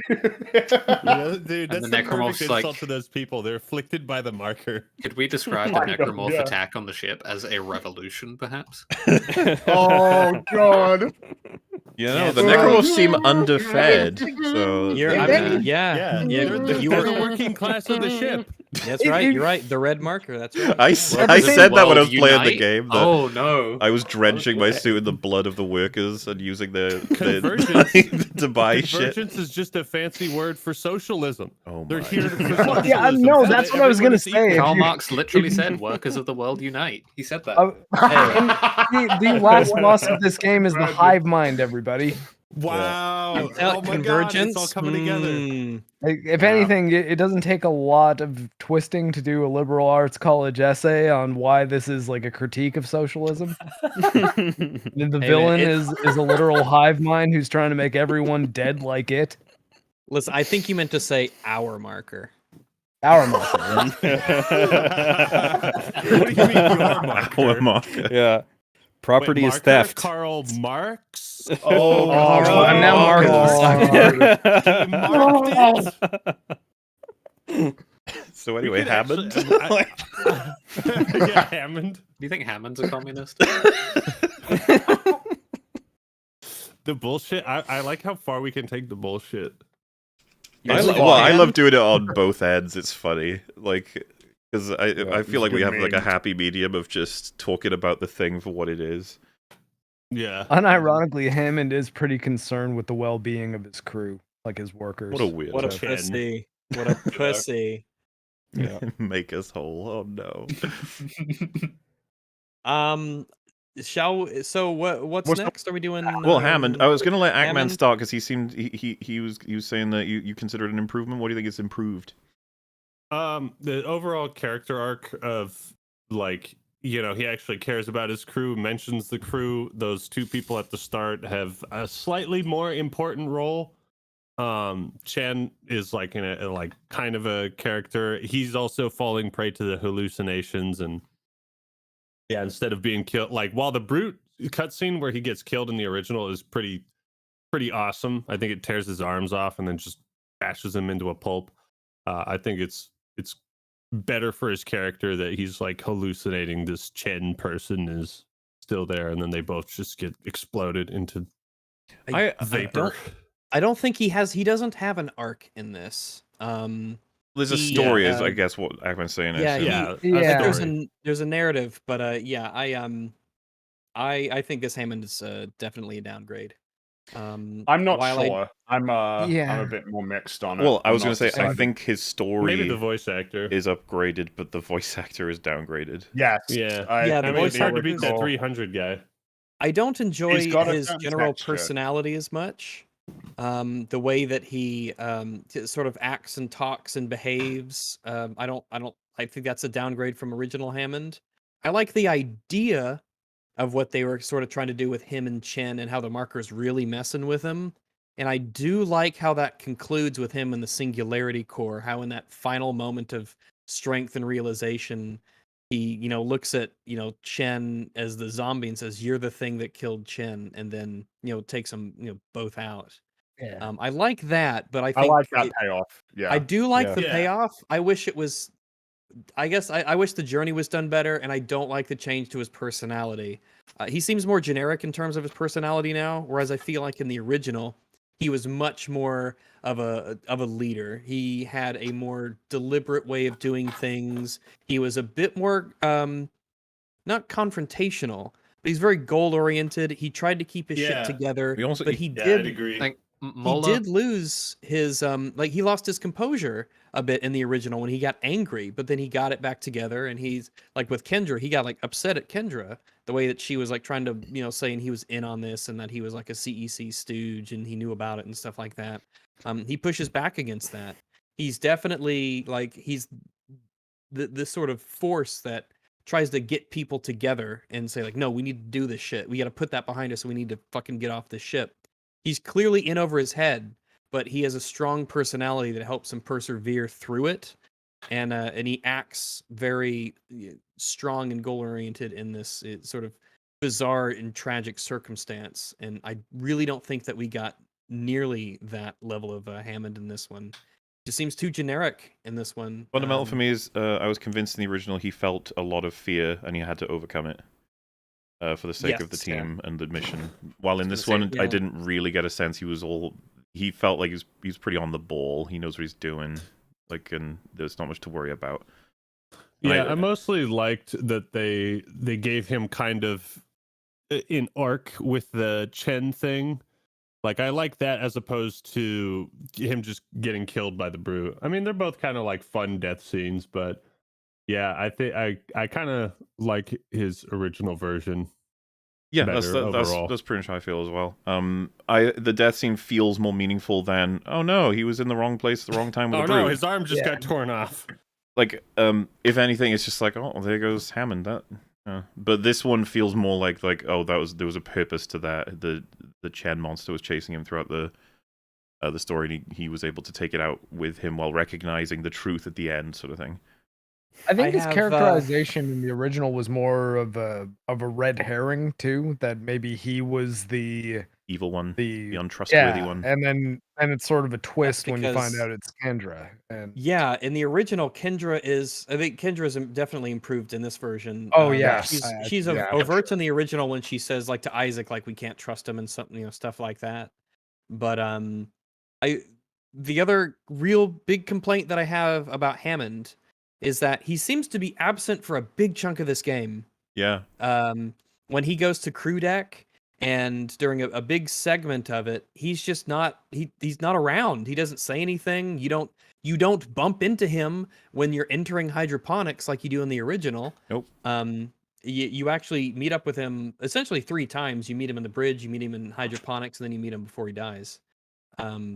But you don't get those interactions in this, and he just seems to be radio silent for a big chunk. Where he sees the marker and he's showing you and Kendra as well, and he's like, I think he's in crew quarters, and he's saying like everyone's chanting or some weird shit is happening.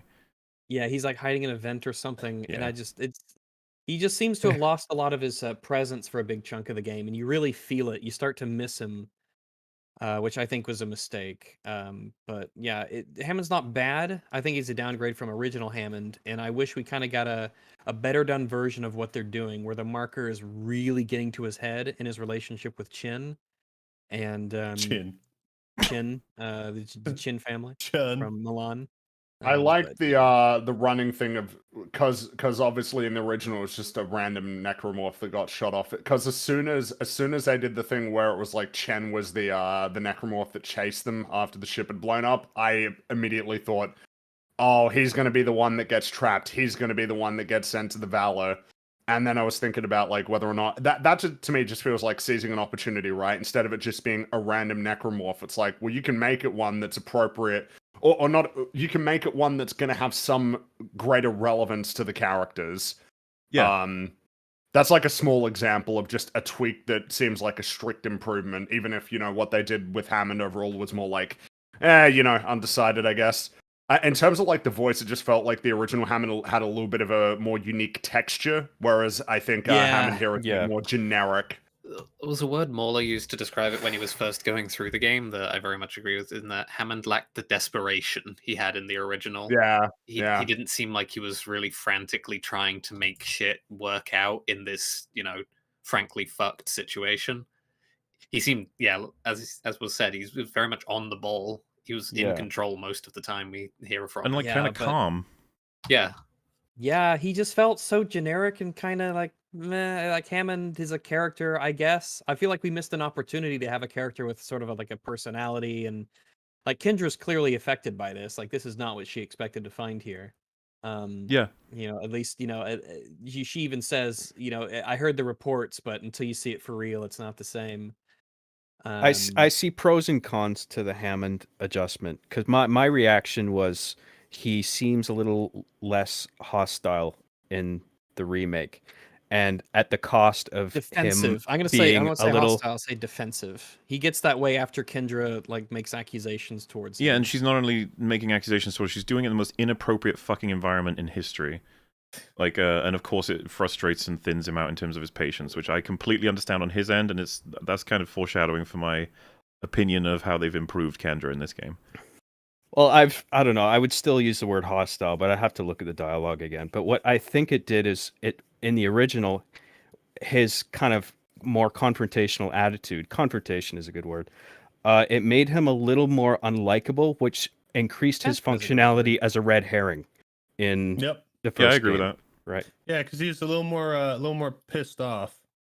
Right. Well, because he's well, I think the element from the red herring stuff comes from the idea that because he is defensive, it's because you might think, oh, why is he getting so agitated and upset when Kendra's saying these things about him? It's like, well, because he's a human being and he doesn't want to be accused of all these crazy shit when he's in this terrible circumstance. Like the last thing he needs to have happen to him is to be told that he is like responsible for it in some way when he's trying to survive.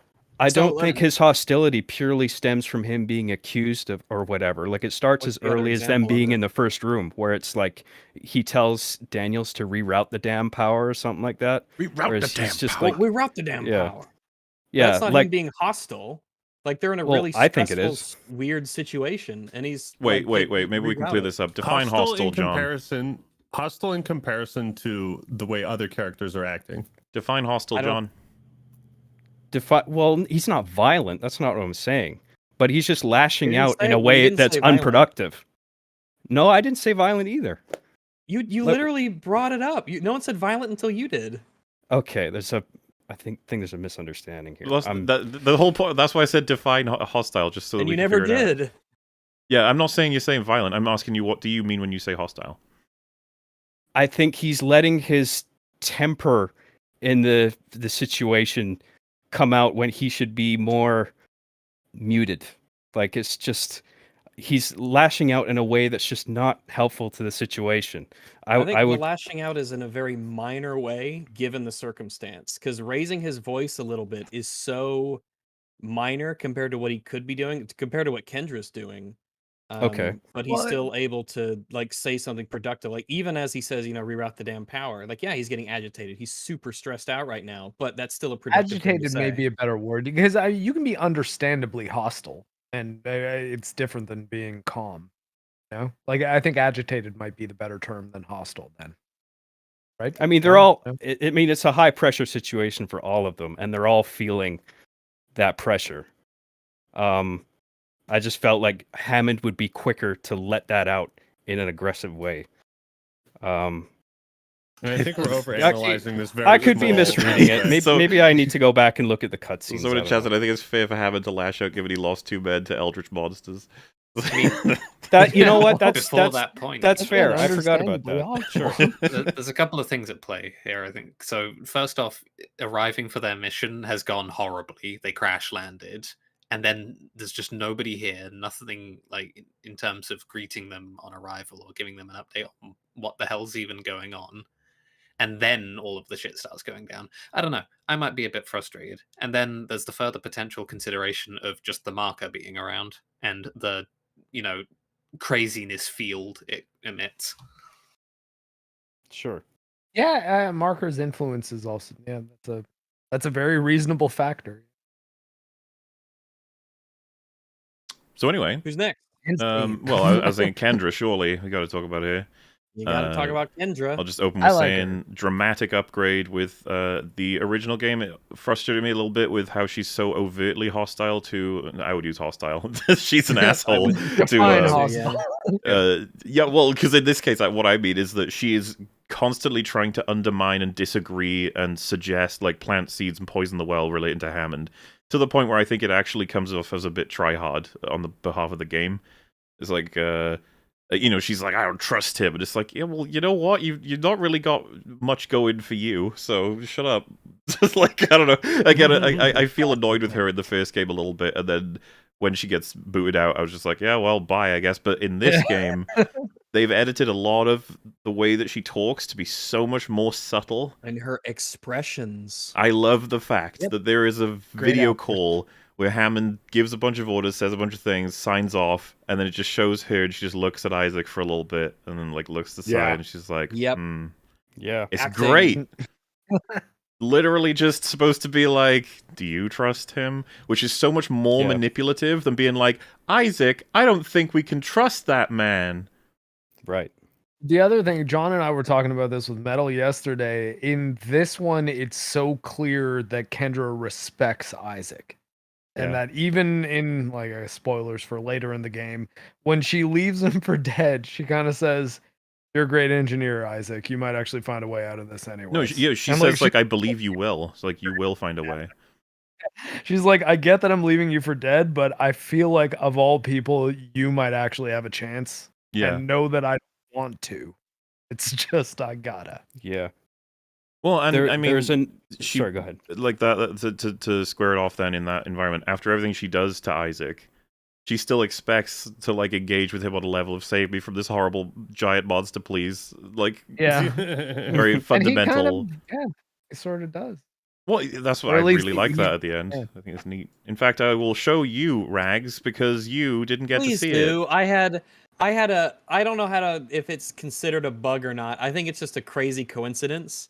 During the cutscene where Kendra's killed, there is this open area that you're in by the landing pad, and on this landing pad, there just happened to be, because of I guess previously I had thrown it or had gotten moved, there was one of those kinesis crates that you could move around, and it was right here, and it wasn't supposed to be there, but it still exists in the world in the cutscene. So it was like the entirety of this screen. I could see like part of Isaac's arm and part of his back, and all of this is blocked. I couldn't see it because it just so happened that this box was just sitting there from a previous encounter. So the whole thing was covered up by this box. And I was like, oh no, I didn't get to see it because of this fucking box. Yeah, that is the cutscene as it actually happens. Some people are saying, like, as a counter to what I've said, like, she still is trying to sell Hammond as the bad guy. It's like, yeah, of course. Yeah. That's why I way prefer it in this game. She does a much better job of it, psychologically speaking. In the original game, it comes across as though she's trying to make you hate Hammond, and it's like, I don't know. But in this game, she sells it as though it's just reasonable to be very suspicious of Hammond. Which it sells it much more to me as a player, where I'm like, I mean, maybe, I don't know. She's actually good at her job. Yeah, it comes across as though she's actually not cringe. Yeah, true. Yeah, there's her dialogue's better. Being able to have a voice actress actually sort of portray that, and the expressions that come along with it, I think work out a whole lot better. However, ultimately, her bust size is somewhat smaller. So I've heard about that. I was into it. They look like solid C's. You know, that's good. It's solid A+ for me. Oh yeah. Thumbs up. This is the bum. Gaming community. Yes, where every definitely. character has to be like maximum fuckable, or they're like a bad character. Yeah. So fucking disgusting. It just fills the screen. And it's like, there we go. There was another live call that really stood out to me as being cool. I don't think it was pointed out. Tell me if I'm wrong, but I think it's after Hammond is out of the picture, and it's just you and Nicole, and you're on a call with her, and you're telling her your plan for like how to fix things, and she doesn't respond. She's just kind of looking off, and with this kind of dead stare, and it's just like nodding half-heartedly, as if to be like, "Yeah, okay." She's because Kendra is because I like a lot of that in how she reacts to the Isaac's hallucinations, because she knows she figures out that Isaac is hallucinating, but she still has a mission to do, and so I think she goes along with it because it ultimately will help her to kind of get the marker, and I like that element of she's like trying to put it in her head, like how can I make this work out for me? How is Isaac really lost it? She reacts like any one of us would react, where she's like, oh shit, this guy's like going crazy. Mm-hmm. But I'm not gonna say you're going crazy. You're just gonna be like, uh-huh. Right. And I really like that. It reminds me of another video game character, but I can't say it because a person here hasn't played it yet. Fuck. All right, I know the character you're talking about. Fringy immediately. I'm not saying shit because I always end up accidentally spoiling stuff to you guys. What's the game? I have no idea, and I don't want to know. Okay. All right, I'll DM you, John. All right. I'm afraid I might know. Okay. Anyway, who we got left? That's about it. Let me see. Oh, I think, Fring, you mentioned it earlier, but I kind of just want to echo it because we're on the scene. I really like that Isaac says, like, got nothing left after Kendra dies, because you're like, why would he even like her? It's like, no, it's just the fact that that's the last person. Yeah, human. Yeah, it's the last the only person one who's here. lost everything, Everyone's including dead even his now. semblance of reality. All he has is himself. It's such an Isaac line. Just like when he screamed "fuck you" and "fuck you, Marco." He has a lot of those types of lines, but I like him a lot. It's so cool. You've just got this engineer, this guy who is in this crazy situation, staring down this massive Lovecraftian monster, just screaming like, "Bring it!" Like, "Fucking let's go!" And There's a I like couple- it doubly sorry. so because it sort of sets up how Isaac just changes as a person because of all this. Because in the Gradually second over all and of these games, yeah. in the second and third games, he's a lot more kind of really confrontational. He's kind of a dick because he's been through a lot and he doesn't even know what he wants. He's been fucked with by the government and he's just, he's really upset. Necromorphs, unitologists, like, it's just his life is pretty constant struggle. But what makes him so endearing is that even though these situations are incredibly taxing physically and mentally, he still charges in with tremendous courage. And Like, he's got Isaac Clarke is super likable. Yeah, I was about to say he Oh, has like yeah. a salt of the earth handyman kind of He does. personality. He does. That's right. There's a He's very couple, focused on finding the solution to the problems. He's just like, yep, nope, let's not worry about that. Let's worry The about this. embodiment of all men. Oh, this is a good point to bring up a point I wanted to make earlier that actually you brought up, Mark. I mean, maybe you want to talk about this. I don't want to make your point for you, but it was such a good point that you made when we were talking about this on Metal Stream, where like the puzzle design is simple in a way that it's not about making things easy for the player as much as it would be easy for Isaac from his point of view as an engineer. Right? For like when you're in the satellite array, for instance, because it's very like unrealistic in its simplicity of like plug this in here, plug this in there, the things line up, the shapes. What I was saying was there was a fine line that they did with the level design there, the visual cues that they give you for that puzzle to make it so that it might just look like, clutter at first, but then after a second it's pretty clear what you need to do if you just kind of look at it. And I think that's a better way to design the puzzle than having like a waypoint on the thing and saying move this here, rotate that there, and making it super, hey, this is ultra hand-holdy. This is an obligatory they, video game puzzle. Yeah, but I think that they hit a really good middle ground in making it simple enough that if the average person, like with basic logic, pays attention for a second and looks, they can figure it out. But obvious enough that it makes it make sense for Isaac to be able to know because of his narrative position as being kind of a prodigy engineer. Yeah, and if they give away the game too easily, it's just like, okay, follow the waypoint. I get it. I'm super engineer, cool.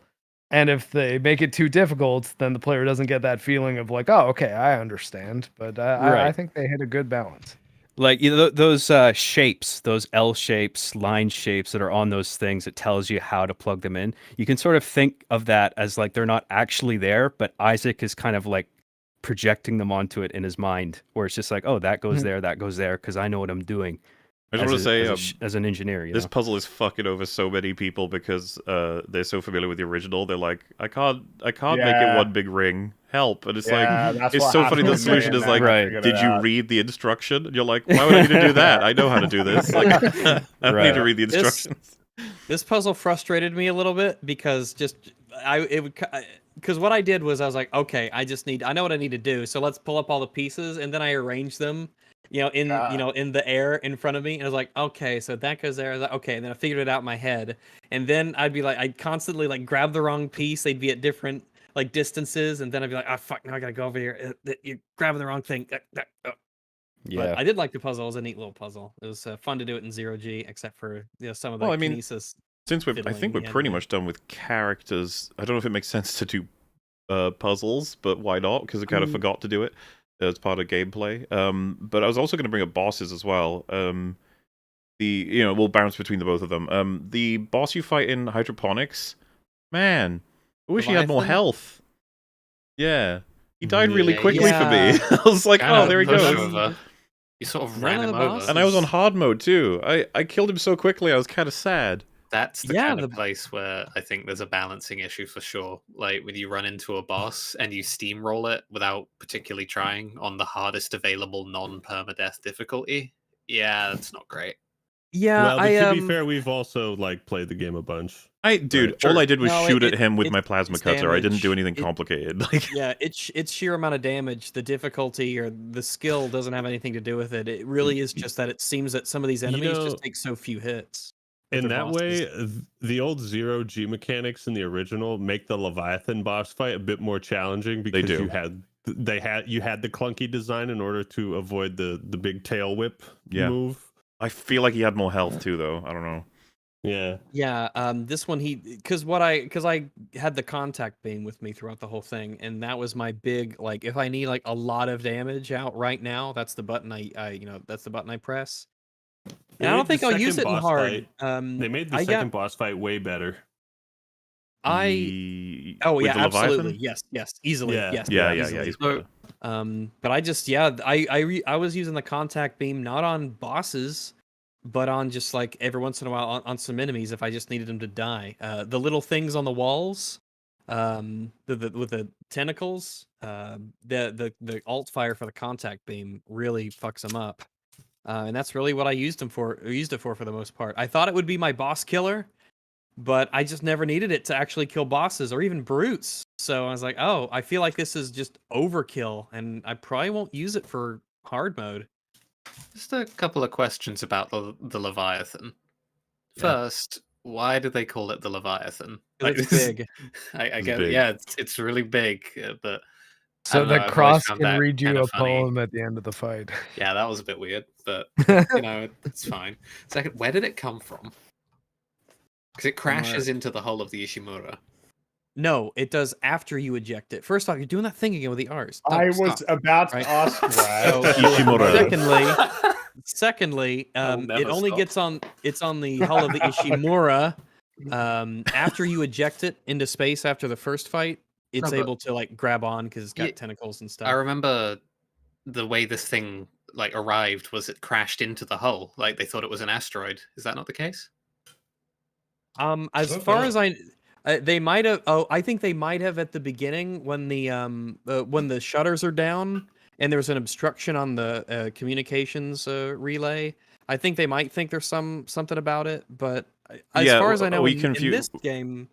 Did we get a text log for how this came about originally? Was it just something that started in hydroponics and grew, or was it something that crashed into the hull? The Cross has an audio log about it. I'm pretty sure. In which case, where did this thing itself come from? It doesn't maybe really I missed matter, that because I thought it was just because it makes sense to me that hydroponics has a lot of biomass. Yeah, that's how it got this big. I would assume big and grew, and it attached itself to food storage. Because right now you're in food storage. Yeah. So it makes sense that this would be where something like this would grow. James said it crashed into the hull and started consuming the food in food storage for hydroponics. That's why it got so big. That all checks out to me, but. So that means it was launched from Aegis 7 by maybe it was launched by the Hive Mind. Maybe the Hive Mind just shoot it at you, I guess. They had things like the plasma bugs and Starship Troopers that just I don't know. I don't actually know. I'm not certain. I wonder where it came from. Maybe it came from I'm not sure. I think Starship Troopers also has co-ed bathrooms. Whoa! The Hive Mind just shot it at you. Made out of recombinated flesh from the colony, I guess. Maybe that makes but I don't know if the Hive Mind would have to be able to shoot it into space and hit the Ishimura. Yeah, that would take an insane level of accuracy, and I guess it can survive going for the. That's pretty intense. I don't know. We might have to. I'd consider that kind of an issue here. I think that's what they tell us. Where did it come from? Yeah. Well, we can kind of segue into talking about things like that. There are a couple of problems with the story. I'm trying to think of. I think there are some.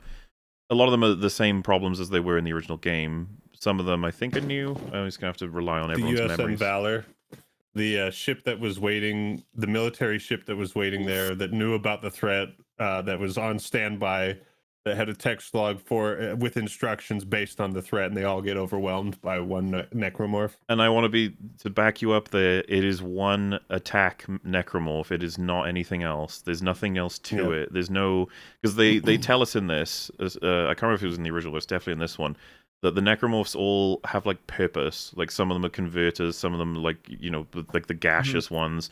Some of them get around easier or faster, and some of them are a result of the thing they're infecting. But the standard necromorphs, like their whole purpose is to kill, to provide bodies for the marker / anything else to take advantage of it, which we see a lot, and it's really cool. Like the creepy bat ones, like jump onto corpses and turn them into necromorphs. Like, okay, yeah, thumbs up, I understand.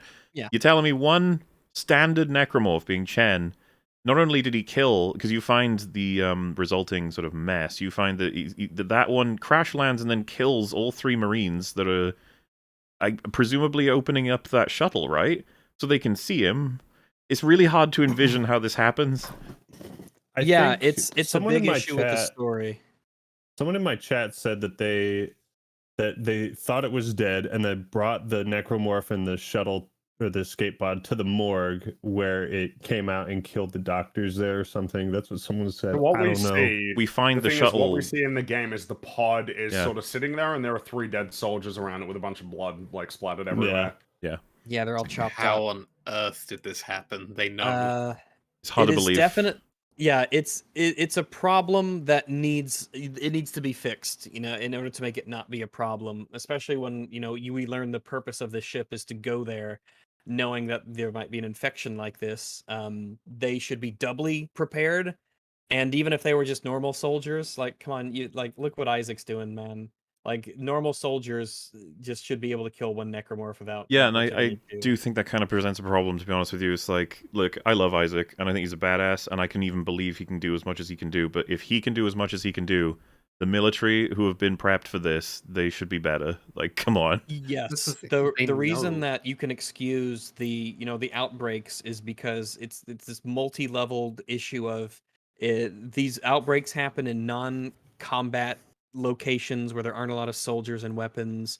You have the markers influence that's making everyone go insane and nuts anyway, and you have the unitologists who are helping it. So these 3 things make it believable that it could happen on the Ishimura and Aegis 7. But on the Valor, when they're like, it's a military warship and they're ready for it, I don't buy it. It's a problem with the story that needs to be fixed, and it can be fixed. It can, it's just a matter of maybe have Chen morph into a brute instead.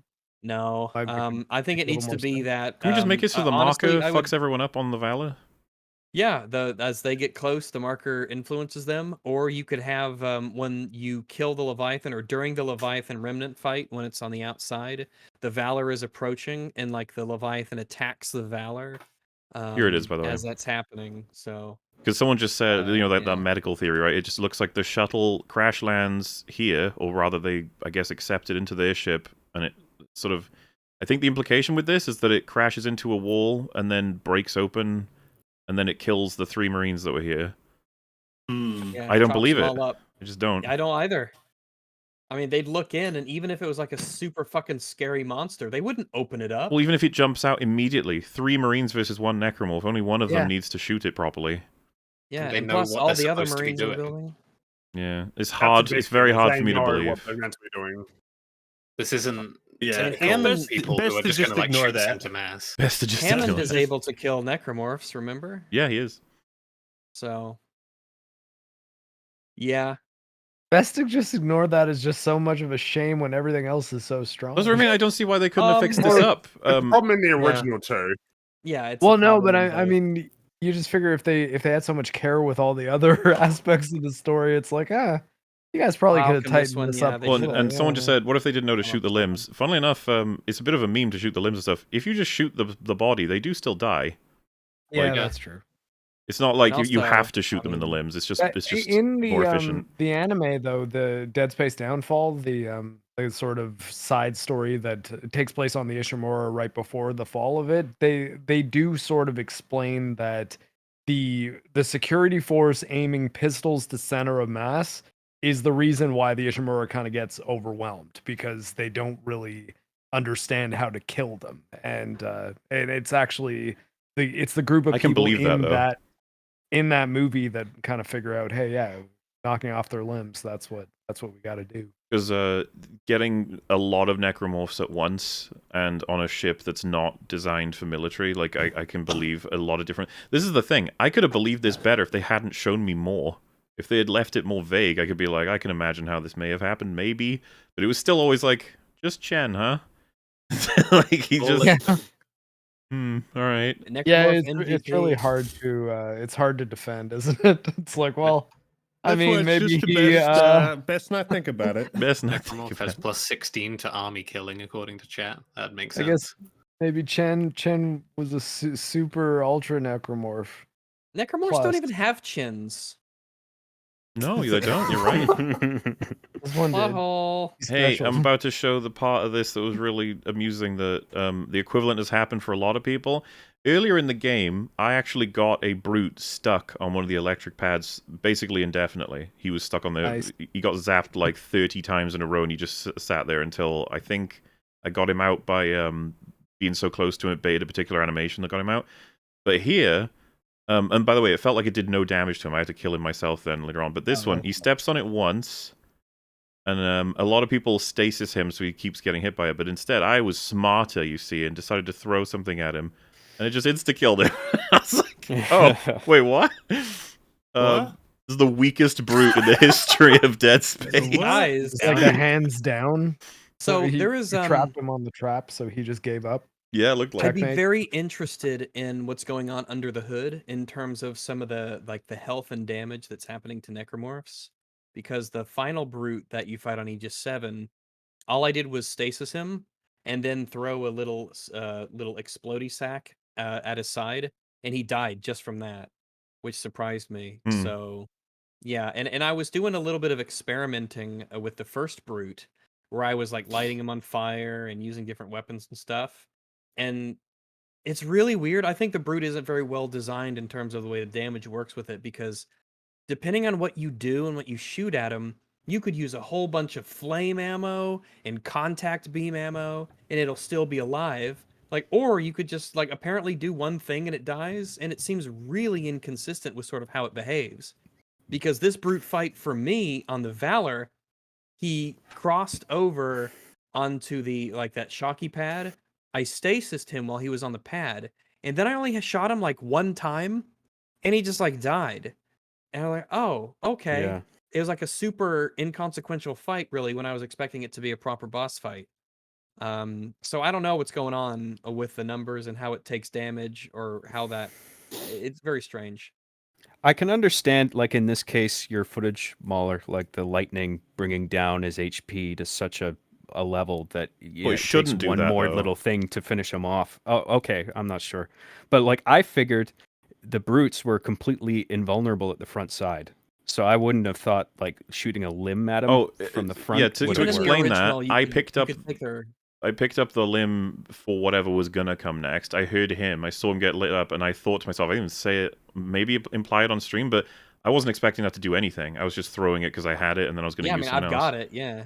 But but that's why I was like, "What the fuck?" when he died. I was like, "Oh, right, okay."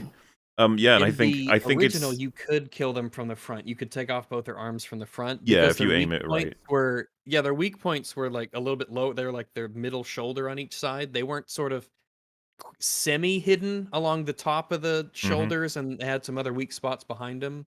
Right. So I don't know. Brutes just seem weird. Now you don't fight that many to where you could really get a pattern going. But when I go through again, I'll definitely be experimenting a lot with different things to see how they work. Yeah, I feel like some kind of bug is happening here, because that should not do that level of damage. Or maybe the electricity takes out a very large percentage of its health. That's what I'm saying. I think is a mistake or a bug. I don't think it's supposed to. Yeah, I think it's a bug as well. It might be that because of its animation, it could be linked to the amount of damage it takes per in-game tick, because a lot of games use ticks as a way to do damage over time effects and things of that nature. And it might have bugged out some way to where it took way too many ticks of damage more than it should have.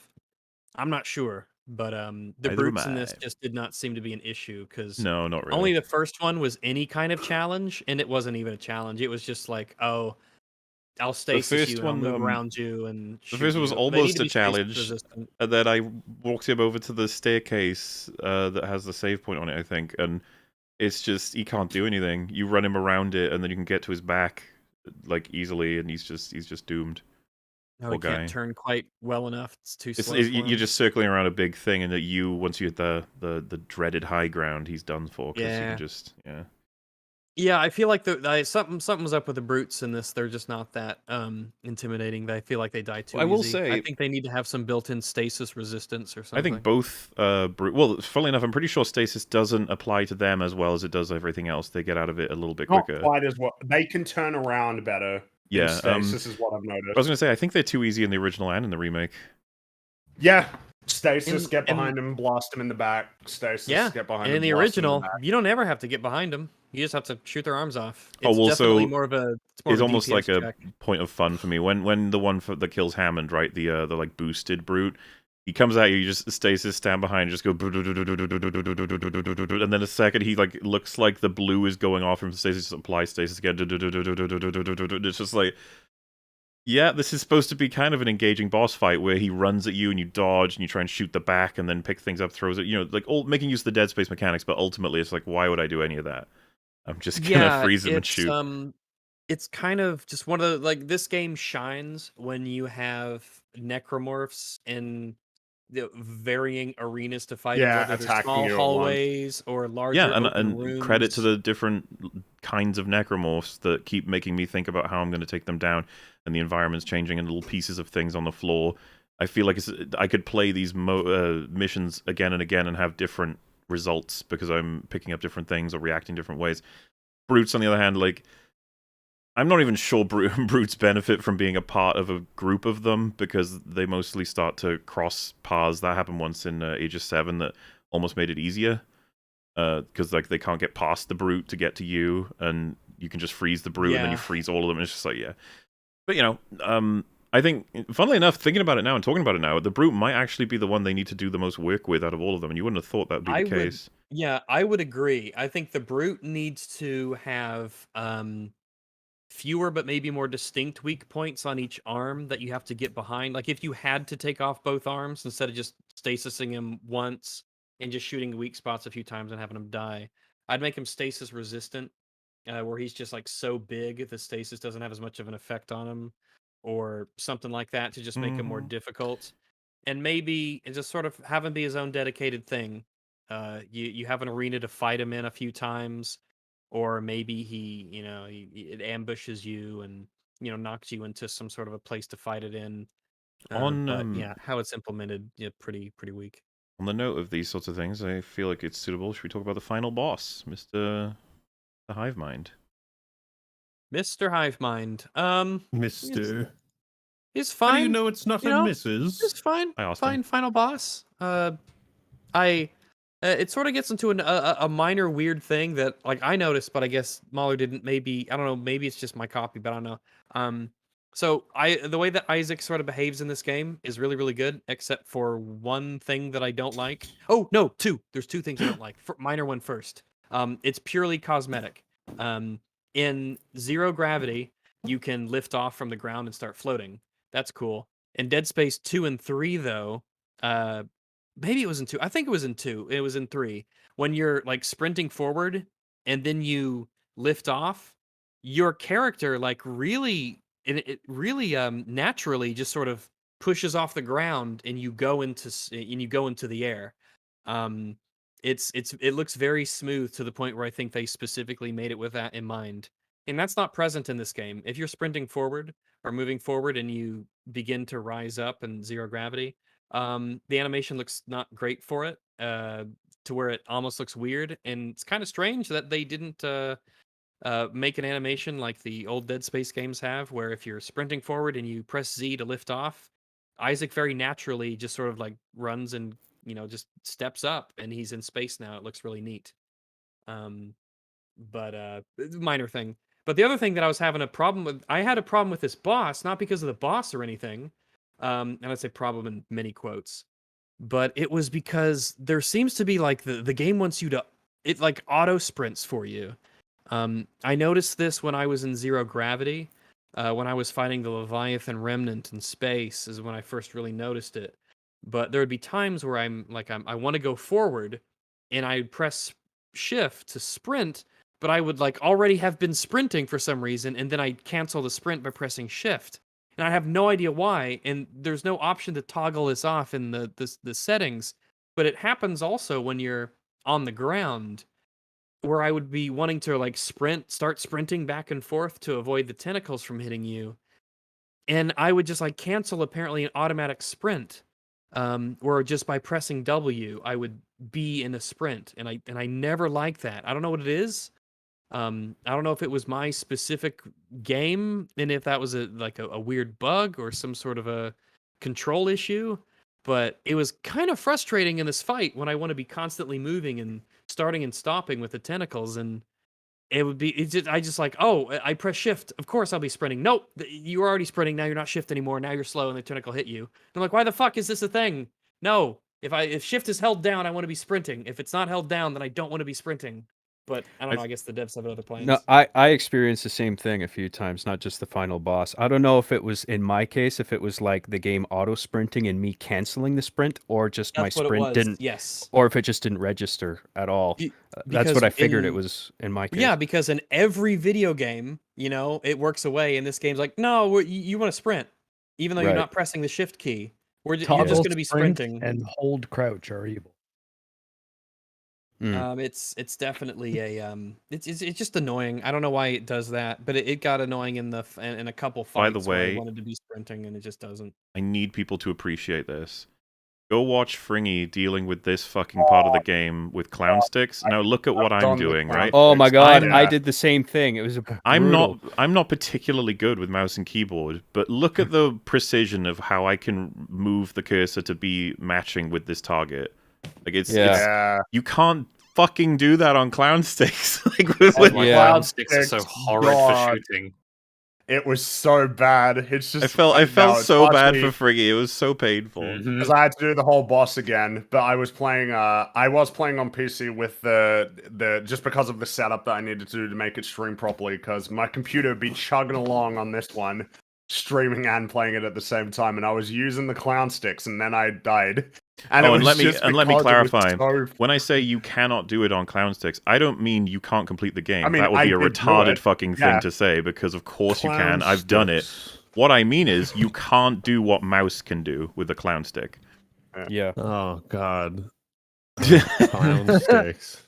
You just can't. The mouse is a beautiful piece of engineering. Okay? It's so accurate too. Oh, it's just wonderful. God. I find it really funny. Imagine I don't know aiming what it with is. these weird little superior gaming race. Oh god, yeah. Well, truth is the truth. I just find the term funny. Hey, Any word where you just inject the word clown in it. I'll be playing this game on a harder difficulty with the clown stick, so I guess it makes me better. People can get really good at using controllers for shooting for sure. It's just like, why would you if you have the option for mouse and keyboard?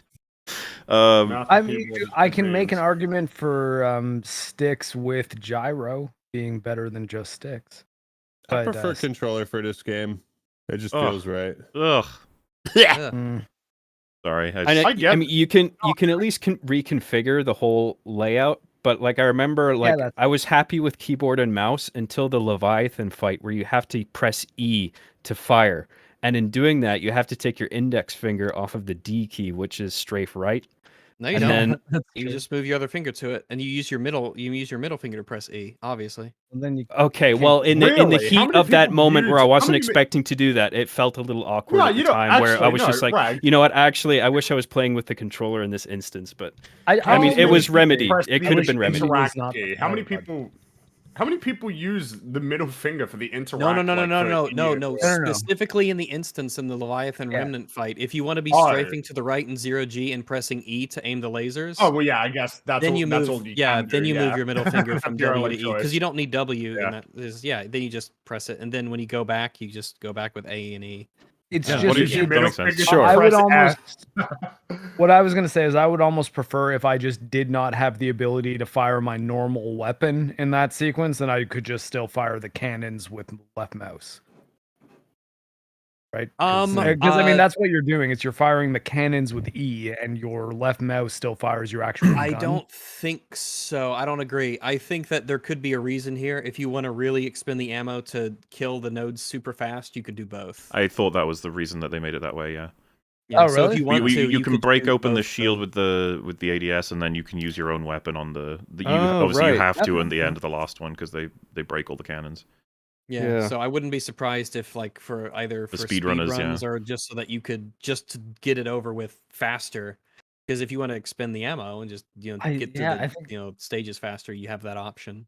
yeah, I guess I wasn't really thinking about it for speed. I only use the cannon up until the last one where the cannon breaks because I didn't think there was a point it's using ammo when I well, had yeah, no. like To be fair, cannons armed I so think I focused on the ADS because I was like, why would I Oh use my yeah, I ammo? only pressed. Yeah, I But like only Rags pressed just said, the like one. there are gonna it's an option. yeah, It's an no, option that you that's could use cool anyway. though. I didn't try, so I didn't Something either. I- I just assume. Yeah. Something I really wanted was for them to spawn literally like fucking 50 necromorphs on the other side of this arena and just I was like, just give it to me. I just want to try Just a it. massive fight. Yeah, let's do it. Come on, let's Fucking go. throw everything. I want to see if I can handle it. Yeah. I was saying, Mahler and I were kind of talking before the stream, and we were saying, like, man, I would love a horde mode in this. I would love an arena mode, like an arcade version where it's like an endless, wave after wave. That seems like a fun idea. It'd be Oh cool if man, Hammond I'd does play the the shit thing. out of that. Yeah, and it's like low resource demand, right, for creating it. It's just like take any of these. So you could use this one, right? And it could be 10 maps, and first map can just be like the bridge in the Ishimura, that big place. You just lock off all the doors, drop an easy amount of ammo to start with, and maybe 3 weapons. You spawn with one. There's 2 more in the map.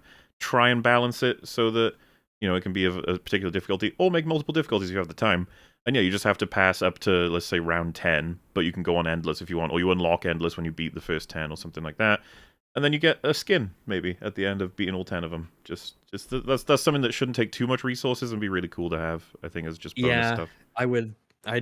Fingers crossed they add it as a mode later, because I think it would be really fun to do. Yeah, Resident Evil has always had like the mercenaries mode. Gears of War pretty much invented the horde mode, and I'd say Dead Space has a lot in common with both. So, like from a third-person shooter standpoint, at least. What it's free for all time. I got nothing else to prompt. What else do you guys want to talk about? This game. Good game. I mean, I fucking agree. Good game. 1 out of 10. Another. Too woke. I've got another a complaint. It's sort of story-wise. I'd mentioned earlier that I think one of the issues of Isaac being a voice protagonist is that I feel that even though it's a vastly positive, there are times when Isaac should be speaking and he doesn't. An example that really kind of broke me from the game for a moment, or broke me out of my immersion, was when you get onto the Valor and you go into the briefing room, you find the text log that describes the Valor's mission, that it's going to the Ishimura, it could be infected, if so, you need to destroy it. It's got the nuclear warheads on it to deal with the ship just in case, but it is And you want him to there. comment on that? Yes, I when mean, you he read should, the text right? log and you close it out, Isaac needs to be saying something. He needs to be talking to Hammond and Kendra and telling them that. But that's not the only issue with that scene. Specific text log, but if it's like every other text log, then we run into that issue of like character now won't stop talking, I agree with Ragzo. That one. That log, that's a good log for him to be like, wait a minute, what? That's a big important one. But unfortunately, that's only one of the 2 issues that this presents. The other issue is that you read this text log. It's very obviously placed. It's like impossible to miss this text log. It's one of the most obvious ones in the game. You read it, right? And you then sort of rediscover this information, and it's supposed to be a revelation to you about why the Valor was here, even though you know it. The player obviously knows it. You're reading the log, but it's my understanding that Isaac is also reading these logs as well. He's staring at the thing. So it's a break in sort of the story in terms of what the story is telling us and what you've actually given us as information. So they needed to rework that. They needed to probably combine these conversations into one, where Isaac begins the prompt and says, "Hey, I found the log in the briefing room. The Valor was, they weren't out here by accident." So they needed to fix that a bit. Right. And yeah, to provide an idea of like there are going to be the amount of corpses he comes across in all scenarios. You could have it be that every time he does, he has a variation of one of 10 things of like, oh god, or oh no. But like, it's probably for the best that he shuts the fuck up for a lot of things. Yeah, because I get to Play make those against noises myself. Yeah. Yeah. Well, I Isaac played is, this brilliant game called Resident Evil Village, and that level of character chatter was What is going on chef's here? kiss. What the heck? I never would have Yeah. known Oh my that something gosh. was terrible unless Ethan's my commented on favorite. how horrible So something terrible. was. He's so terrible. I hate that game. That game sucks balls. I found that talking thing comically excessive in Days Gone as well. I played a bit of Yeah, that. that's true. If The you want to main know character our wouldn't shut up. extended opinions Amnesia on Rebirth. Resident Evil The Village, we have an EFAP episode on it. Go check it out. This is a common thing when we bitch about video games. It happened in Amnesia Rebirth, Ugh. and it Yeah, happened in ugh. Resident Evil Village, where our character is just like, stop Shut talking. the fuck up. Yeah. I think They're it's making a new fairly common Amnesia thing. game. But They I are. heard the new Amnesia takes place in like World War One, though. I was like, okay, I'm in. Uh, I'm like, that sounds kind of I cool. think it takes place, around World War One. I feel nothing but before. peepo sus about them. Yeah, because of Forever now. Rebirth. But I heard it was yeah, terrible. that I- game I- sucked I like some balls. fear flashes. So surprising. That's literally the worst contribution to the horror genre in history. Fuck you. They're not jump scares, guys. They're fear flashes. Surprise mechanics. Shut up. Surprise mechanics. Full Being spoken gay. EFAP. None of us have played that, as far as I know. Oh, Ackman, you Oh, play really? full That's spoken? fair. shit, you crazy? I played caught it some for of. like an hour. Was it Yeah, great? how was it? It's, So Duh. good you oh couldn't handle boy. it? Oh boy. Yeah, it was so good I couldn't handle it. I Nice. literally could not play it anymore. I was not worthy. I've seen some people trying to make the honest case that it's as good, if not better, than any of the Infamous games, and I don't believe them. But I haven't played it, so for all I know, they're No, good. if only Fringy wasn't away. He speaks highly of Infamous. Yes, Uh, he Yeah, I does. like the That Infamous means he'd games speak as well. highly of Forspoken. Forspoken is one of the most. It just has the worst fucking protagonist. I've never seen protagonist so unlikable and irritating and annoying that I just wanted her to Ackman, die. So what we you're both saying know is you're that isn't racist true. and sexist. Ackman. Oh yeah. If hating that character is racist and sexist, sign me up to the Sign me game. Well, according to God of War creator David Jaffe, if you don't buy Forspoken, you're racist and sexist. I knew Or it. you hate PlayStation. He did throw that Well, one do in. you remember? Oh, I'll take option 3, a please. game that I guess suppose it shouldn't be controversial, but I guess controversially said was okay. Was Wolfenstein Youngblood. The protagonists in that game sucked. I hated them. I hated every second of them moving their fucking mouths. Yeah, that's why I'm scared about Redfall, because I feel like of the arcane projects that have come out so far, structurally, it sounds like Redfall is going to be a lot like Wolfenstein Youngblood, and Arcane Also- Austin was the primary. Well, basically, it's a co-op game where you have a home base that you return to, and you venture out into a world where you do missions in addition to side missions and main story stuff, and then return back to that home base and kind of gear up and then go out and do it again. There's a lot of focus on co-op and the cringy 1980s teen girls from Youngblood are now being placed by cringy Zoomer vampire hunters. So I see, like, not 1-to-1, but there's enough shared But yeah, stuff going on there that I chat. worry. Justin, you said the level design and combat was neat, right, Rags? Yeah, I enjoyed playing Wolfenstein Youngblood. I love the level design. A lot of the weapons were cool, and I really enjoyed playing it. But god damn, the story was garbage, and I hated the protagonists. I What a didn't shit like decision. I didn't like the gear system. Like having a shotgun in a Wolfenstein game be ineffective at point blank range at first if it's not high enough level was really strange. I never was ran like, into this that doesn't problem. work. I think that you very quickly reach the levels that you need to be at. I don't know. I don't know why everyone was complaining about that. I did very little extra stuff, and I was appropriately leveled for everything. So I don't know. Fair enough. I wasn't a fan. I like the other Wolfenstein games, although didn't have levels, Colossus, but New I never Colossus. found that. I never found the levels ever, impeded on things. But I don't know. Oh, like the character levels, not the level design. Oh yeah, the character levels are like, well, it's fine, but I think it didn't really add anything. I just don't think it really took anything away either. It was just sort of like, that's a thing. Like, okay. The upside, at Alright least then. for Redfall, is it is Game Pass, so it's gonna be a pretty easy one to try out if you By the have way, Game Pass. Alan Wake is getting a sequel, right? Yes. I think Yeah. so, yeah. How's everyone So here was feel about Alone Alan in the Wake? Dark. I love the first Alan Wake. I did not play the remaster though because they made it Epic exclusive. I never played Alan Wake, so yeah, I'm I an quite Alan Wake loved virgin. the original. I even played the arcade game that came out, or quote unquote arcade game. It was on Xbox Arcade, I think. I can't remember. It's like Alan Wake. American Nightmare. That's the one. Yeah. Yeah, it's good.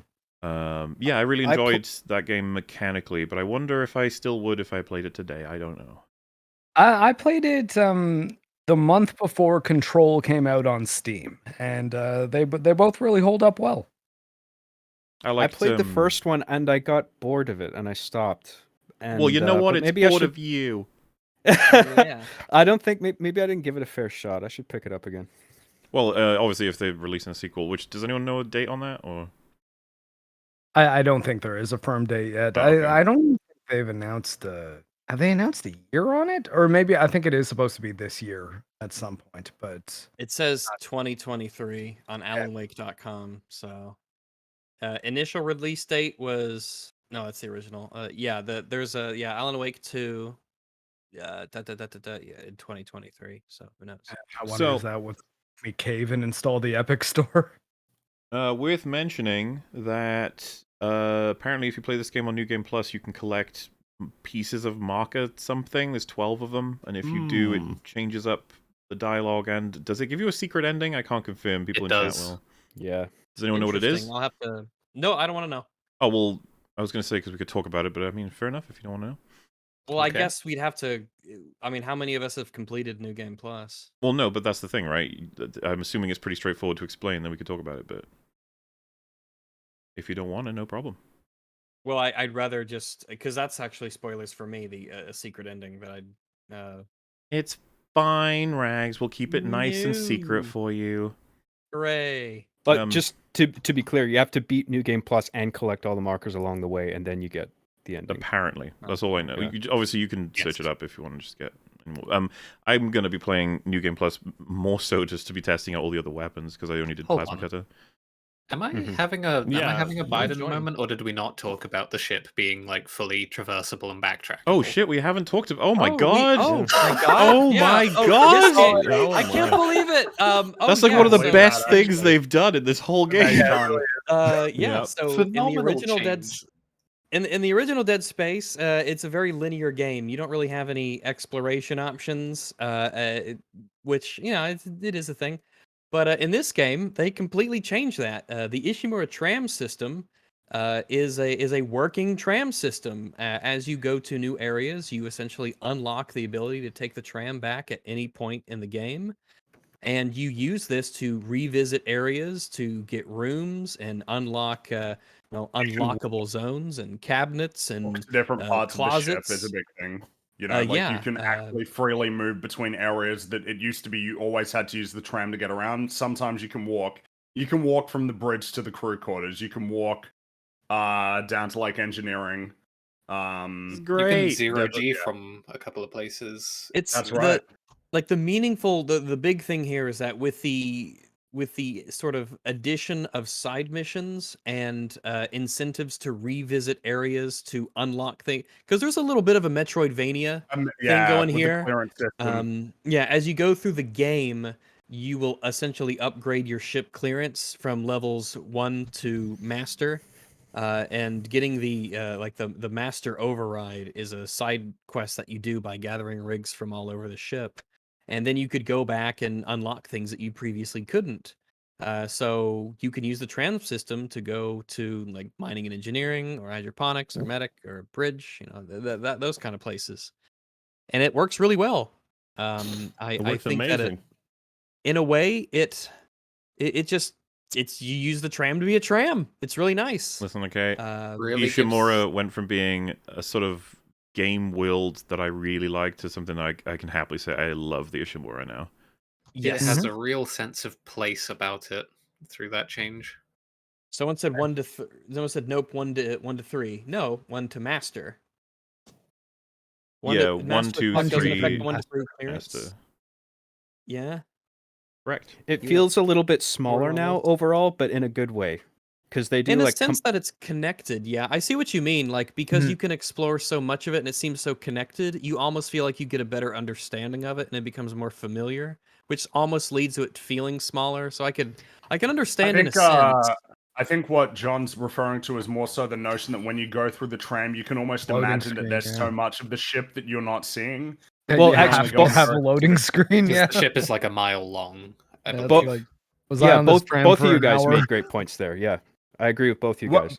But like you were saying, Rex, in between chapters, you have that loading screen where you see the layout of the whole ship, and as you're waiting, it's sort of like the loading screen is the tram ride. It's a bit obvious to point out, but I'm just saying it feeds into the illusion of making the ship feel like a much bigger thing relative to the longer. Like if you go from mining all the way to the bridge, it's a longer trip. It physically takes longer for the they make the ride longer, and they have the little progress bar of where you are and all the points you're passing along the way to make it seem like you're actually moving in physical space across a spaceship. Whereas going from hydroponics to medical is a lot shorter, so it's a quicker tram trip, which is really nice.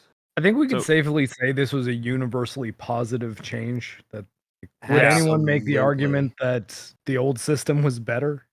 I don't see what the argument would be. It's the same, but also you can explore it freely. The only thing that was mentioned when we were talking about first impressions with Metal, he said that is there a worry though that it can make the ship feel smaller by connecting these areas via walkways?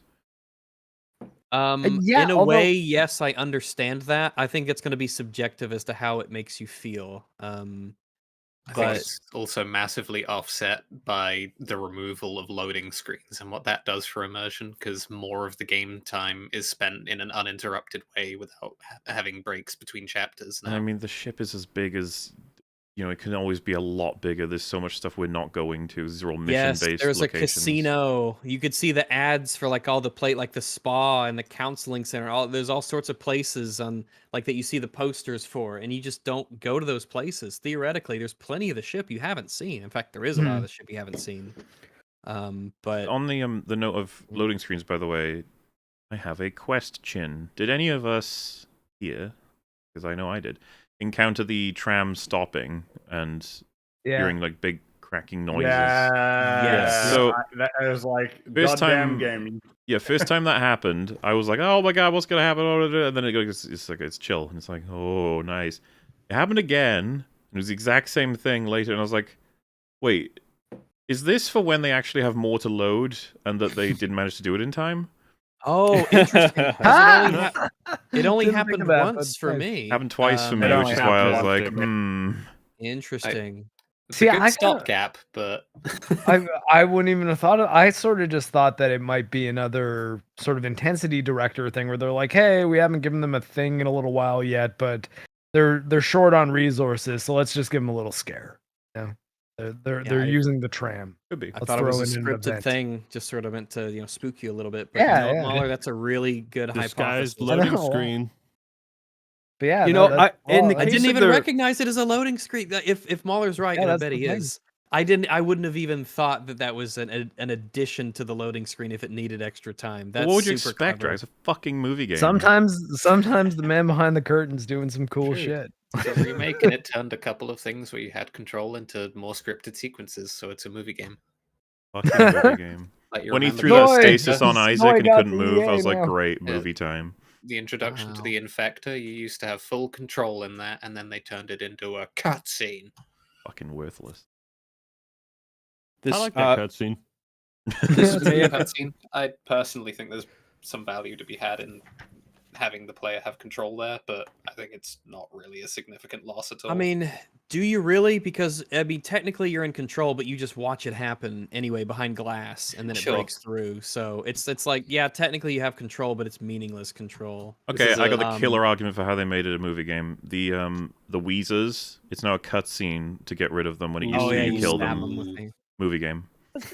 Nice little camera zoom there. I enjoy that. The getting into the God, what was I gonna? I think I lost track of thought. Carry on.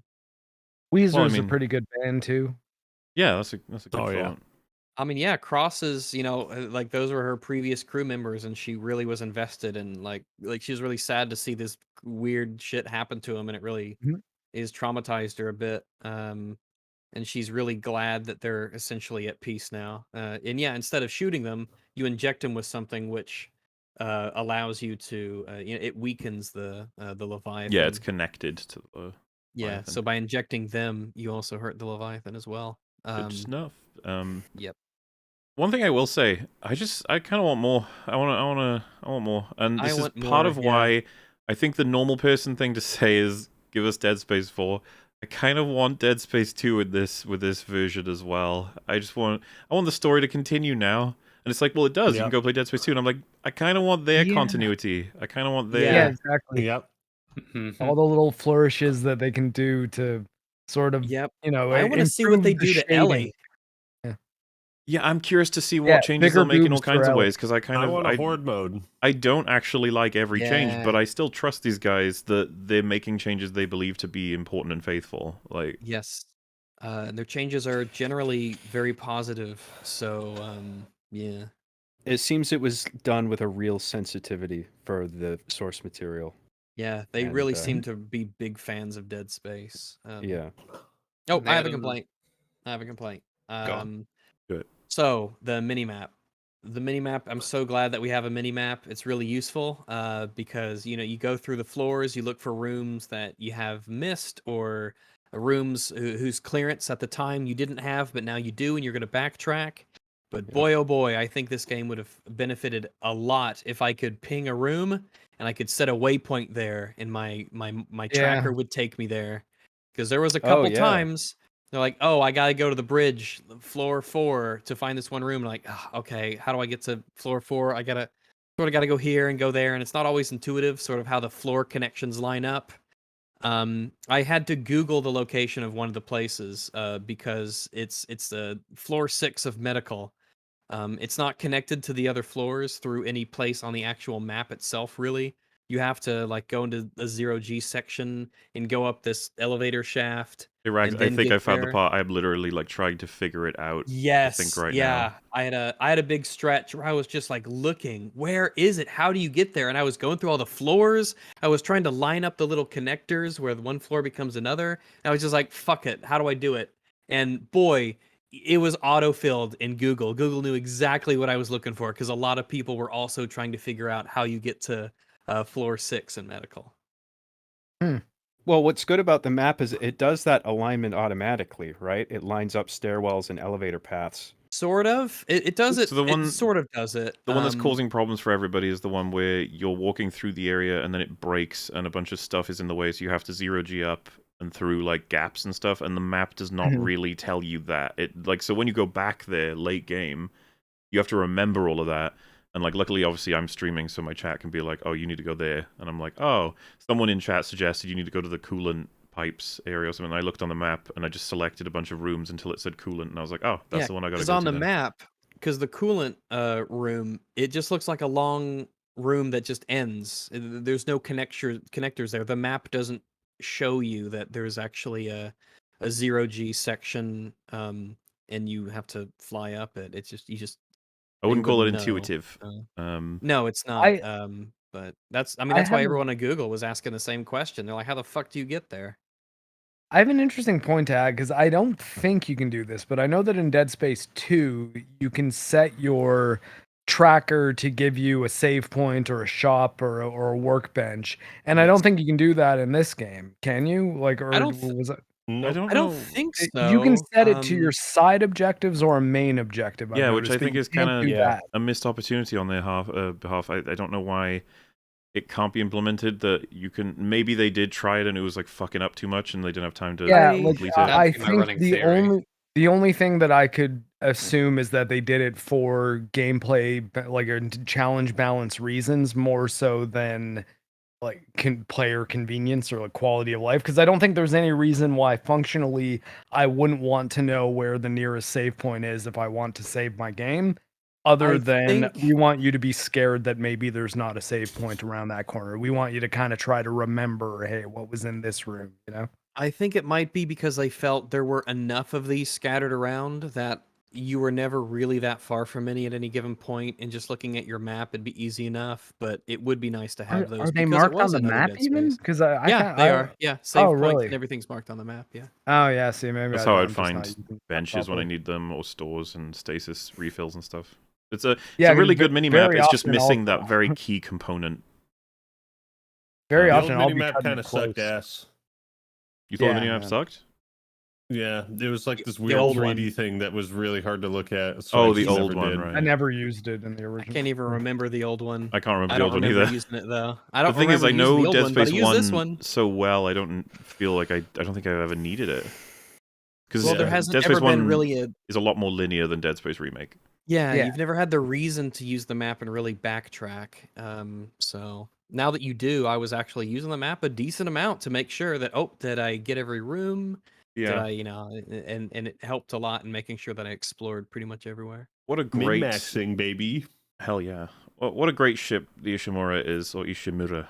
A good ship lollipop for the Ishimura. A little thing with the map I really appreciated is when you've got the map up, you can still move around. Yeah, that's super cool. In real time. You can kind of just use the arrow to like navigate as if you're like the arrow, like it's a Pong game or something. Mini-map only challenge win. Yeah. But you can't open doors with the map up. That's the only drawback.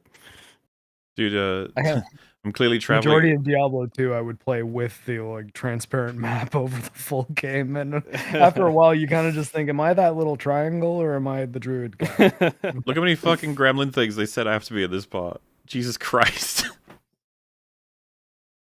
Oh my god! Oh wow! That's a lot of little gremlins. My little gremlins. Just like seriously, that's a lot. Stop. What are those blue lights? Is that stasis or something, or? Oh, it's like sparks coming from something as well. I don't know. Something broke over there. I don't know what it was. Yeah, what is that? I don't know I'm what that not is. sure. Maybe it's like a stasis effect that's trying to attach itself to what the game says is a prop or something. I'm not sure. Yeah, that looks about right. I don't know. Sounds about right. So I'm assuming everyone here would recommend this. Absolutely. Big recommendation. 2 thumbs up the bum. Easily. 3 thumbs up the bum. I'll put an extra one up there. If you're that's great. There's always room for more. If you guys like Dead Space, if you like survival horror, if you like atmospheric games and good third-person shooters, highly recommend Dead Space, the remake. Yeah. 100%. I'm very grateful for this game, and I think it's a miracle it turned out as well as it did. And like Resident Evil 4, I feel like this is something I'll be playing like 20 years from now, probably. Because I'm still playing Resident Evil 4, so... I was going to say, yeah, I had been replaying Dead Space semi-regularly. I mean, like, once per 2 years or so. And so it's just like, yeah, I'll continue to do so, and it'll probably be this now instead of the original. Yeah. Mm-hmm. I hope this is not the end of the franchise. No, I hope it's not. And I suspect it won't be. Dead Space 3 was the end for a good, solid decade. That was a sad way to end. Yeah. Kind of think of it though, the era that EA went through in that decade, maybe it wasn't a bad thing that Dead Space was on ice. Shelved during that time. Gotta get put on ice and then come back now. It's it just Dead Space 2 just didn't make that much money, and so EA got worried.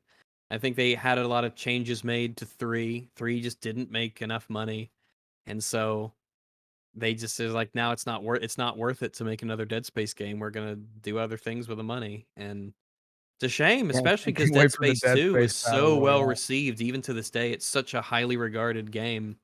but it just didn't make enough money. I think they spent so much making it, and they had a big marketing campaign. Like the whole thing with moms, they'd show like it was super cringe. They had this ad campaign where your mom hates Dead Space, I think is what it was called. Yeah, it was. Your mom's gonna hate this game. I thought it was cool when I was in high school, but then yeah, commercial was made for teenagers in like the early 90s. You mean my mom won't like Mortal Kombat? All right, Whoa, I'm gonna your get mom it for is Game lame. Gear. We're not your mom. Like, whoa. So, that about does that. Dead Space. Cherish this game because it's very rare to find a remake that so well captures the spirit of the original. Yeah, this might be one of the best gaming, like video game remakes ever. Might be. Yep. Yeah, very, very possibly. In It's fact, a I'll just say contender. it probably is. Yeah. It hits a good mix of the few different types of remakes because you have the ones that are kind of like the Blue Point ones for Shadow Colossus and Demon's Souls, where it's shot for shot. Yeah, it's effectively the exact same game. It just looks and runs a lot nicer.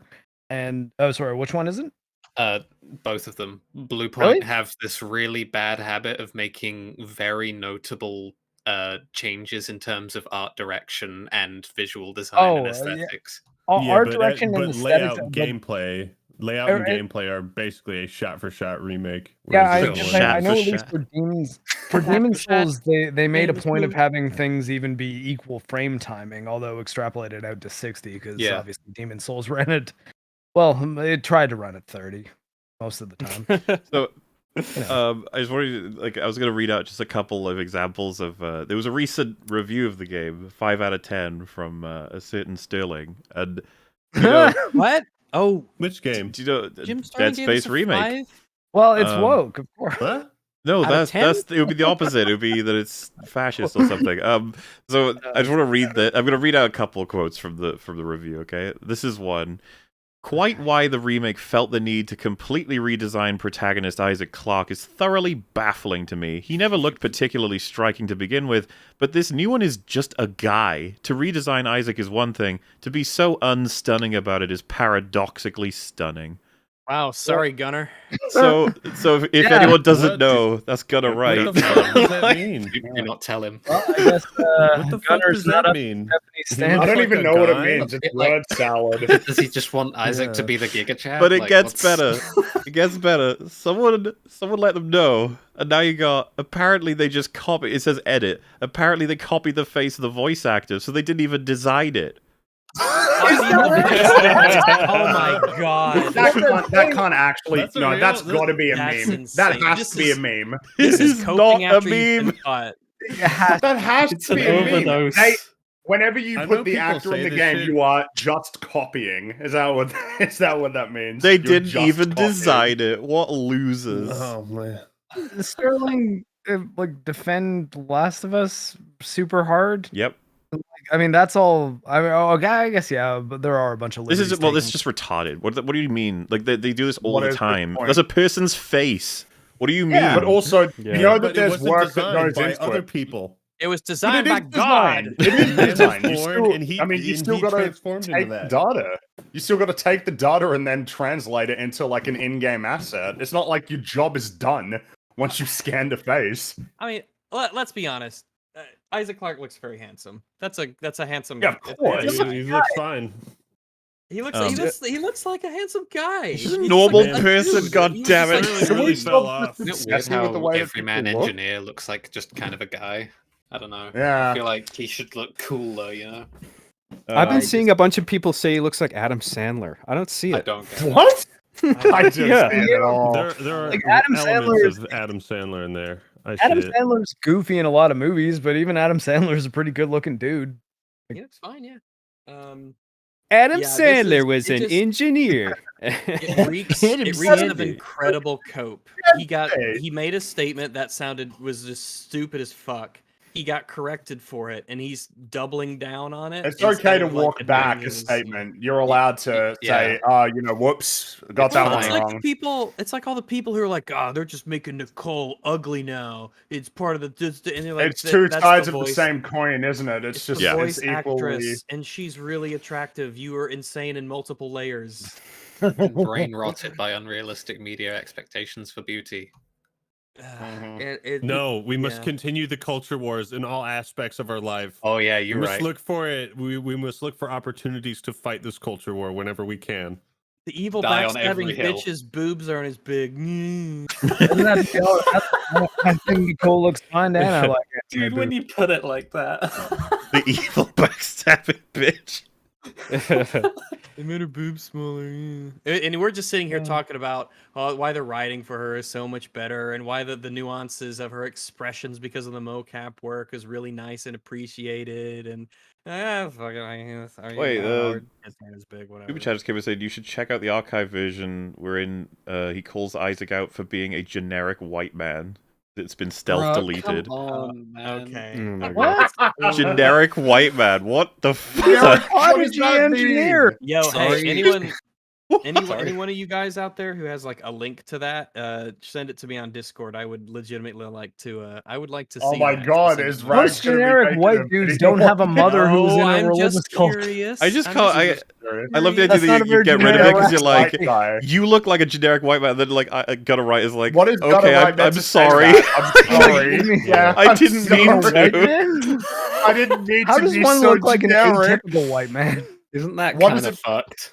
It is, of course, Yeah, it's kind of really is. fucked. We're already laughing Especially because the considering that absurdity. This is a real person. Automata and Thunder. Thank you. It's both very just much. as bad. It's just as bad as the people like, oh, Nicole's ugly, but it's a real person. Can we stop? Can everyone Please stop? stop. Just talk about? Yeah. Is it so hard to talk about the mechanics? He, Talk about the game. The article says he's not so much generic by video game standards as he is by real life ones. Oh my Yeah, god! Wow. Just a regular white man. Sorry for breathing. It would have Just been a way regular better white if he was a man. white guy with Oh, dreadlocks. That would have made it. poor that would have made him Gutter at least Right. unique. Just Yeah. a regular white man who has a lawn, is really proud of it, and bought a top-of-the-line sprinkler that he memorized the specs of and talks at length about to anyone who feigns interest. So No what joke. is That the- sounds what's like the- exactly oh, the man, type of that's- thing that this Isaac probably might do in a domestic situation. It just sounds so I think he would- spiteful, though. Oh, He would yeah, figure out it's every really way to that's min-max your his interest. sprinkler system. Unironically, who Oh, hurt you? get me out of here. Get me out of this world. To redesign Isaac is one thing. To be so unstunningly mid about it is paradoxically stunning. Oh my god, What a it's like If I Jim can, Sterling, if I can everybody. read the final paragraph of this review. Oh, Oh, please. God. Everything good about Dead Space 2023's basic gameplay, combat, and narrative is a result of what Dead Space 2008 built. Most of what this remake adds is either less appealing artistic alterations or side content that generally amounts to unnecessary padding. And quite frankly, I'd have been more interested in a remaster than a glitchy new take that's less enjoyable and costs more. When you add the You know what? when you add the repulsive context of EA benefiting from a series it once destroyed right down to the developer, you get a game that leaves a sour, bloody taste, even if it's an acceptable mimicry of its predecessor. Dead Space 2008 is 15 quid on digital storefronts. 5 out of 10. Now, the one thing I just wanted to say about this is that I saw people saying this on Twitter, and I totally agree. It's really cool that you can still buy the original and it's just available. Yeah. Appreciate that. Nintendo? Thank By you. the way, you might think to say, well, of course you could still buy the original, but this is 2023. Yeah. Yeah. You can't buy the originals of sometimes publishers or developers. I remember the Dark Souls Grand Theft remaster. Auto? They will Well, not. yeah, there allow was you to that, buy and the then there was originals. Rockstar when they re-released the PlayStation 2 games. I believe that they delisted all of the individual Grand Theft Auto games that they had on Steam. A lot Warcraft of games, a 3 lot of Reforged. and of course, another example, Oh, right? yeah. Nintendo is not very good about porting games over I was or gonna say, backwards compatibility lately. Generally, There now were it's like Yeah. two other Metroid games in the entire series that you could play on a modern Nintendo platform when Dread came out.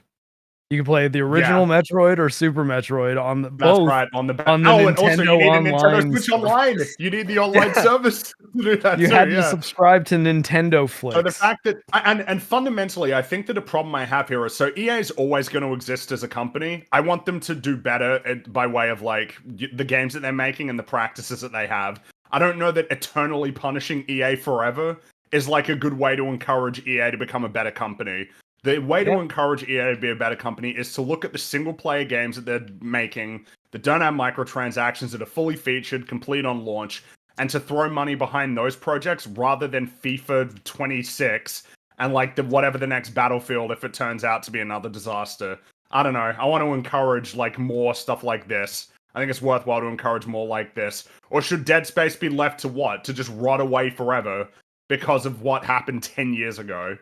They made Dead Space 3 and killed Visceral Games. Therefore, and this is a whole team of artists. They should never this is a bring team back of the programmers series. and artists. Yeah. Like these people worked on the game and they gave a shit. These Why should people they should be? not have had Well, jobs. I'm sorry. to bolster Yeah. that, right? One of these quotes says either less appealing artistic alterations or side content that generally amounts to unnecessary padding, referring to this incredible addition that fits in with the original story and now story. adds more to it than and Yep. boosting Nicole's story and character. Yes, Why are we it's complaining so about much this? Sterling writes bios for characters in Vampire Survivors. Is that not useless padding? Like, there's, I mean, don't get me wrong. I love Vampire Survivors, and sure, it's great that the characters have little bios, but I mean, that is the same kind of. It's not necessary content for the type of game that is, and yet the stuff added to Dead Space is useless. And you right? got I like, just So get incredibly just so rude to the infuriating. effort. there's a which- comment. Yes. The comment underneath that says Never. it's really sad to see people put up with and defend this kind of practice. $70 for a game from 2008 is insane. It is Stop. built Oh. up from the ground. It It's is so big. It's this built is up from the ground. You can't make this is basically a remaster. Yeah, I think you can for The Last of Us. The Last of Us Part 1, I think you could easily Oh, you can make. make way more of an argument for that. game. Well, yeah, I mean, there's that, but also we just then spent 5 hours talking about all the mechanical and storytelling and graphical and world building like changes. There's and, loads. and we all forgot about Oh, the biggest let's- one, which was making the ship fully explorable. Yeah, which Yeah. is crazy. Exactly. That's a Yeah. crazy That change. went It's into it. amazing. think guys, about I- that, and then think about the fact that Exactly. think I about forgot changing the about layout the- of the Ishimura's exploration. Then think about the fact that Naughty Dog said that they would not be able to add the prone crawling from Last of Us 2 into The Last of Us Part 1, which It's they because of build Last as of a Us Part ground up 1. remake. No, it's not. Because You it can would look at change the cuts- level design. If you watch the cutscenes, you will notice that there was a lot of similar animation. Like, as Yeah. in, similar to the point that it's probably the same mocap stuff that they had earlier. They would have had to do, like, facial animations, because I don't think they were using the facial capture back then. But compared to this, where it's like, is there even a shred of the original code in this game? I wouldn't be really surprised don't if the answer think was so. no. It's sound I effects, wouldn't be maybe. surprised. When Oh, we talk I'd about be- the, I'd be man, able to I don't say- know. Well, the no, value of there- a $70 game is Yeah. Maybe a like, few, but, like... as far as This remakes is a full go. game, Like this is and then there's New Game Plus, and it's fully explorable with side missions. This And is a it fully has- featured game. Well, let's we'll talk about price and value and everything like that. What's everyone's playtime? Well, I think I'm pretty sure I'm at featured 15 game. hours already. Hours in so far. What did it take 10 me? It or took something me like that? 13 hours to complete the game, and I'm gonna go back. Basically, like So- probably after we're done with this stream, I'll be starting up another playthrough. Unsurprisingly, it seems like I'm the longest. My playtime is 20.2 hours. I generally I do take my time with games, and I made sure to explore everything I could. I don't know if there's a room that I missed. There probably is. But I took a lot of care to really, really enjoy this game and play it at a nice pace and make sure I didn't miss anything and do all the missions. So I'm at you can, and that's just one playthrough. I haven't even gone back on hard or impossible or just New Game Plus yet. That's just one playthrough. I don't know why we want to discourage stuff like this. Thoughtful remakes of old games that may well see old franchises that weren't, for whatever reason, were essentially deemed non-viable projects to make a resurgence. Like, I don't know, man. Seems pretty good to me. Isn't it obvious why we talk bad about it? It's because I don't like EA 5 out of 10. Yeah, so fuck EA, the developers so who brave like for not put in liking all of EA. it. I know it's the late. It's this point. It's Lazy, an yeah. incredibly lame, boring take. Yeah, EA sucks. Yeah, cool. Get a new opinion. Yeah, a little bit. Yeah. Well, boys, I think that's about it for me.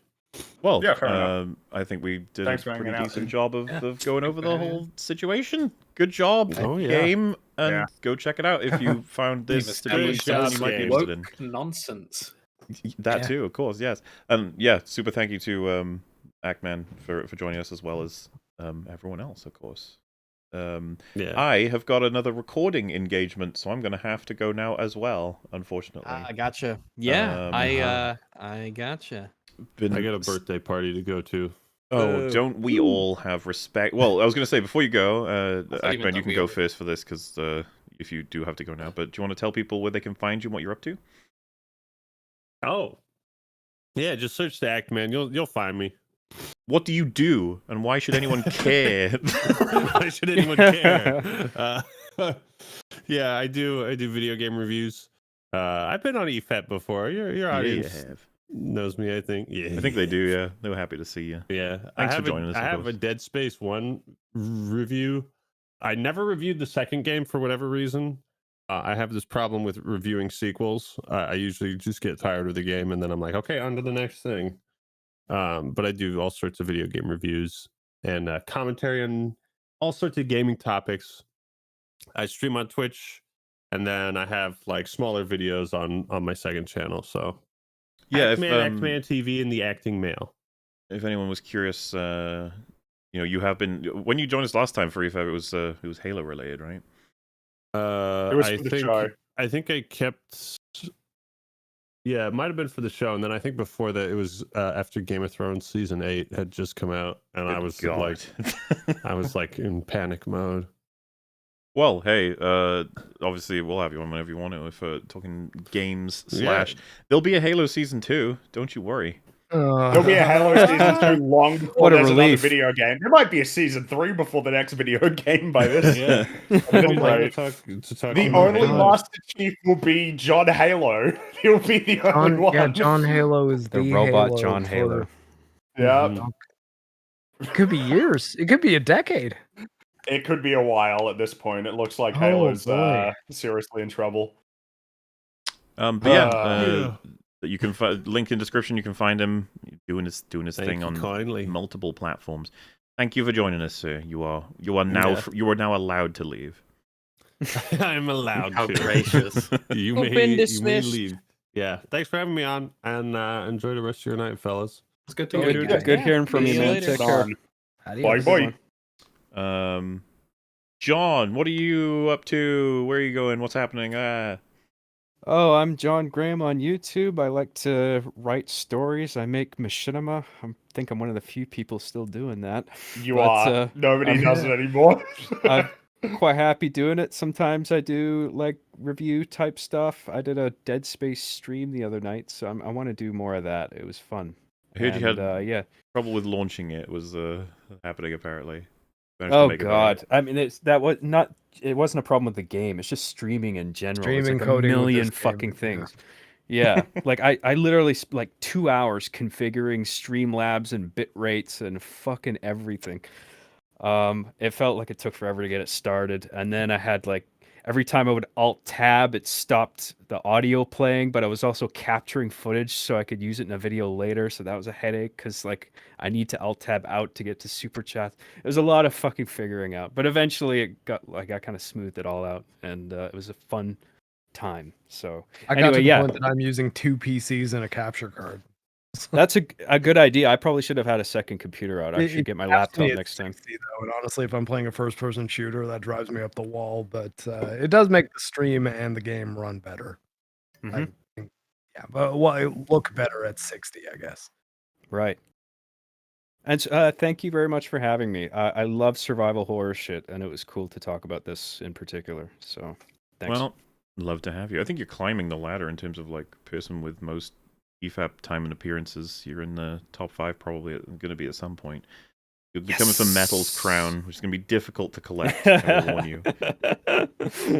you. Marc, what are you up to these days? I'm up to some interesting stuff. I think I mentioned it earlier because he popped up in the chat. But earlier this week, I was on Lofty Pixel's channel talking about that super gay episode of The Last of Us that both of us loved, and the chat kept calling us gay. But it's all right. I mean, I think we made some pretty decent arguments, though Lofty is pretty famous for having bad takes, but I think he's a pretty good guy. And then I was on Metal Commander's channel with Mr. John here, talking about Dead Space yesterday. I also have my my own YouTube channel, Marc the Cyborg, Marc with a C. I'm Cyborg Marc on Twitter. And if you go to flagranttriggers.com, I'm selling my independent movie. I have a bunch of DVDs of it, and yeah, it's $20 if you want to watch a movie I made in 2010. Sweet. When I had 2 legs. Good for you, man. That's rad. It's okay. It's a very campy slasher action movie, but I think it's fun. It's got a lot of heart. Nice. Yeah, and there was, like you said, a Forge with Metal and John and Marc here as well. If you guys want to see a bit more discussion on the game, I imagine you covered similar points, but different things would have been said. And Metal was unable to make it today. He would have been here as well. But he's got friends over right now, and I was just going to bring up, because it was mentioned as well, he's got his birthday tomorrow. I'll be there once I'm done with a different other thing I've got set for recording, because I'm just non-stop these days. But he's going to be doing, I think, Gardic Phone / Champed Up, which, if you remember, the last time we tried to do it, fucking got destroyed for no reason at all, but he's hosting it this time, so it probably will work. Be there or be square, chat. Exactly. Yeah. Theo? You know the deal with me. I'm writing, but, opinions are hard to have. Stay away until maybe something happens in the future. It's gonna happen, I'm sure of it, and when it does... I want it to happen. Great. Where's my video, Theo? Alright, well, Fringy, Rags, you guys want to mention anything? Gosh. No, not really. No. I'm just working. Drink water. Drink water. That's all I got. Drink water. Wash your working on scripts, making some art and shit. That's the general thing.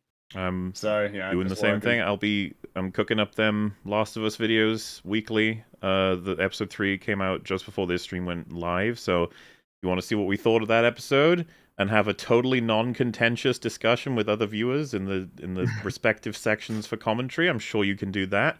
I have no problem. It's a very mundane episode with very little discussion about it from anybody, really. So that's kind of neat. It's one of those ones.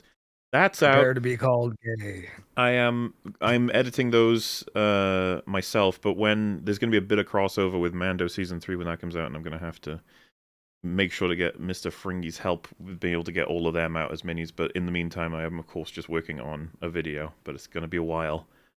And everything else is going to be continuing as expected, like Open Bar, Real BBC streams, and catch-ups popping out here and there for us and for the other shows. So, yeah, that's about that, I'd say. Nice. Were you going live after this? No, it's a offline thing, but there's just so many of them anyways, there's no point in even trying to explain what's going on anymore. Things will happen in future, and they're to be excited about, I suppose. But yeah. Anything else anyone want to mention before we pop off?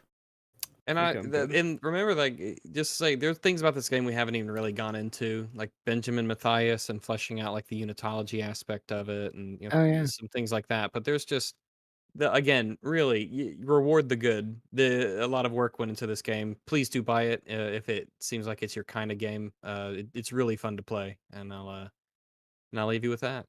At least throw it on a wish list. Get notified when there's sales. Also play Hi-Fi Rush. I've been trying to tell everybody about that game. I keep hearing that game's cool. Dude, that game has been recommended to me by no less than 8 people by now. I am so curious as to what Theo thinks. You guys have no idea, because it's like a Devil May Cry style beat 'em up, like hack and slash.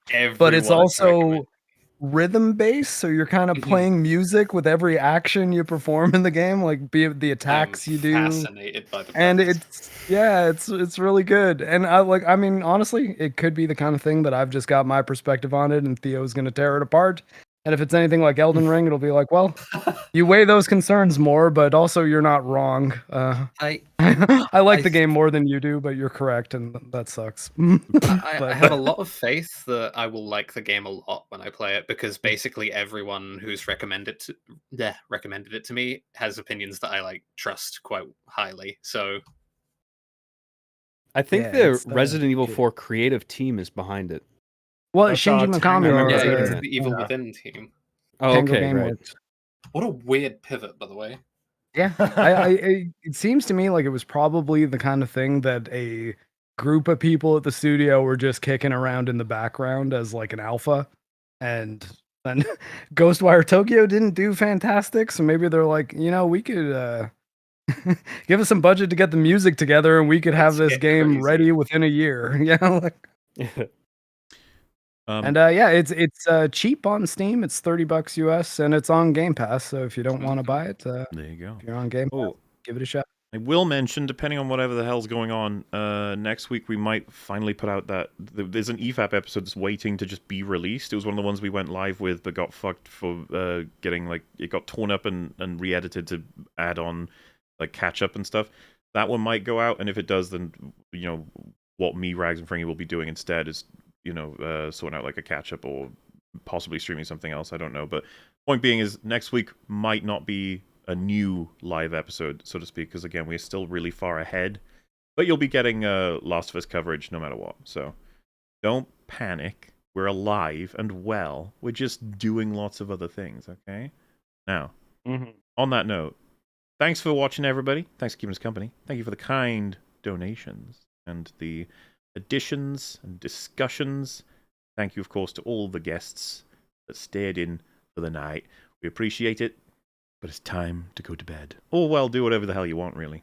But, bye! Goodbye, everyone. Yeah, goodbye, everyone. Thanks, We'll chat. see you later. Toodaloo. Bye. Bye. Blah, blah, blah.